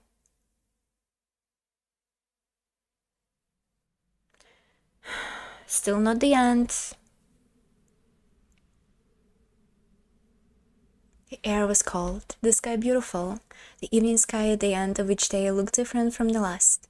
Each sunset could be seen for one day, and one day only. Though the sky might not look dramatically different to the human eye from one day to the next. Every day we wake up a new person and forget the beautiful sights, the moment of heartbreak, and all the other feelings, fleeting feelings that seemed so real the day before. Simple statements such as these felt all the more profound in the still air of the mountains, more bone-piercing than the winter cold itself. Sujiro stared up at the sky as if he'd forgotten when and where he was. Aoko's look of stunned surprise brought him back to the present. Naozaki, that was fast. Sujiro turned to face Aoko, who had only just stepped outside her family's yard. At first, she had been too shocked to move or speak, but she quickly regained her composure and marched forward. She continued until she was standing right before him, with an intense scowl on her face. Sujiro slouched instinctively, bracing for impact. He had not the slightest idea what could have made her so angry. What are you still doing here? After I finally managed to convince myself that things are over, she was obviously irritated with him in any case. The anger would have to subdue before she could decide whether she was happy or sad to see him. You must get angry when things do not go the way they had hoped. It's hardly been more than 10 minutes. How can you be standing here? It was supposed to have been taking the entire day for her grandfather to erase his memories from the past month. She had been planning to let her grandfather handle all the details, and yet here Sujiro was, staring dumbly at the sky. He's no astrologer, he just likes looking at the night sky. Who says this? Bombarded with Aoko's unspoken emotion, he proceeded to explain himself. He gave me a message for you. He said you shouldn't go around asking people to erase my memories. You should do it yourself. Apparently, he wanted me to come just to have someone to complain to. Hearing this, Saoko finally began to feel like herself again. Despite having been ready to dish out the punishment, only a few moments later, she now felt quite calm. Huh. Well, he's right that it's not like me to expect someone else to clean up my messes. The intense look in her eyes slowly faded to her usual mildly irritated expression. It relieved Sejiro to see her like this. She was finally back to her normal self. If that's enough for you, then let's get going. We'll miss the last train if we don't hurry. With that, he walked off without waiting for an answer. August stared at his retreating figure for a brief moment before quietly cursing him under her breath and following after him. When will this end?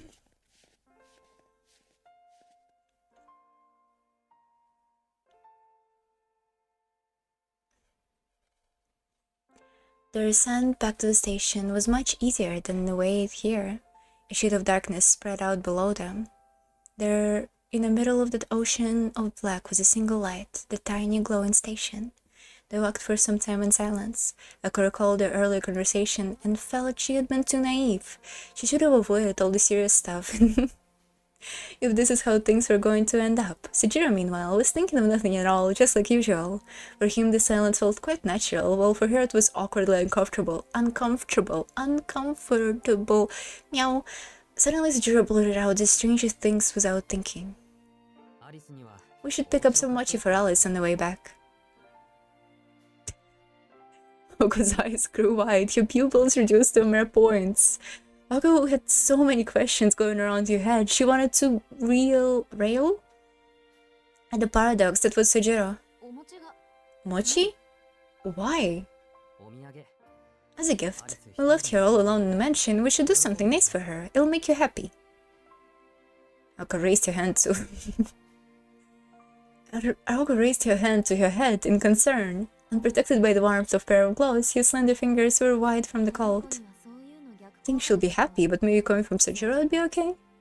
His seemingly selfless attitude came in handy sometimes. Alice would most likely accept his gift without making a scene.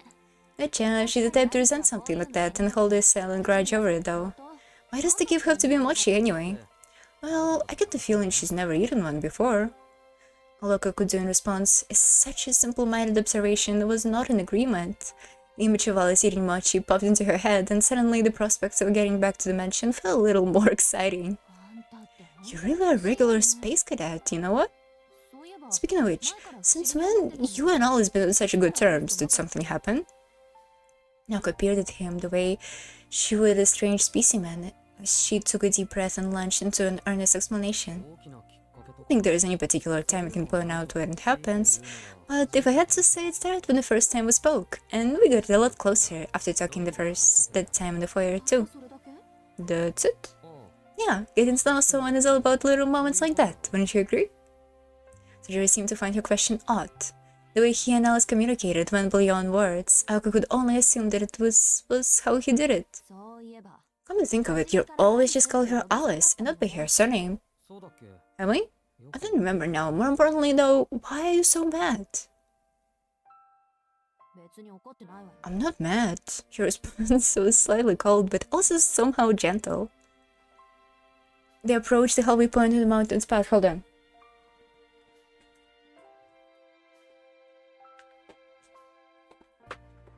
Hold. Are you holding? Hold tight. Hold on. Oh my god, all the wires are crumbled. Crumbled? What's the word? Hold on, I need to move my mic now.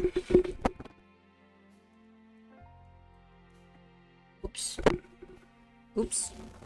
Here we go. They approached the halfway point in the mountain pass. The night sky appeared more distant as they neared the bottom, and Sejiro continued to stare absentmindedly at the stars. When it finally hit her why his behavior has been bothering her since their ascent, she realized he must be feeling nostalgia. He missed the way stars look up from the mountains. Aozaki? He spoke without looking down from the heavens. I've been meaning to ask, Do you have anything you regret? Sajiro's breath was white in the night air. His hands jumped in his pockets. Aoko had a vague feeling somewhere deep inside that he was only a figment? Isn't it fragment of her imagination? Where did this question come from? Just answer it. I wanna know. Do you have any regrets or not? It was a sad thing to be asked. He would hurt one way or another, no matter how she answered. But he wanted to answer, and so she gave him one. Regrets? Of course not. I make a point to live my life with no regrets. Regrets aren't something you have, Sujiro. There is something you could get rid of. Sujiro grunted in response. He bit his lip and pushed down the fluid of emotion that rose up inside him. He waved his hand slightly without actually raising it, as if to shoo away something formless and odorless. So, regrets are just something to get rid of, huh? Pain was subtly visible in his face as he spoke. And yet it was so vivid. As much as he wanted to, he did not have the strength to say it out loud. He was not like her, able to speak her mind so readily. Maybe someday.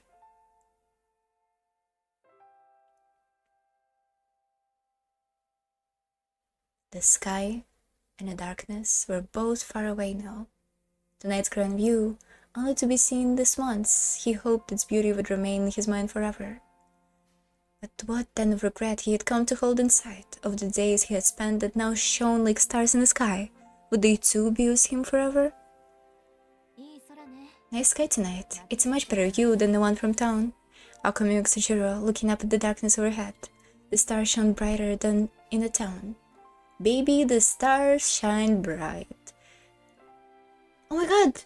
It's third best viewers for today. That's crazy. Bot attack? Non-target killed. This clarity was thanks to the absence of any other lights amidst the darkness. Sujiro stared at her with almost a sense of loathing. Loathing? As beautiful as the stars were, they were not the real thing. Not here. Yeah, but they're still too far to ever reach. Huh? Sujiro's sudden negativity got you to turn him to shock. To him in shock. The anger in his eyes had died down now. Taking a breath, he began to speak as if talking to himself. His gaze never left the stars. It's not like this in the mountains. These stars feel so close. Even if they're technically too far away to touch, it really feels like you could just reach out and grab them. The stars in the city don't give you that feeling. He was speaking of the sky in its purest state. The starry skies in the mountains far exceed those of any urban planetarium. Their movements was like the pouring of rain. He spoke of a prismal sky, unchanged from the past, the same sky humans had traced with their fingers since prehistoric times. For him, it was a past to which he could never return, a place to which he did not even know the way back. I used to compare everything here to the mountains. I really hated it then, and I'm still not used to it now. At some point, I'll start looking at the mountains from a city dweller's perspective, I'm sure. The mountains are in my past now. That was his one regret. He lowered his gaze from the stars and turned to Aoko. Her eyes were unusually hesitant and looked slightly hurt. Was it empathy they showed? Or pity? Either way, he was the reason for her uncharacteristic look on her face now. He shut his eyes and nodded in response to her unspoken question. It's true. I can't help it. But if this is the way it's going to be, I've got to make most of it, so that someday I can stop seeing it as a regret. There was gratitude in Sujiro's voice as he confessed his feelings. Remnants from the past must one day be released. Loss must be overcome. He had lost it, his everything, the moment she had answered his query. Oh, cut it out. Don't let it cause some kind of turning point in your life. She smiled weakly and averted her eyes as she spoke those heartfelt words. Most likely, she was being completely honest, and in that she was being true to herself. So, what you and my grandfather talk about? End the fucking story, come on! It's rare for him to care about anyone besides himself. The topic had finally been broached, and yet Sujiro said nothing. An empty reply can be used to buy time. They had nearly reached the flowered road at the base of a mountain. The soft earth would soon give way to the tightly packed dirt of the path running between the rice fields. But before they got that far, Sujiro came to an abrupt halt. Closing his eyes, he listened carefully. He then gave a firm nod and turned to face Aoko. Congratulations, Aozaki. She blinked, not knowing what to make of it. What's with you all of a sudden? It was a perfectly natural response. The tension melted from his face as he said,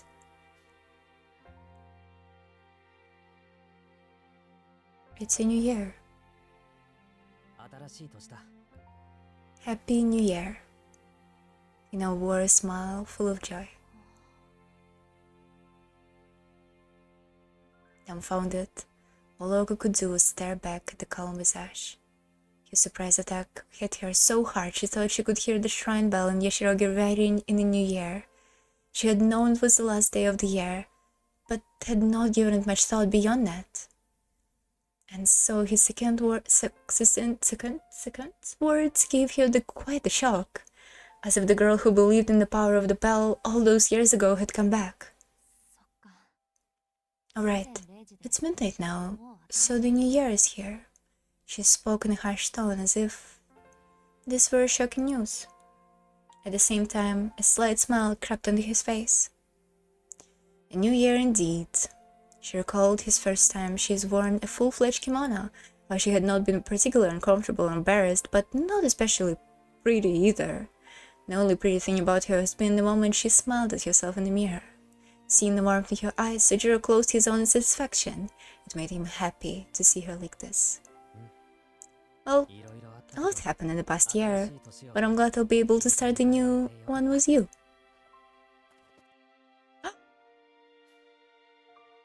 She looked so unnatural like this. With that, he went walking off once more. The thought of Alice waiting alone was probably what spurred him into action. Aoko recalled his words as she walked alongside him. The moment he had declared the start of a new year, the way he had spoken so naturally, it made her suddenly feel like they had known each other for years. She could not be blamed for being filled with happiness at the thought. And yet, a day would surely come when they would have to say their goodbyes. Until then, however, it would not do any harm to behave as if they were old friends. He was naive, yet incredibly unique young man. As they walked, she wondered how long this fleeting feeling of friendship would last. She looked up wistfully at the sky, just the way Sujiro had done earlier on their walk. And every star was out, without a cloud in the sky. The two stowed down the mountain's path beneath stars that lay even beyond their reach. And this, too, was magic. Oh my god. Oh my god, you can skip it. I wanted to make music louder.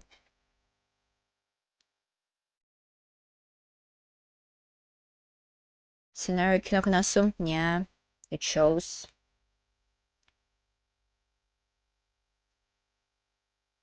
Kayama Hirozaku.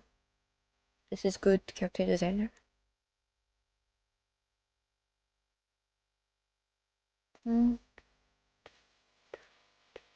Original character designer. Takashi Takeuchi. Okay, this is also the good character designer.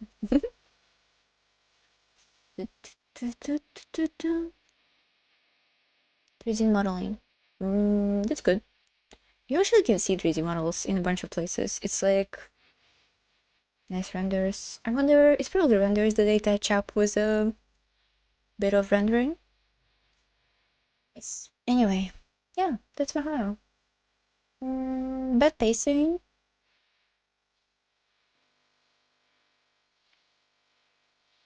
Huh. I did like the final sequence, and I did like Sujiro's story, but I think it came to nowhere. And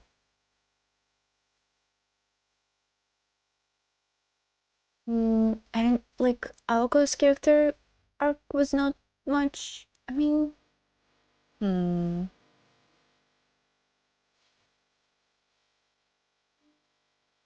Hmm.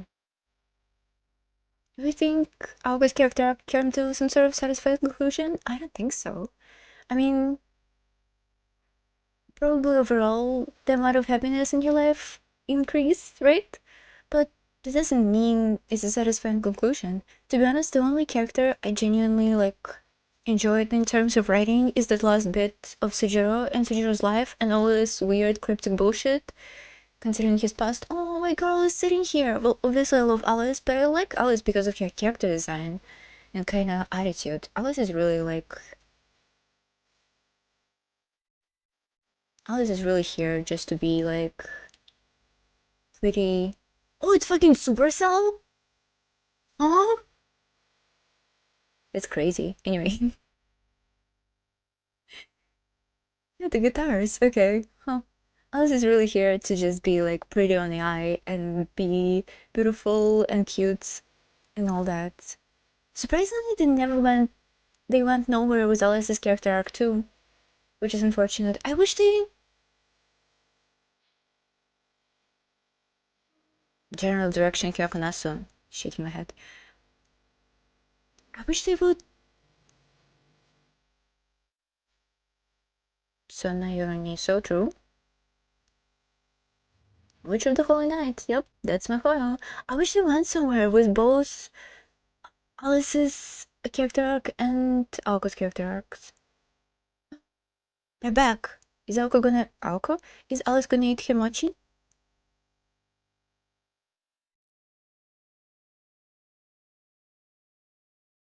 Do you think Aoko's favorite song is World is Mine? Or Love is War?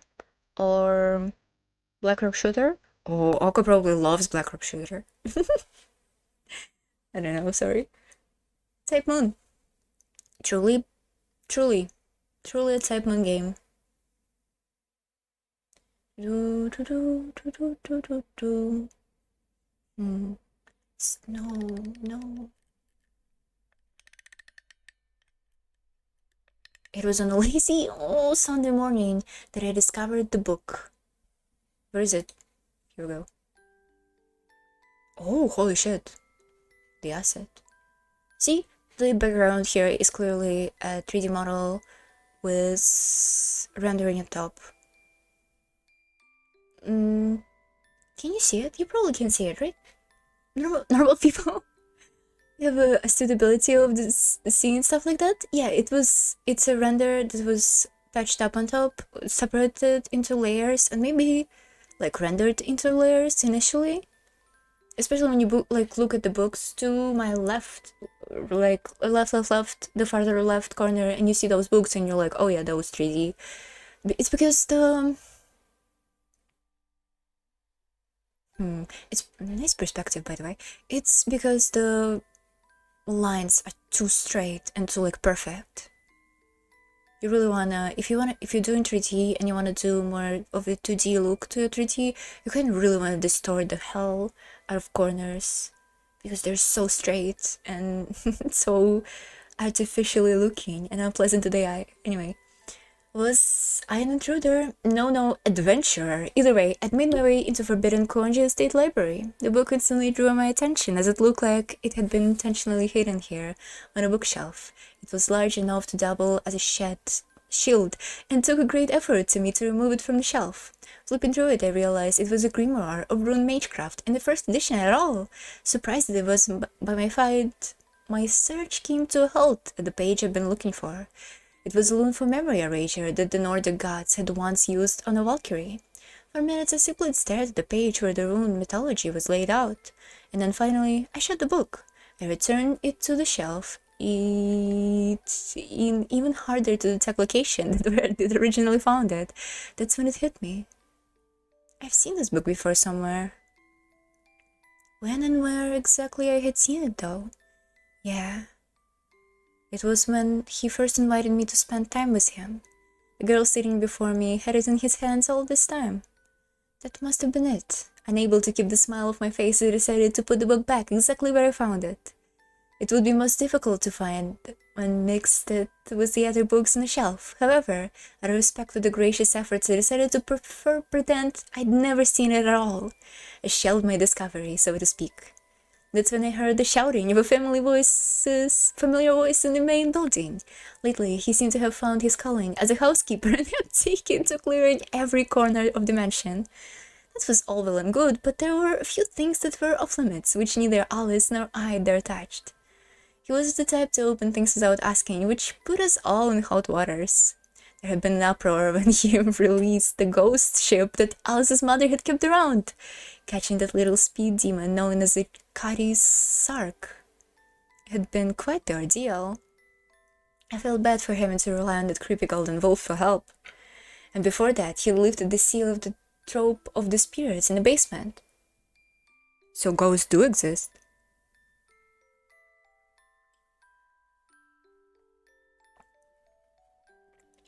Which had led to even creepier people from the church coming to the mansion for the entire week. Going back even further, there was also the time he'd ventured unsolicited into Alice's room. In the ensuing chaos, I fell into the mirror, and we almost ended up in all-out war with Alice. Who talking about this? Come to think of it, he really and truly lacked any capacity for learning. That idiot needs to get a handle of himself. The good mood I've been up until now. That moment was spoiled, and I went dashing out of the library. I imagined coming upon the architect of my troubles standing here in the hallway and giving him the swift dropkick in the face he deserved. As far as I was concerned, it would be just another fun day in the mansion. It was purple. And so our little secret remained hidden in a bookshelf, likely never to be opened again. Yay! Oh well, that ends well.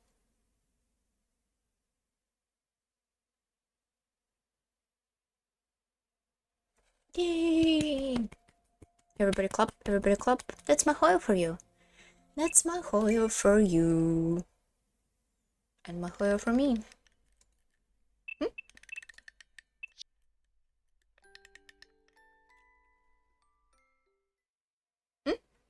Extra? Archive?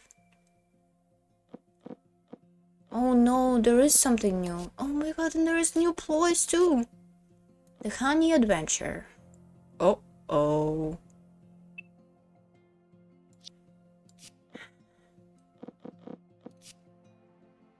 3 and 4.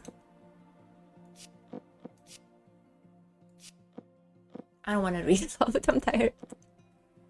I don't think it's gonna like shed a light into the characters of the story. This is concerning. I've been thinking, so who the fuck is the main character in the story, right? For some reason I thought it was going to be about Aoko, because Aoko is, like, it started with Aoko's point of view, and sometimes the stories could be not from a character's point of view, but still be about the character, and about, like, their character arcs coming to some sort of conclusion, but I didn't feel like it happened with Aoko at all, which is upsetting. I mean, I get why Alice didn't get any conclusion to her story. There was very little to her character except for like mommy issues and stuff, but like she was just here to be pretty and everything like that. But I would want it for more like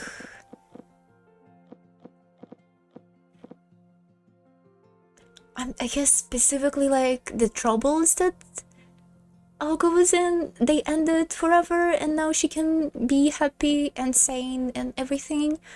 But it's not the satisfying character arc. At least, I don't know.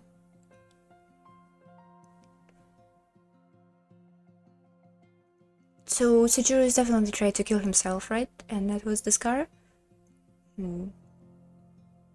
Yeah, that bit of Sujiro, like, even though we were revealed about Sujiro's personality, I'm also not entirely sure that Sujiro was meant to be a main character. Like, I guess he is, because by virtue of just going through much more change and all this change in his personality instead of, like, a change in his way of living, like, literally, like, objectively, as in connected to objects, or like real world.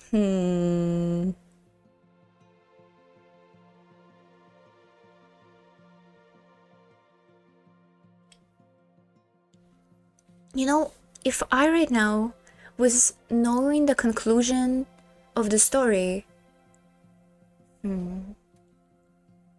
don't like. I like the bits and pieces of writing that were in the end, but I don't think it led to anything at all, unfortunately. I wonder, yeah, I wanted to say if now, by knowing the ending of a story, if I went back and cut stuff I think is meaningless or doesn't have any value, I wonder how much of a story I could have cut and how long it would take to make this novel. And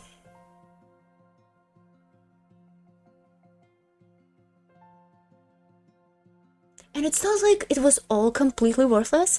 Obviously, the worst part is the pacing and how long it takes to get to the point and how long it takes to get through scene to scene and how much it includes stuff that doesn't make sense to the plot and doesn't like directly contribute to it, I guess. I lost my train of thought. Fuck. But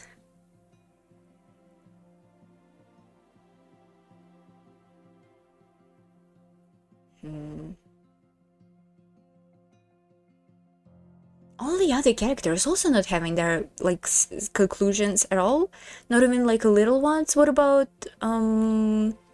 that guy? Sound mode. Oh, CG mode. What about that guy? What's the guy's name? Whoa, there's still stuff in here. I'm not fucking reading anything that came after credit. Is this what? Is Suda51 wrote this game? I'm not reading anything after the credit. Are you joking? Or at least I'm not considering it part of the story. Fuck off. Holy shit, what's going on here?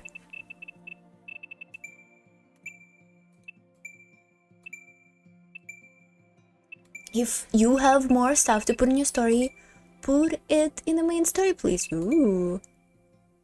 Look at her. Anyway. Yeah. We're done with mahoyo. I'm gonna read the extra part by myself because I don't care about you. And if you care about this, buy the game, read it yourself, get the year yourself. And yeah, mahoyo.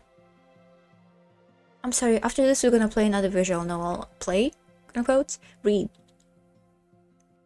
Yeah. And after that we're finally gonna play some real video games, and probably we're gonna be playing video games till the end of the year. Like playing, not just reading, playing. Genuinely playing. I swear, I swear, I swear. Yeah. Yeah. My eyes are so tired. That's it. Thank you for watching. Thank you for being here and not being here, and for talking to me and not talking to me, and for watching and for not watching too. Thank you. See you next time. See ya. Bye bye.